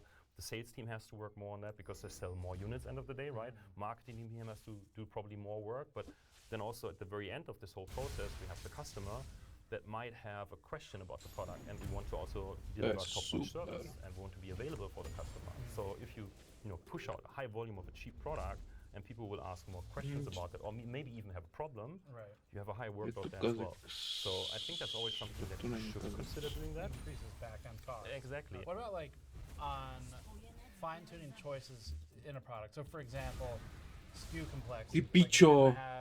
On jsem neměl pak mánu už, kurva. Maybe you do like 3 other colors or something. My understanding is that gets pretty expensive just because you have different MOQs maybe for all the colors. 100%. You have different inventory tracking, logistics, warehousing, storage. Yeah, storage. So does a down situation like now in terms of just people's ability to buy a computer, does that affect how much you can play with SKU complexity? So very good. I love the question because when I took over the role, we looked at the product portfolio and we looked at how many SKUs we have. And I'm a huge fan of efficiency. Efficiency everywhere. Processes, how you work, how you set up your private life, whatever. I love efficiency. Right. And efficiency is also something when you get SKUs in my life. The most German. It's so German. I'm so sorry. It's very German. Everything needs to be organized. Sorry about that. But talking about efficiency and maybe also talking about what I mentioned before, how we were prepared for, to be honest, for this year. Now we're looking forward to 27, 28 because we're ready for that. The more SKUs you have, the more complicated it is. And it doesn't make sense to have thousands of SKUs. What makes sense, in my opinion, to have the right balance between the products that deliver high volume, so you basically generate revenue, and sometimes have the, how do you say that? The privilege to have SKUs that are more like a service to the end customer. Right. Yeah, so, for example, people want to have reverse fans. So these kind of SKUs, I think you should have the privilege to do them. Right. Even though maybe you don't make much money with them, but then you have served your fans, right? Right. So, but you should trim that down. It should be kind of efficient and not have thousands of SKUs. That makes sense. Yeah. Is the worst behind us or is the worst ahead of us, you think? And I know this is difficult because it's, you can't predict, you know, the future or anything. But what's your gut feeling? You know, you know what I mean? Just the general. It's a very difficult question. I get it. I think I get the question weekly, I would say. As a CEO of for me, that's a huge company. As a CEO of a huge company would be kind of unprofessional to predict anything because I'm missing data. What I know for sure, 100% confident sure, and I will say this in the video, the market will definitely turn around. We just don't know when. Right. What about pricing? I mean, do you think the pricing will go back to what it was? No. And I think that's also something that no one should expect, right? If you look at memory prices were on an all-time low. We can all be happy about that it was that way, but I think we will not get there. I think we will get to a price where we will say, okay, that's a reasonable price, we can do this. I would love to see for everyone listening to the video that we have prices like before, but looking at the industry and looking how the industry is managing this, I truly don't expect the prices of memory will go to an all-time low. It's a seller business. That's a different time. There's so much things around. Like take this Stargate topic. You know, how much? What 40% of the global DRAM that was allocated to this one? It's cancelled. So of course it was allocated to other projects, but end of the day, also from this side we will see movement, but it's unpredictable. It's not predictable, and this always brings me back to basically the way we started the video. Yes, it is challenging, and also like the tariff discussion we had. Yes, it's a challenge, and we always have these kind of circles, but not in this intense race of prices, but we had it for crypto mining. What was it, 27? Got profitable to mine, and I saw 1060s. They were skyrocketing in terms of price. We had it back in the days 2007, I think, when there was a flood in Thailand, and suddenly all HDDs were not available. So we have these kind of cycles, but not in such a way. Like, are you able to find positives you want to highlight despite kind of the negatives that we're dealing with? And you've done that kind of throughout here, but any you want to? We can now squeeze in projects that we wanted to tackle already a bit longer, which means what I also said in between. I am very excited towards 27. Very excited. And looking at the roadmap, there will be things in there that I would like to see what you say about it and everybody say about that. Right. So that's maybe one positive thing that you can see. And I'm very sure that's the time, that's a very well-used time. Don't get me wrong on this, right? I think the situation overall is sad. I don't like anything about it. Like how this is going, and that people can't build their dream PC, or that people can upgrade right now. I think that's a very sad thing. People out there have a, and I have that as well, by the way. They want to have their own system. They want to upgrade their system when they want to. They want to have it individualized. They want to have it be their system. You know what I mean? So very helpful. I think good insight also, you know, on the business side. You're welcome. Thanks. Stuff. Yeah. So thank you for flying all the way out. For that. More than welcome. Thanks for having me. Appreciate it. Absolutely. Yeah. And we'll jump over to the next one. Many of the companies we've all come to know in the consumer hardware and enthusiast space won't make it out of the next couple years as the conglomerates consume their supply. Something that feels like it's been carefully architected in joint effort between vulture capitalists and billionaires in collaboration with the government's tariffs chaos to create buying opportunities for mega corporations. Even people we were working with for this video were laid off as we were in the process of filming it. Mega corporations like NVIDIA, AMD, Samsung, SK Hynix, and Micron that cater to data centers are reaching record high revenues, but not everyone benefits from that. In addition to the well-documented harm to consumers, freedom of choice will also be affected as downchain companies struggle from customer exodus caused by events happening above them in the chain, mostly by data center impacts to consumer prices. AI data centers and their GPU capabilities, often ambiguously described as compute, are consuming the world's supply of semiconductors and causing shortages in memory, storage, and CPUs. But it's not just RAM prices. NVIDIA has lengthened its time horizon for new architecture launches, now averaging closer to 30 months, up from 18 months, then 24 months for the past 20 years. That time horizon stretch is to accommodate data center supply. So without innovation and with higher prices, predictably, consumers don't have the reason or the means to buy computers. Consumer computer case, cooling, motherboard, and even enthusiast RAM stick companies that do most of their business to end users, not data centers, live and die on consumer demand. Even though we're facing record high prices for core components, the impact harms both the consumer and every company that isn't a data center hyperscaler or supplier. Even G.Skill, a memory stick company, isn't benefiting from the memory prices because G.Skill doesn't actually make the memory chips. They buy them from the big three who do. There's a ripple from the tariffs of last year too, although now struck down, including the subsequent global tariff, which triggered a cascade for manufacturers who had tried to get in front of the tariffs, and especially those who tried to hire domestic assembly labor to spin up US-based factories. Demand from AI data centers has severely strained the global supply of memory and storage. The United States government currently has a favorable regulatory environment for AI data center construction. The Trump administration has expedited federal permitting and minimized environmental roadblocks, like for clean air and clean water, to instead prioritize data centers. More than half of the world's new data centers are planned in the US, which doesn't have a power grid to support it, leading to normal people footing the power bill for expansion, while data centers and their chip-making suppliers benefit from multi-billion-dollar tax breaks. Meanwhile, a war in Iran that has included the first drone strikes on data centers, seemingly supported and endorsed by NVIDIA CEO Jensen Huang. I believe that there's a reason we went to war, and I believe at the end of the war, Middle East will be more stable than before. And so if we were there, if we were considering it before, we should absolutely be considering it after.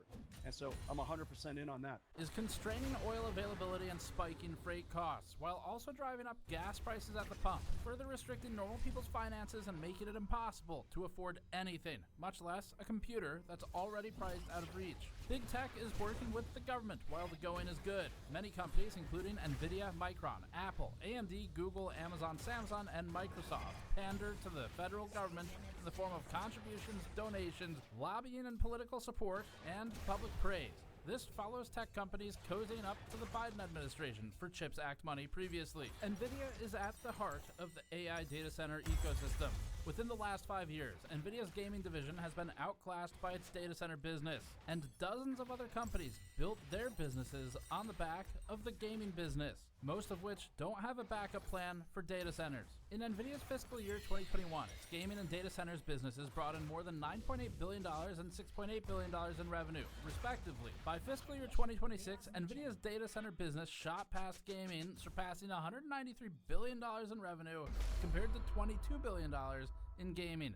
In just 5 years, NVIDIA's data center revenue went from lagging behind its gaming business to exceeding it by more than 8 times. NVIDIA's competitor, run by NVIDIA CEO Jensen Huang's cousin Lisa Su, AMD, is also profiting from the data center craze. In the first quarter of 2026, AMD made $5.8 billion from its data center business, compared to $720 million from gaming. AMD's data center business grew by 57% year over year. And on the other hand, AMD expects its gaming revenue to decline by 20% in the second half of 2026 due to memory shortages that it itself is partially causing. The big three memory manufacturers, Micron, Samsung, and SK Hynix, are also part of the AI money windfall. Micron made nearly $24 billion in revenue last quarter, up 196% year over year, alongside its public abandonment of consumer-facing memory sticks. All 4 of Micron's business units grew their revenue by more than 160% year over year in the last quarter, even though Micron expects PC and smartphone shipments to decline due to DRAM and NAND supply constraints. Similarly, South Korea's key memory manufacturers, Samsung and SK Hynix, collectively 2/3 of the big three, are generating record high revenues and profits. Samsung said that the, quote, ongoing AI boom is expected to continue driving favorable market conditions across the industry, end quote, and has warned of memory shortages through 2027.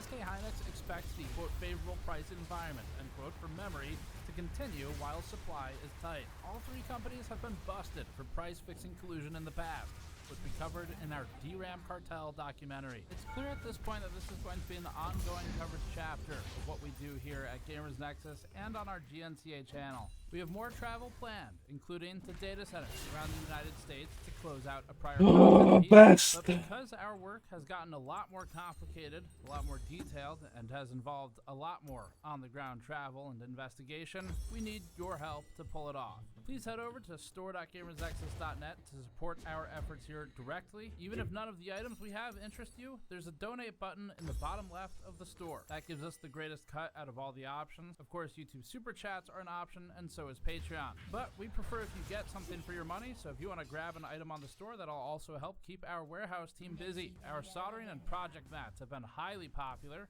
We also have our retro IO themed coaster packs and plenty more on the store. Head over to store.gamersnexus.net to help us out directly. Subscribe for more. Go to patreon.com/gamersnexus, and we'll see you all next time.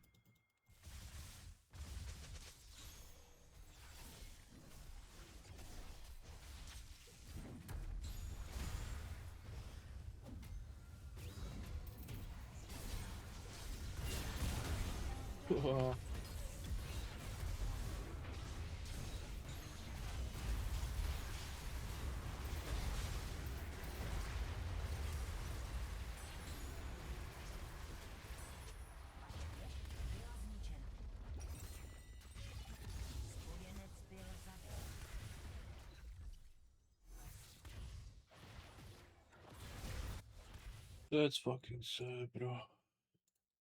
Last month on a family holiday, I did a little experiment. I had my What? iPhone as usual, but I also brought with me an Oppo Find X9 Ultra to take photos with. And I ended up so blown away by this phone in more ways than one that I had an entire fuck? midlife crisis. I made every arrangement to finally put my iPhone to rest the moment I got home and escape from the Apple ecosystem once and for all. That was a giant mistake. So I started this holiday with a very simple mission. Anytime I was going to take a photo on my iPhone anyways, I'd just take one on the Oppo too. What I didn't expect though is how much fun this was going to be. It got me thinking, the iPhone's camera system is kind of designed to be boring. Apple sells over 200 million iPhones every single year, and that's between not very many different models. So just because this one has a Pro in its name does not change the fact that it's designed for a mainstream audience. What does a mainstream audience need? Balance. Every aspect of the iPhone, including its cameras, is meticulously crafted around a never too much, never too little Goldilocks philosophy, because that's the only way to make a one-size-fits-most device. Something for which it doesn't matter who you are, it doesn't matter which lens you're using, doesn't matter what lighting condition, front camera, back camera, you just know that it's going to be dependable, if not exciting. And so what I noticed was, as soon as I started using this tool that instead of being reliably good, was capable of exceptional, it all of a sudden made me care about what I was shooting again. Like this shot here, taken on the Oppo phone. It started to become a bit of a game on this holiday. I'd take these photos on both phones, and every time I'd show my family, it was the difference between, thanks for taking the photos with the iPhone, and wow, you're such a good photographer with the Oppo. They stoked my ego, and that's the quickest way to my heart. And after a few days of this, I started to realize there was no point in taking photos on the iPhone if I had this Oppo around, so I just focused on using this. I started to play around with what was possible thanks to the Oppo's higher number of cameras, much bigger sensors, higher resolutions, and wider apertures to let more light in.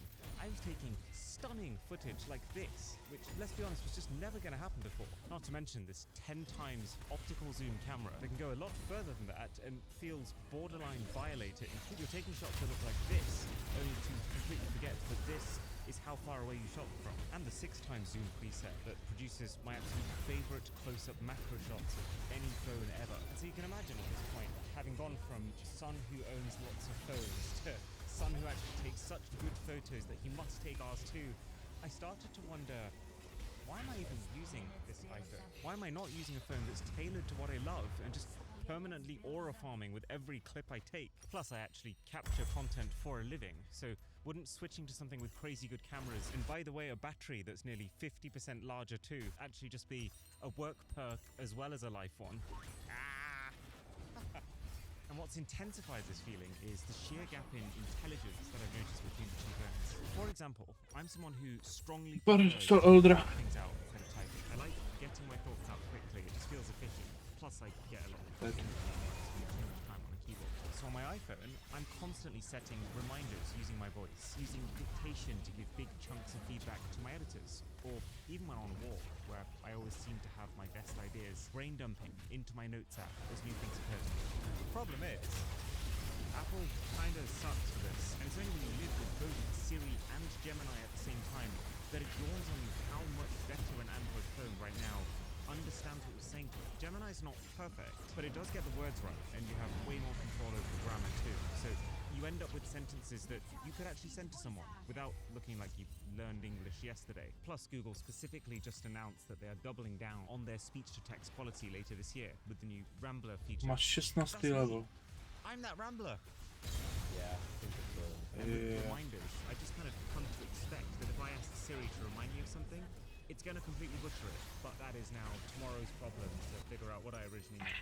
It's been so refreshing for this to not be an issue with the Oppo. Or another example, let's say I'm in Saley and buying an eSIM for my next trip. Kyrgyzstan. Oh my god. The Android gets me, iPhone not so much.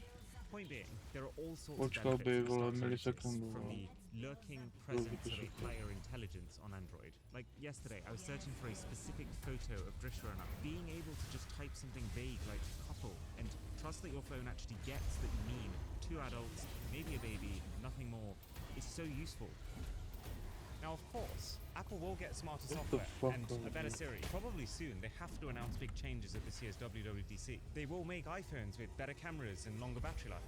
But my thought process was, it could be months or even years before this better Siri and better software is actually on my iPhone and working well. And by then, will Google and Gemini be just as far ahead? It certainly seems that way based on the mountain of upcoming features announced at Google I/O.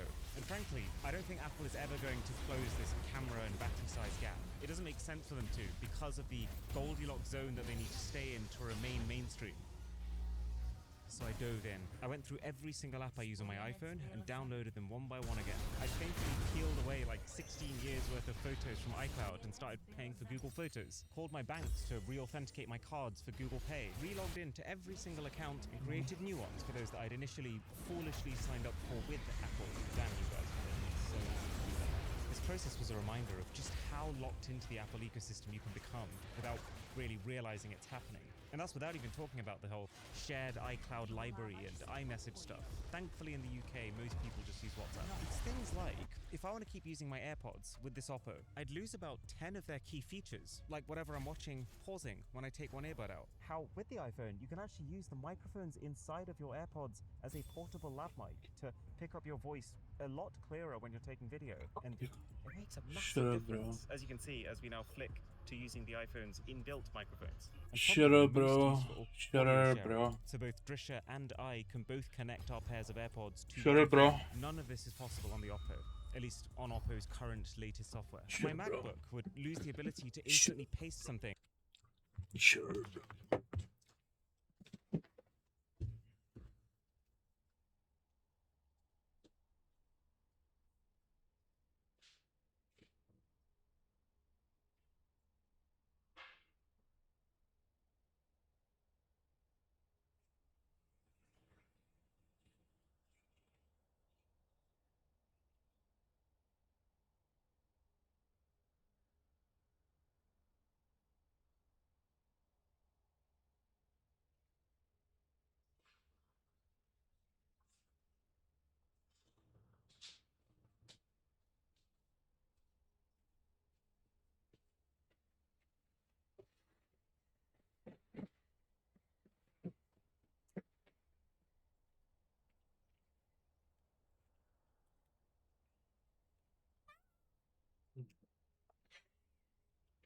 Co je ty kurva?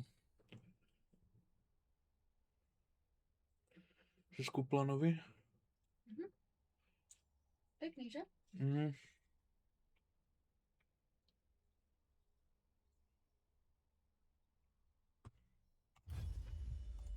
The moment that I've hit copy on my iPhone and being able to use my phone's internet with just one tap from my Mac, as opposed to needing to go onto the phone first to activate hotspots and then back onto the phone to turn off hotspot when I'm done. Not to mention the most painful loss of all, AirDrop. And then my Apple Watch, that would be literally dead on arrival. This will not even pair to an Android phone, which is really upsetting given that this played such a core role in my recent fitness transformation. I was determined though, so one by one I found the best current workaround for each potential issue, and I am 7 days into this being my main phone with my main SIM card in. And I screwed up. Now, of course, not everything I found is going to be an issue for everyone, but I just want to show you why this switch was such a bad idea for me, in case you see parallels with your situation. So first, there's definitely some nitpicks that have crept in about this Oppo, things you don't realize when you're in the honeymoon phase. Like, for example, when you're buying a niche phone like this, it's really hard to get quality accessories. Like on my iPhone, not an ad by the way, I love my Taurus brand case with this fancy stand. This is the best alternative I managed to find on my Oppo. It sounds absolutely atrocious when you rotate it, and literally just yesterday while using it, the backplate fell off. Yeah, this ain't it, Chief. The Oppo regularly takes an extra second or two to figure out what app you're looking for in the universal search bar. So while I'm used to bashing in 3 letters and then instantly hitting the app icon I want, here, unless you wait, you actually end up going into the wrong apps. The apps themselves on Android do not feel as polished. Like, why with Uber does it feel like the categories are actually measured to fit within my display on the iPhone, but on Android I have to scroll? Why is the Boots logo every time I open the app high resolution on iPhone, but low resolution on Android? Why does NYT Games on iPhone get this custom fancy dock at the bottom, while Android gets this animationless, personalityless alternative? Why does the British Airways app on iPhone remember who I am, but on Android it makes me log in again every single time I open it? Why, on Google's own YouTube Studio, is the app better formatted to read your titles on iPhone, even though Oppo is set to minimum text font? And why does Android take me to the bottom of the page every time I switch views? These are all minor things that you could get used to, but I think anyone switching from iPhone to Android will notice their apps go from clearly the developer's first priority to, it works. I've started to notice that Oppo's display is not as bright as the iPhone's. Kind of ironic, given that its quoted brightness is actually higher. And you know when those SMS verification codes come in, I've got very used to them consistently appearing on my keyboard so that all I need to do is tap. Half the time on the Oppo, they just don't. All of these things, I would class them as irritating but tolerable. This, though, is where this transition started to break down for me. There's still no good alternative to AirDrop. It's pretty clear that Google's working on it, and very impressive that they've already got to a stage where they've reverse-engineered AirDrop to make new Android phones compatible with it. So I can now pull up a file on this Oppo and send it to my Mac via QuickShare, and my Mac will receive that file as if it were from an iPhone using AirDrop. It is seamless, but it's much slower on Android than when you're doing apples to apples. There's another popular option called Local Send, but it's buggier and just fails for no apparent reason a third of the time. I feel like I've gone through every single recommended option. They're either slow, unreliable, or filled with ads. So I'm back to QuickShare. It's the best option, but you can also see how potentially quadrupling the amount of time I'm waiting for my files to transfer doesn't feel like a sensible life decision. Of course, I could just ditch the MacBook 2 and go Windows, but as a general purpose laptop, I will die on this hill. Nothing beats the MacBook right now. I've realized another pretty fatal flaw in my plan. So obviously a big part of the reason that I shifted from iPhone to Oppo was the rear cameras. But in doing so, I also kind of just assumed that the front camera would be as good as the iPhone's. It isn't. And that's kind of annoying because half the time when I'm filming shots on my phone, it's because I don't have a camera person with me, and so I need to see what I'm doing. You know how we talked about this idea of the iPhone being such a balanced phone, and then me proceeding to say that that doesn't matter to me? Well, now's kind of where I eat my own words, because I think it does. I actually think there's something very nice and useful about having this parity on all of your cameras, because when I'm shooting clips on my phone, if I'm being really honest, I want it to look nice, but the most important thing is that it doesn't look bad. And so which phone allows me to better ensure that? That's actually the iPhone. It's not looking good, but this has been the most critical blocker for me. So switching out the earbuds has been fine. If anything, I've upgraded from the AirPods Pro 3 to the Sony XM6s, and I love these things, but it's having to swap the watch that's become a problem.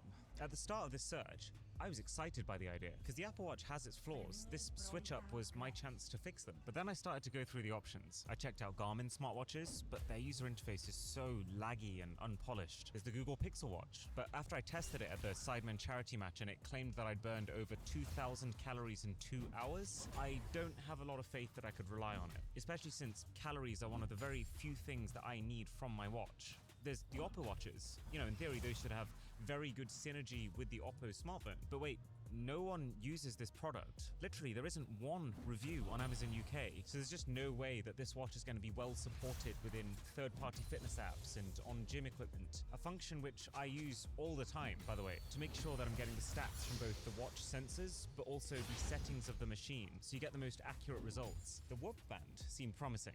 I know enthusiasts swear by it, so I went and bought one, set it up, used it for like 5 days, did not like it either. It's not that it's bad, it's just not for me. I have simple needs, and Whoop gives you so much information that sometimes actually comes at the cost of the clarity of the simple stuff. Not to mention how still having to wear something on your wrist without getting any of the perks of a smartwatch, like being able to set a quick reminder, see your heart rate, or hell, check the time, feels like such a waste for me. So eventually I caved. I sucked it up and bought the one smartwatch I'd been avoiding the whole time. The Galaxy Watch. The watch where they forgot that the screen was a circle when designing the body. And even this, it's not working out. While I am working out. See, for the first 3 months of this year, you might know, I used the Apple Watch to track a strict exercise plan. And the changes I saw in my body composition lined up almost perfectly with the calories that this watch said I was burning. And now, for the 30 days after that, I've been using the Apple Watch calorie numbers again to try and maintain the weight that I'm at. And so the fact that in that time, my weight hasn't gone up or down one bit shows that, well, of course, this is not lab-grade accuracy. Calorie counting is a very weird, imprecise thing. It shows that it's accurate enough to be useful. But if that's the case, then this is not. Because every single day I've been wearing these two watches side by side, the Galaxy tells me that I've burned quite a lot more calories than the Apple says. And all of this is compounded by the extra issues I'm facing by straddling multiple ecosystems. I've already forfeited a lot of the Galaxy Watch's standout features by not using it with a Samsung phone, and it's not syncing very reliably at all with the Oppo. I got very used to how with the Apple Watch, as soon as your stats update on this, almost instantly they update on Apple Health, and then pretty much instantly they update on all your third-party apps connected to Apple Health. Not the case with my Samsung Oppo combo. Sometimes the Samsung Health data will update in real time. Like here it's telling me I've burned 49 calories, but then that number doesn't translate to the app, which still thinks I've burned 11, until I manually pull down to refresh it, then it syncs up. Sometimes my widget will tell me I burned one number, but then I click into it and the app behind it says another. I feel like I've had every combination of this type of syncing issue. It's all technically working, it's just not working well together. And that's especially true when it comes to charging the stuff. I've got used to this super slimline thing being the only charger that I need to take with me when I'm going away. Now, my phone doesn't have a magnet. I mean, yes, you could add one with a phone case, but frankly, this magnet is so terrible that I kind of wish I hadn't tried. So I've just ended up plugging the thing in each night. The Samsung Watch has its own bespoke charging puck. And the Sony earbuds, you can charge them wirelessly, but they don't have a magnet like the AirPods do. And at the point where I'm charging both of my other products with wires anyway, I actually might as well just plug that in too. So basically, this jump to Android would mean that even my travel charging setup would deteriorate to this. Ultimately, too many compromises. I've been getting bored, right? I've been getting bored of iPhones every single year, looking and feeling so similar. So when finally an Android phone came out that felt so far beyond my iPhone's capabilities, it triggered a tipping point. But while I was of course ready for some compromises to make this switch, I was not ready for just how impactful they'd end up feeling. For the way that I use my devices. It's reminded me that even though many Apple devices individually are not necessarily best in class, the synergy that they form together, or the disguised lock-in, depends how you see it, actually is. And I'm currently getting more from that than individually upgrading any one piece of hardware. At least messing around with the eSIMs hasn't added to the headache. Because I use Saley, our sponsor, anytime I go away, the moment I logged into the app on my Oppo, I already had my data packages ready to go. And it's just sick how the next time I decide I want to gallivant off somewhere, I can just download the data for that country like you're downloading an app. And you can get an exclusive 15% discount on Saley eSIM plans using the code BOSS at checkout. No.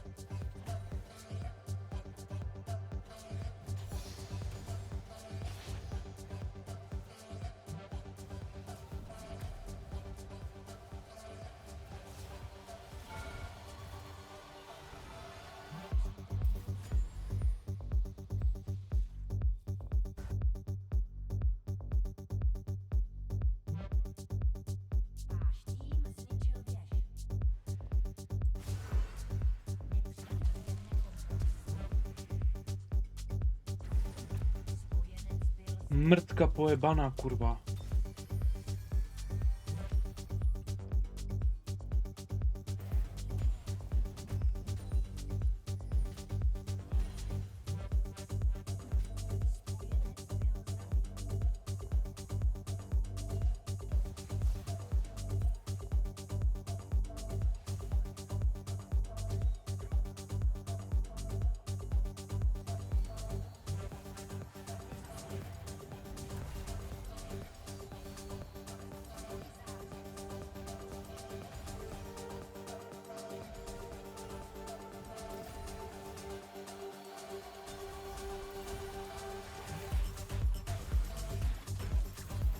Nice hitbox, fucking bitch.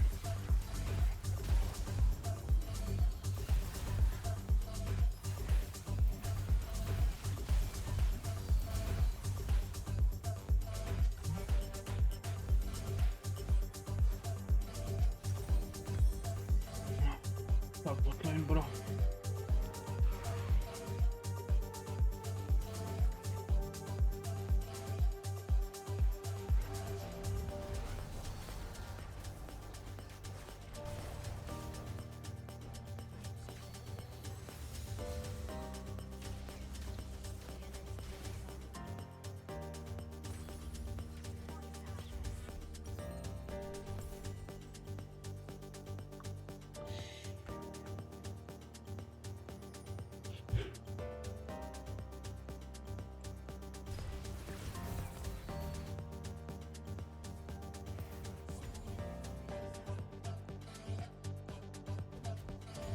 For real, bro.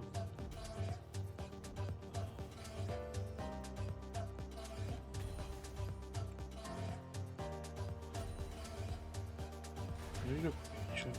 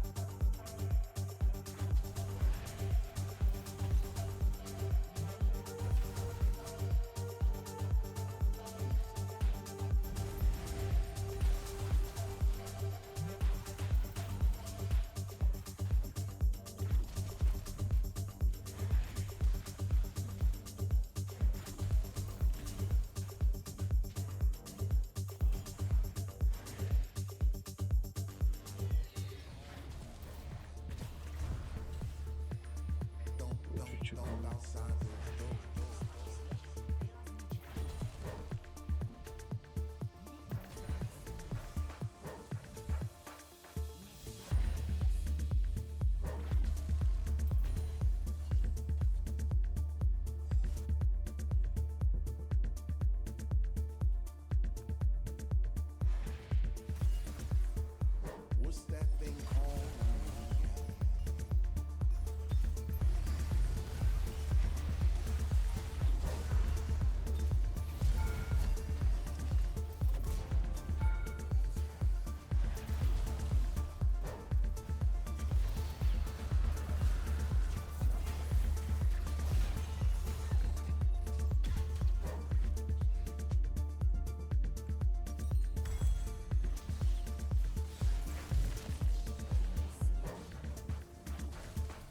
What's that thing called when you meet somebody and you feel like you're walking on a cloud,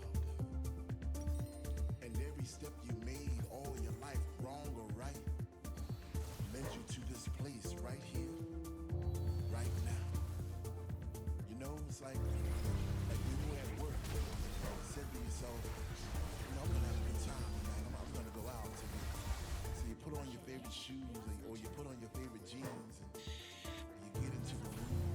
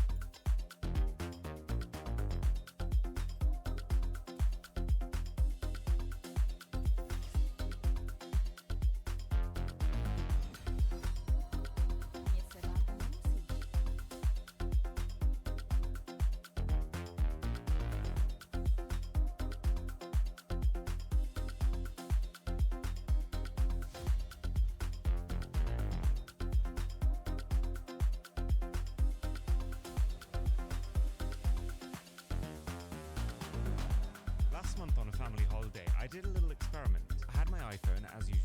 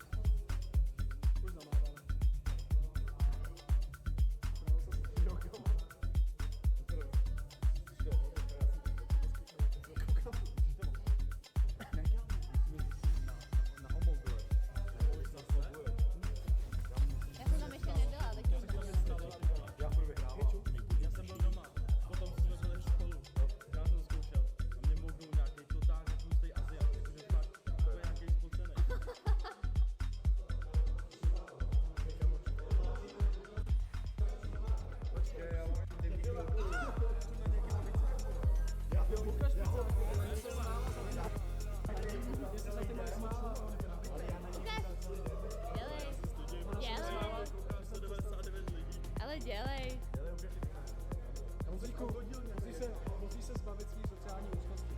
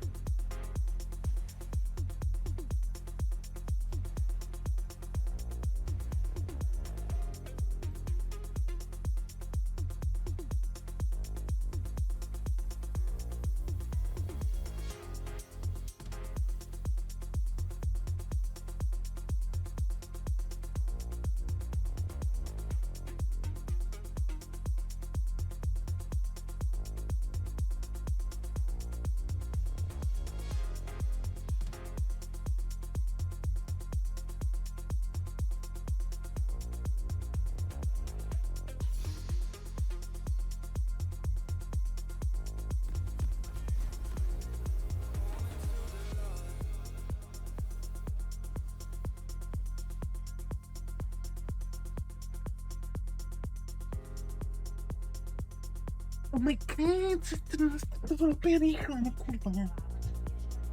To bylo super rychle.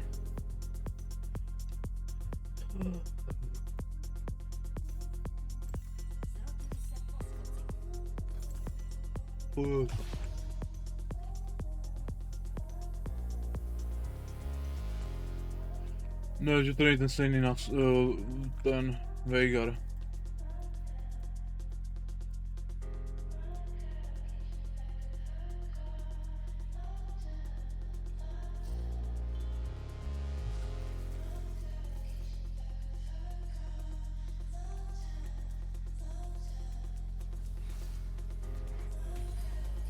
Vypadá to, že jsem myslel Miniona.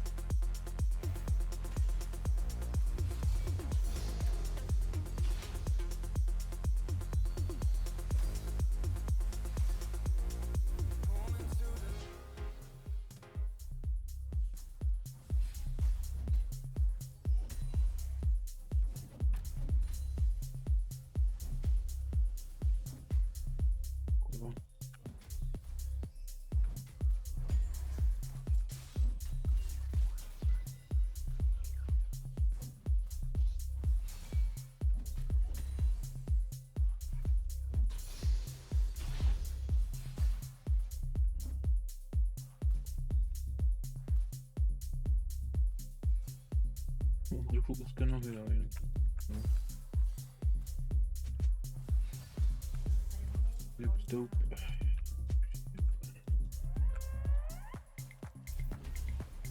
To jsem nechtěl jakoby, ale...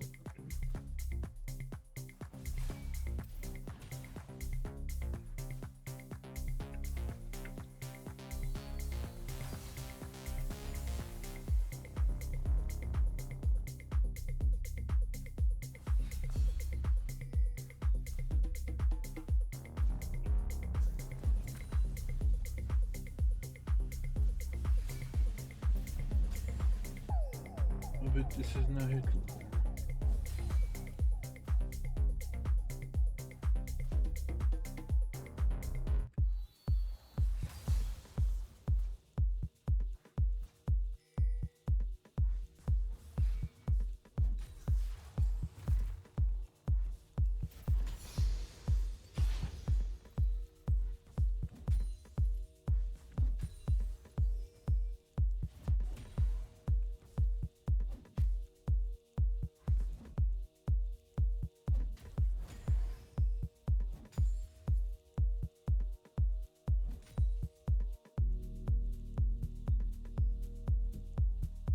Za 2 minuty by se měl spawnout, ne? Taky.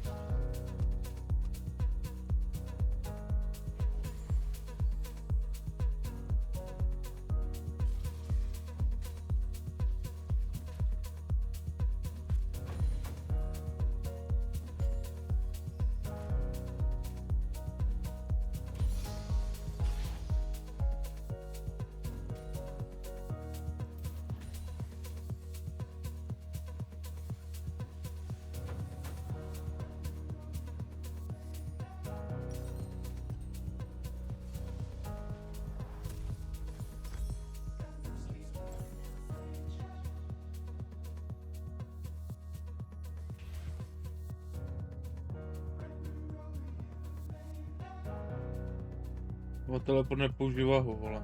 To je... whatever asi, no. Čeká na Lisinka, vole, to přijde, no.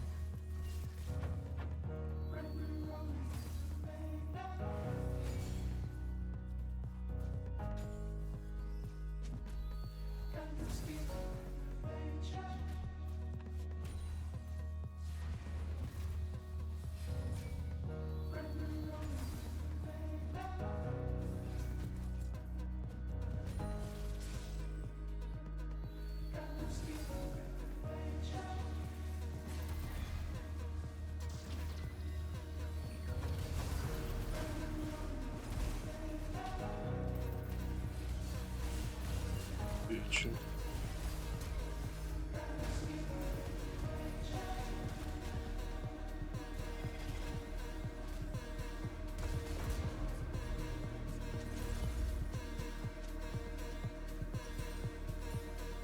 Fakt si dobře staklo to vyba. By si nekupoval ty boty, no.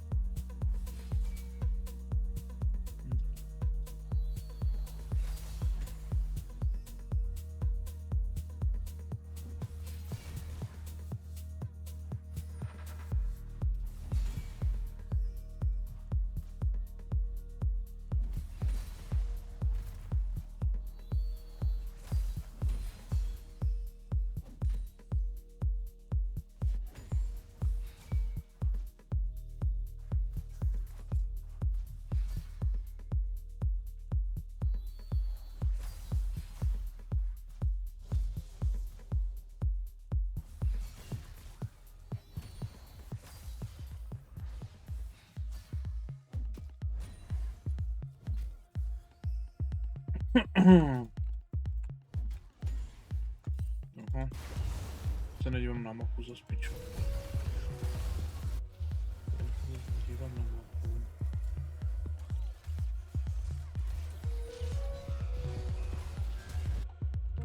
Někdo flashnul.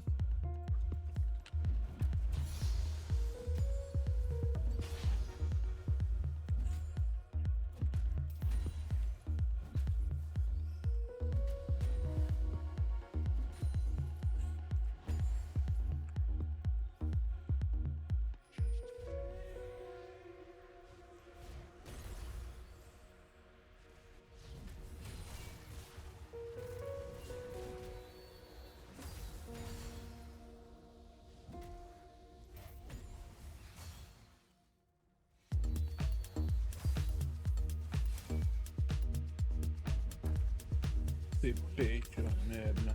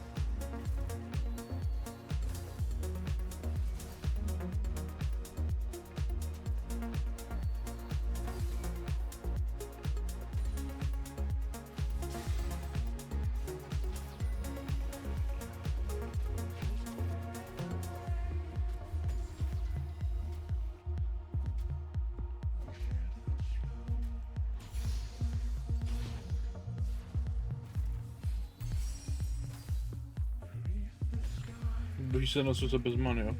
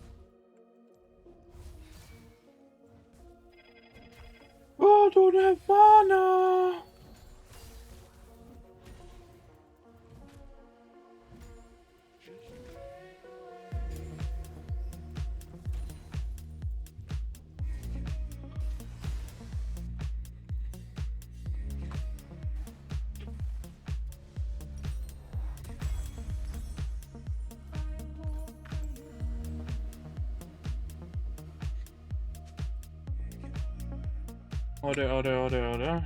Apa, no, pičo.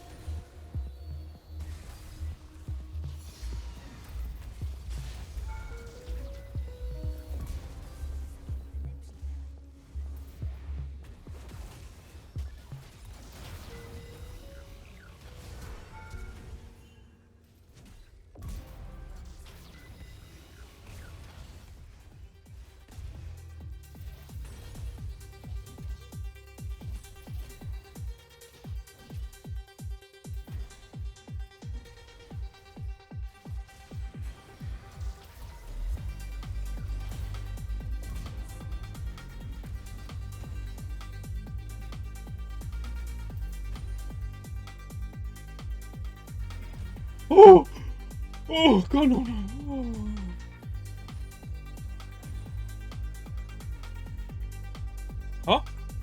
Oni mi ani neaktivovali štít?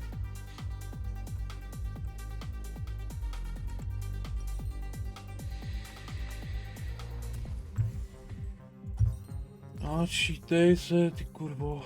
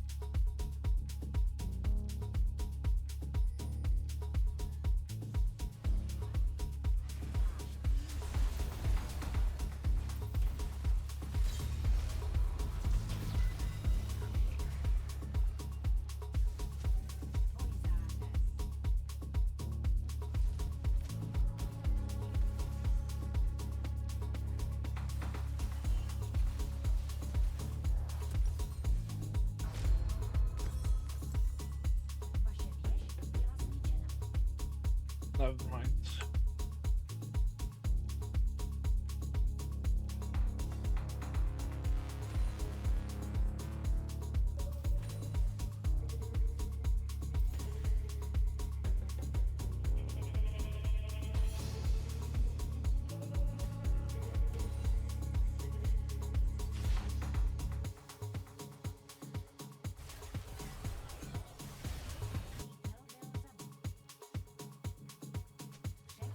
May I please have this dance?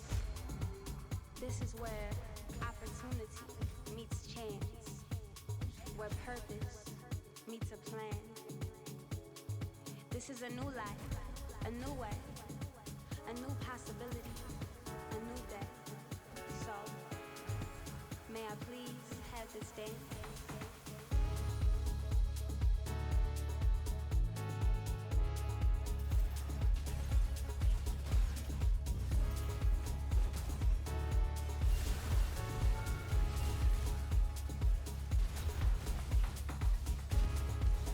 Biche.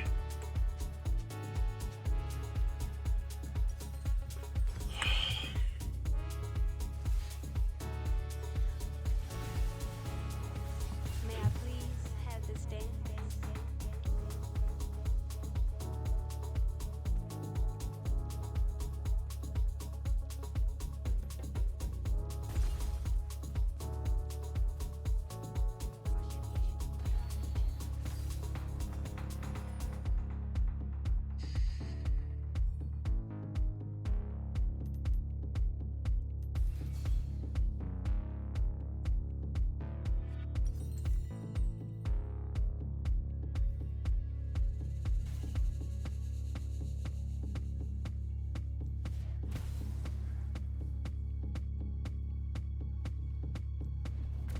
May I please have this dance? This is where opportunity meets chance, where purpose meets a plan. This is a new life, a new way, a new possibility, a new day. So, may I please have this dance?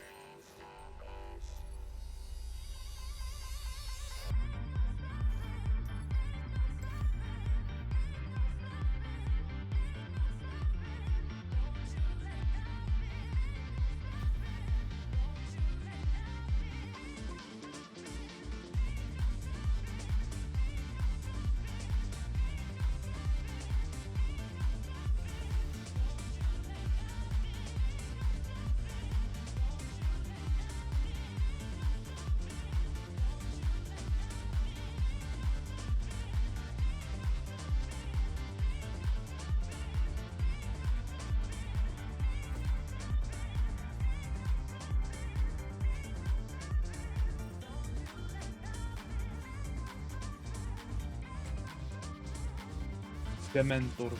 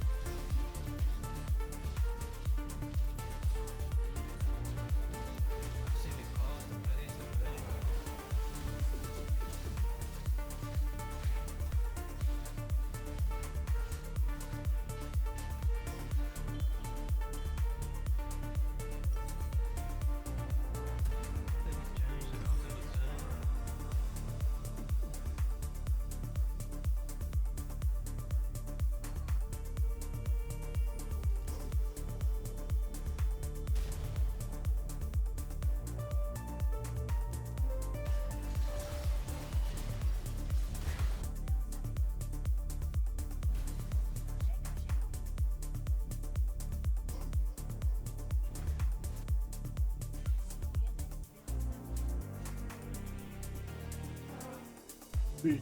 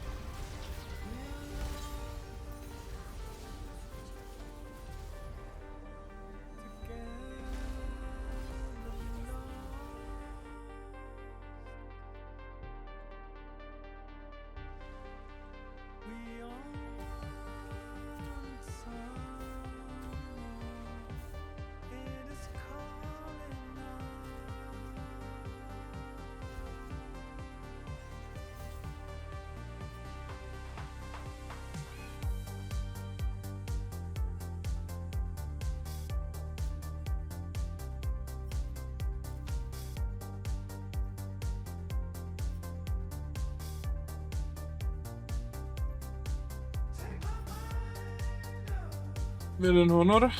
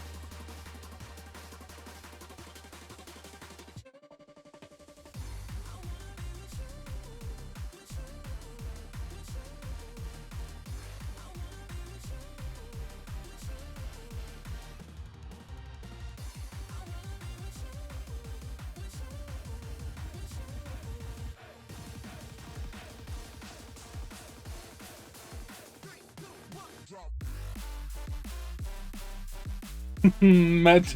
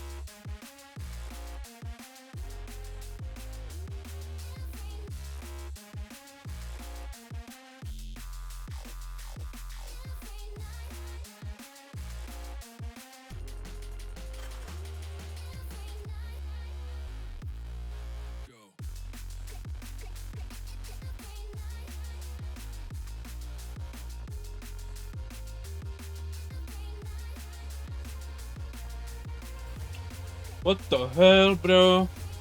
What the hell?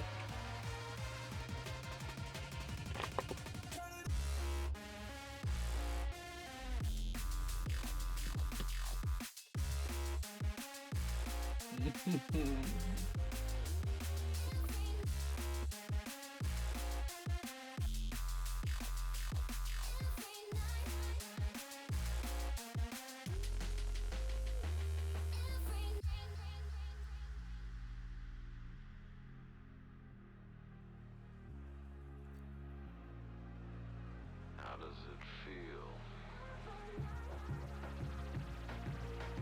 to be on the edge?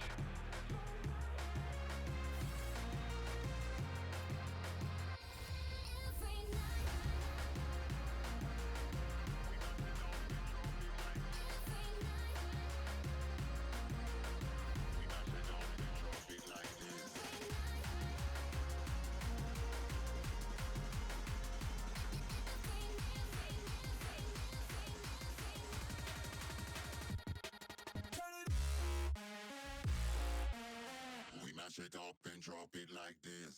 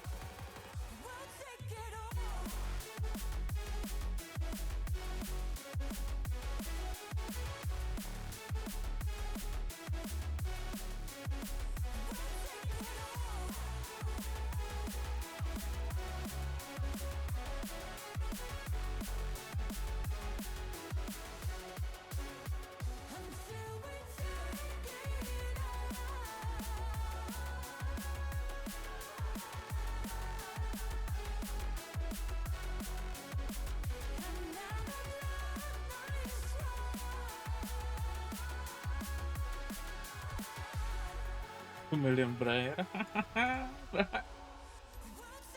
Oh my fuck. 2 million Briar, bro. Are you serious, bruv? Where is my skin, bruv?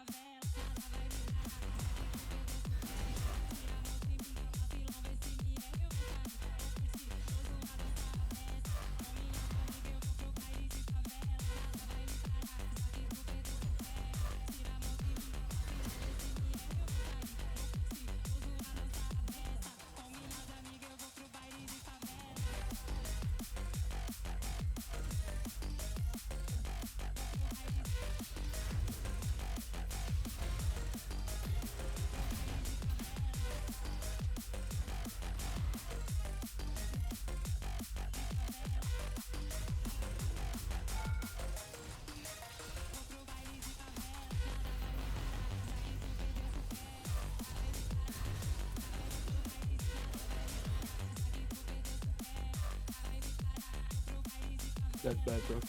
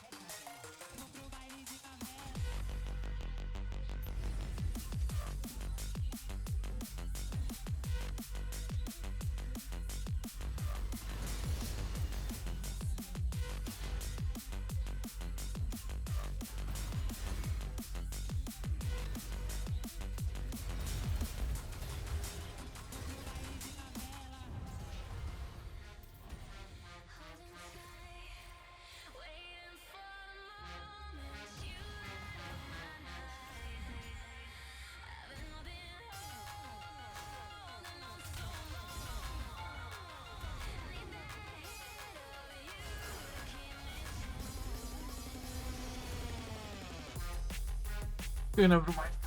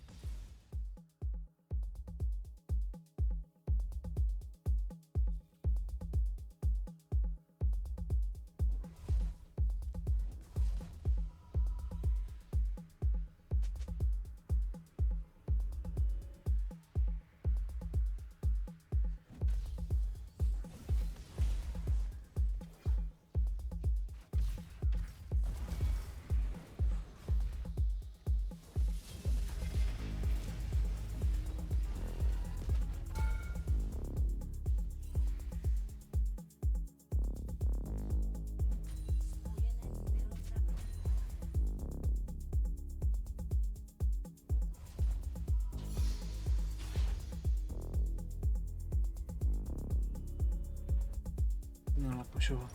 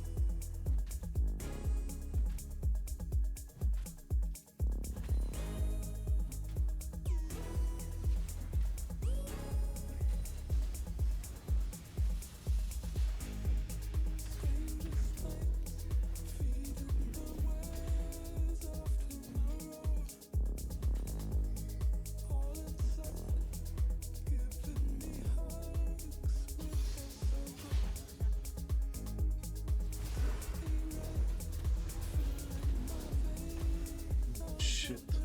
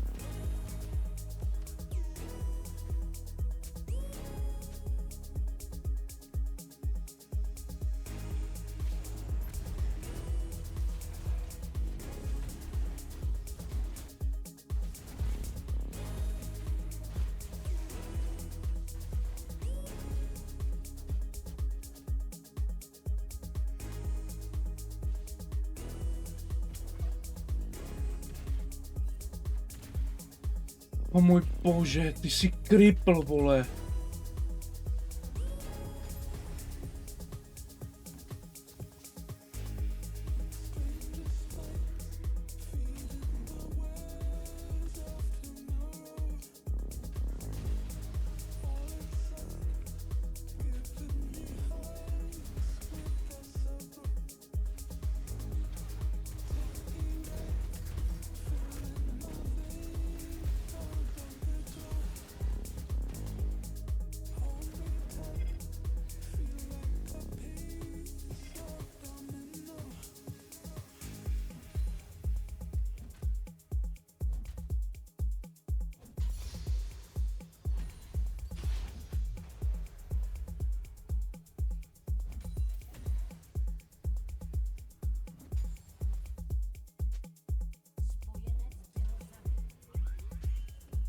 Fuck.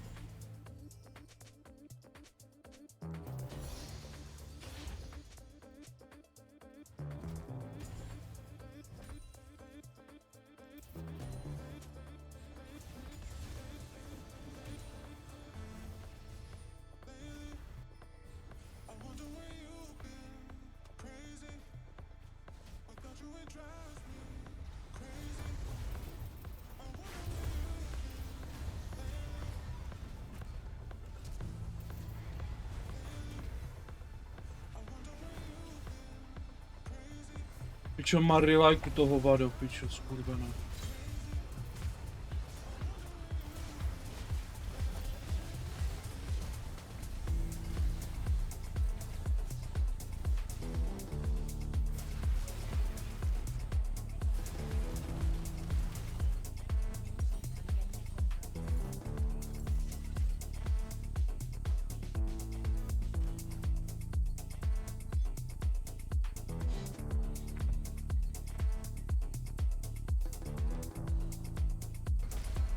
Že zničil Turecko pekne.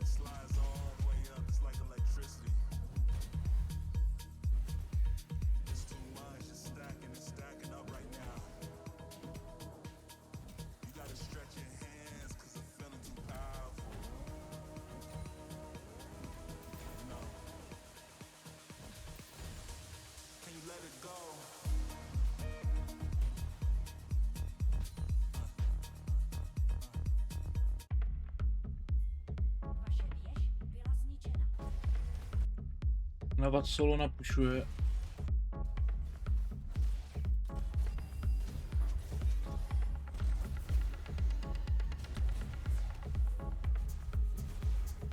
Jasně. Pičově.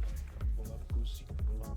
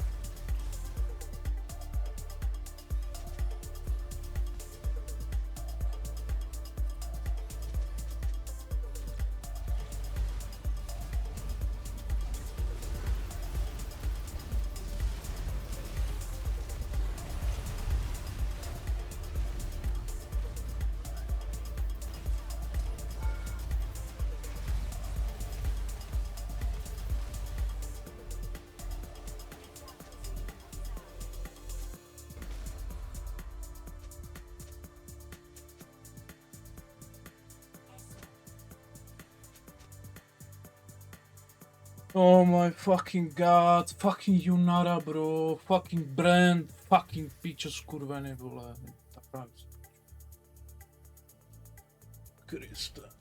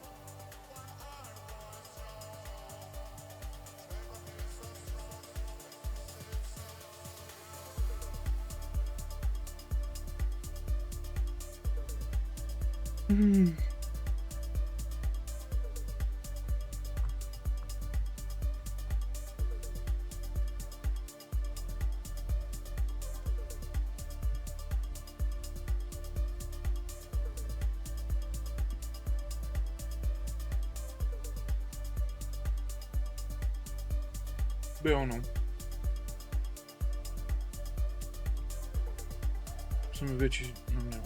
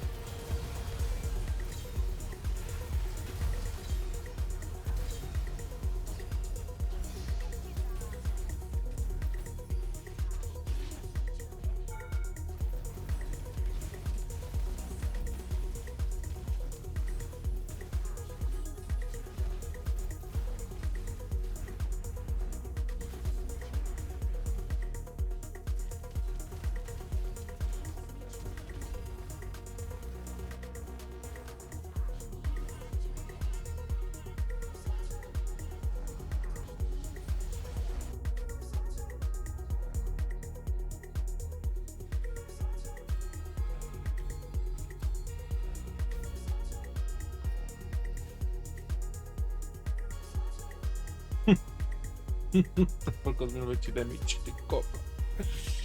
To jo, kurwa.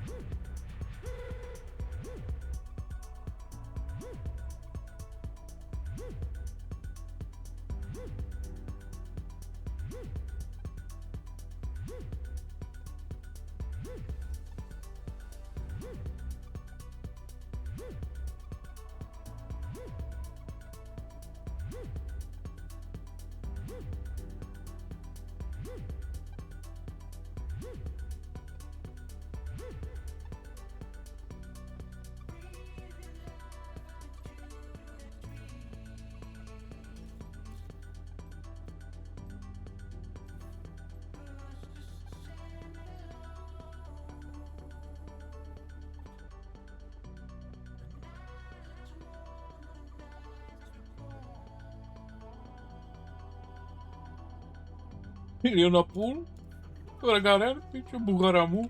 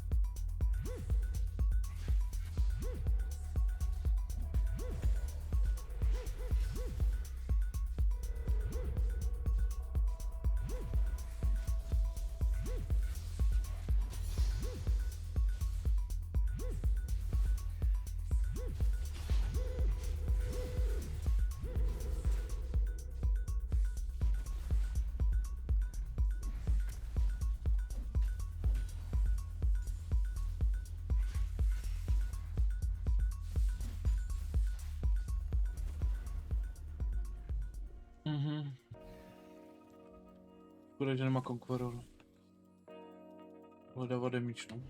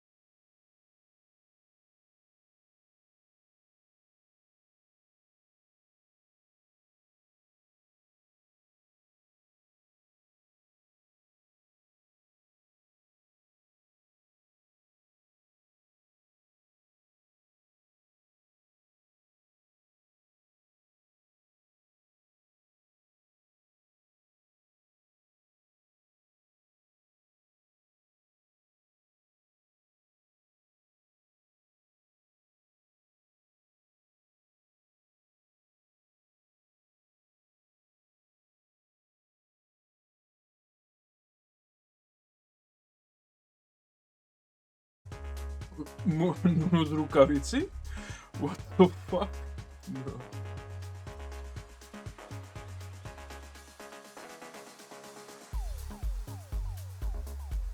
Zamezuje poškově na sobě 62 000. Nejlepší. Co se vylačili z jak nulu, ty vole. A to ještě se počítal monstra a tak, no.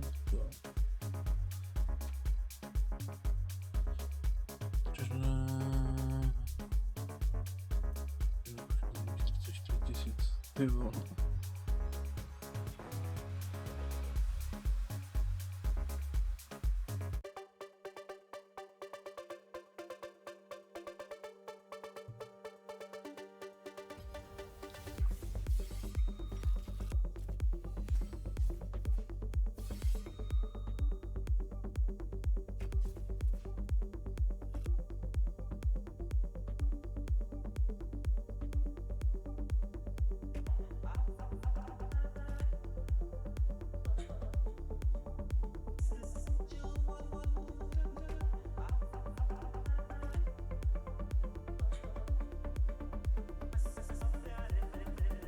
Barba.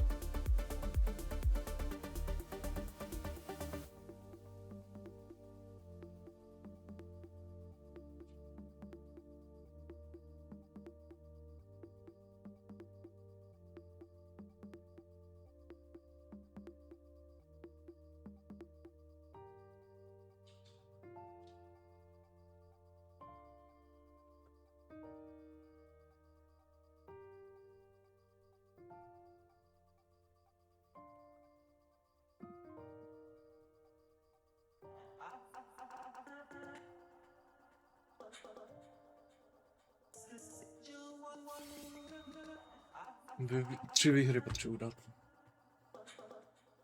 Budu mít 71, 91, píče, 9 LP, kámo. Píče.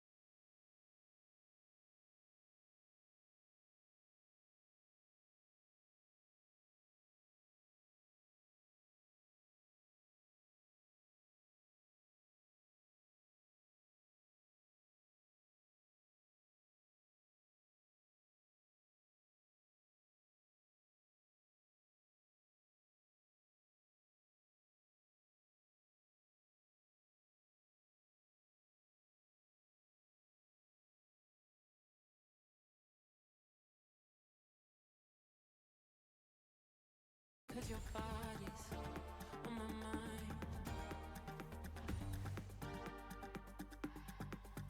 You surround me all the time. Dancing silhouettes under light.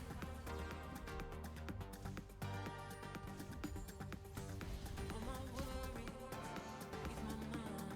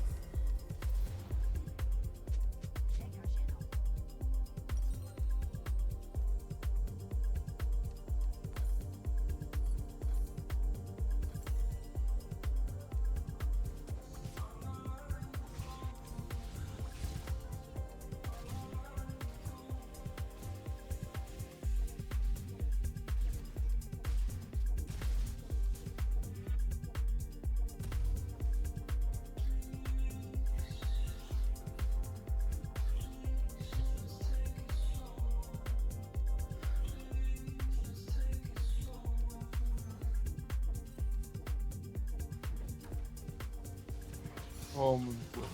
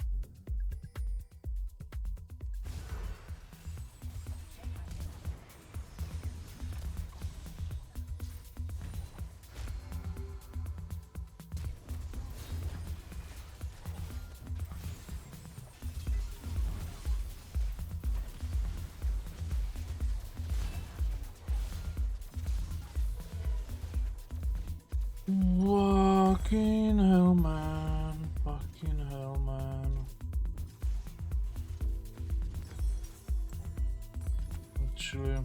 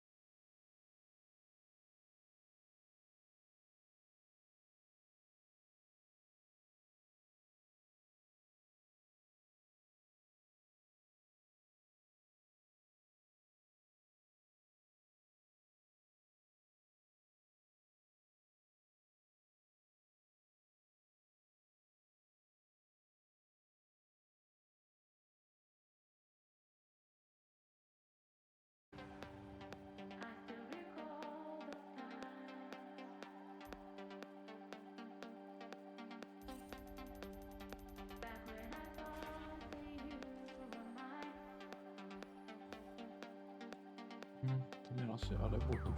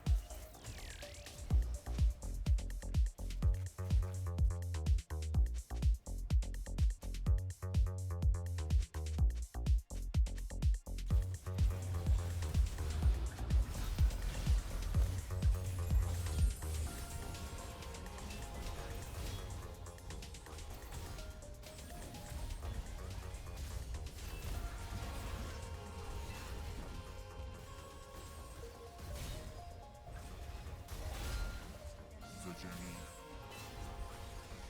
the lights, the feeling, the music. We're gonna take you to the underground.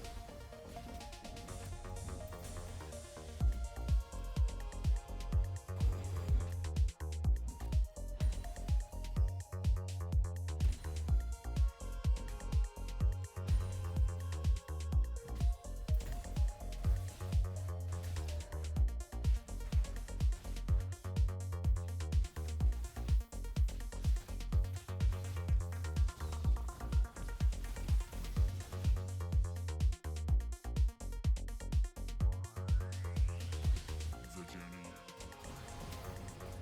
the lights, the feeling, the music. We're gonna.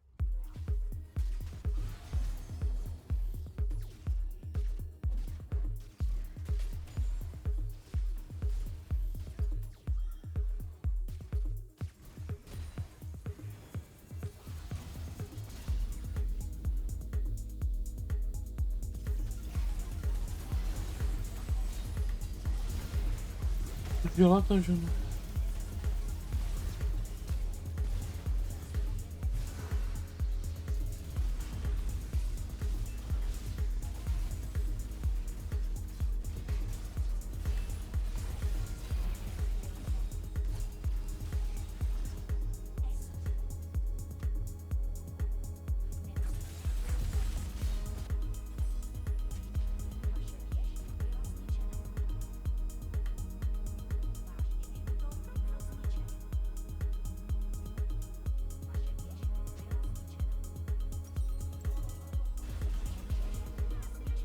Kamo, co to je za sračku?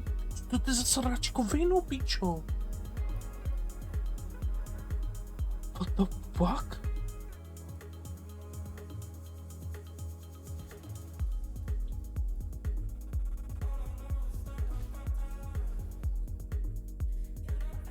Ambessa Jungle, vole, jim potáhala prdel, vole, jak si. Skurvená Kajsa, pičo. Krista.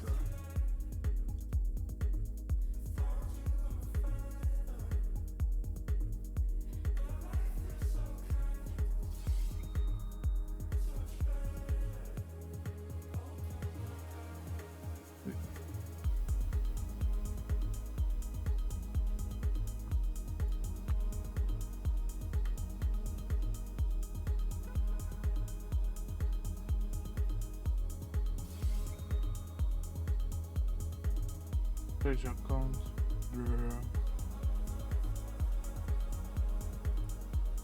Bro.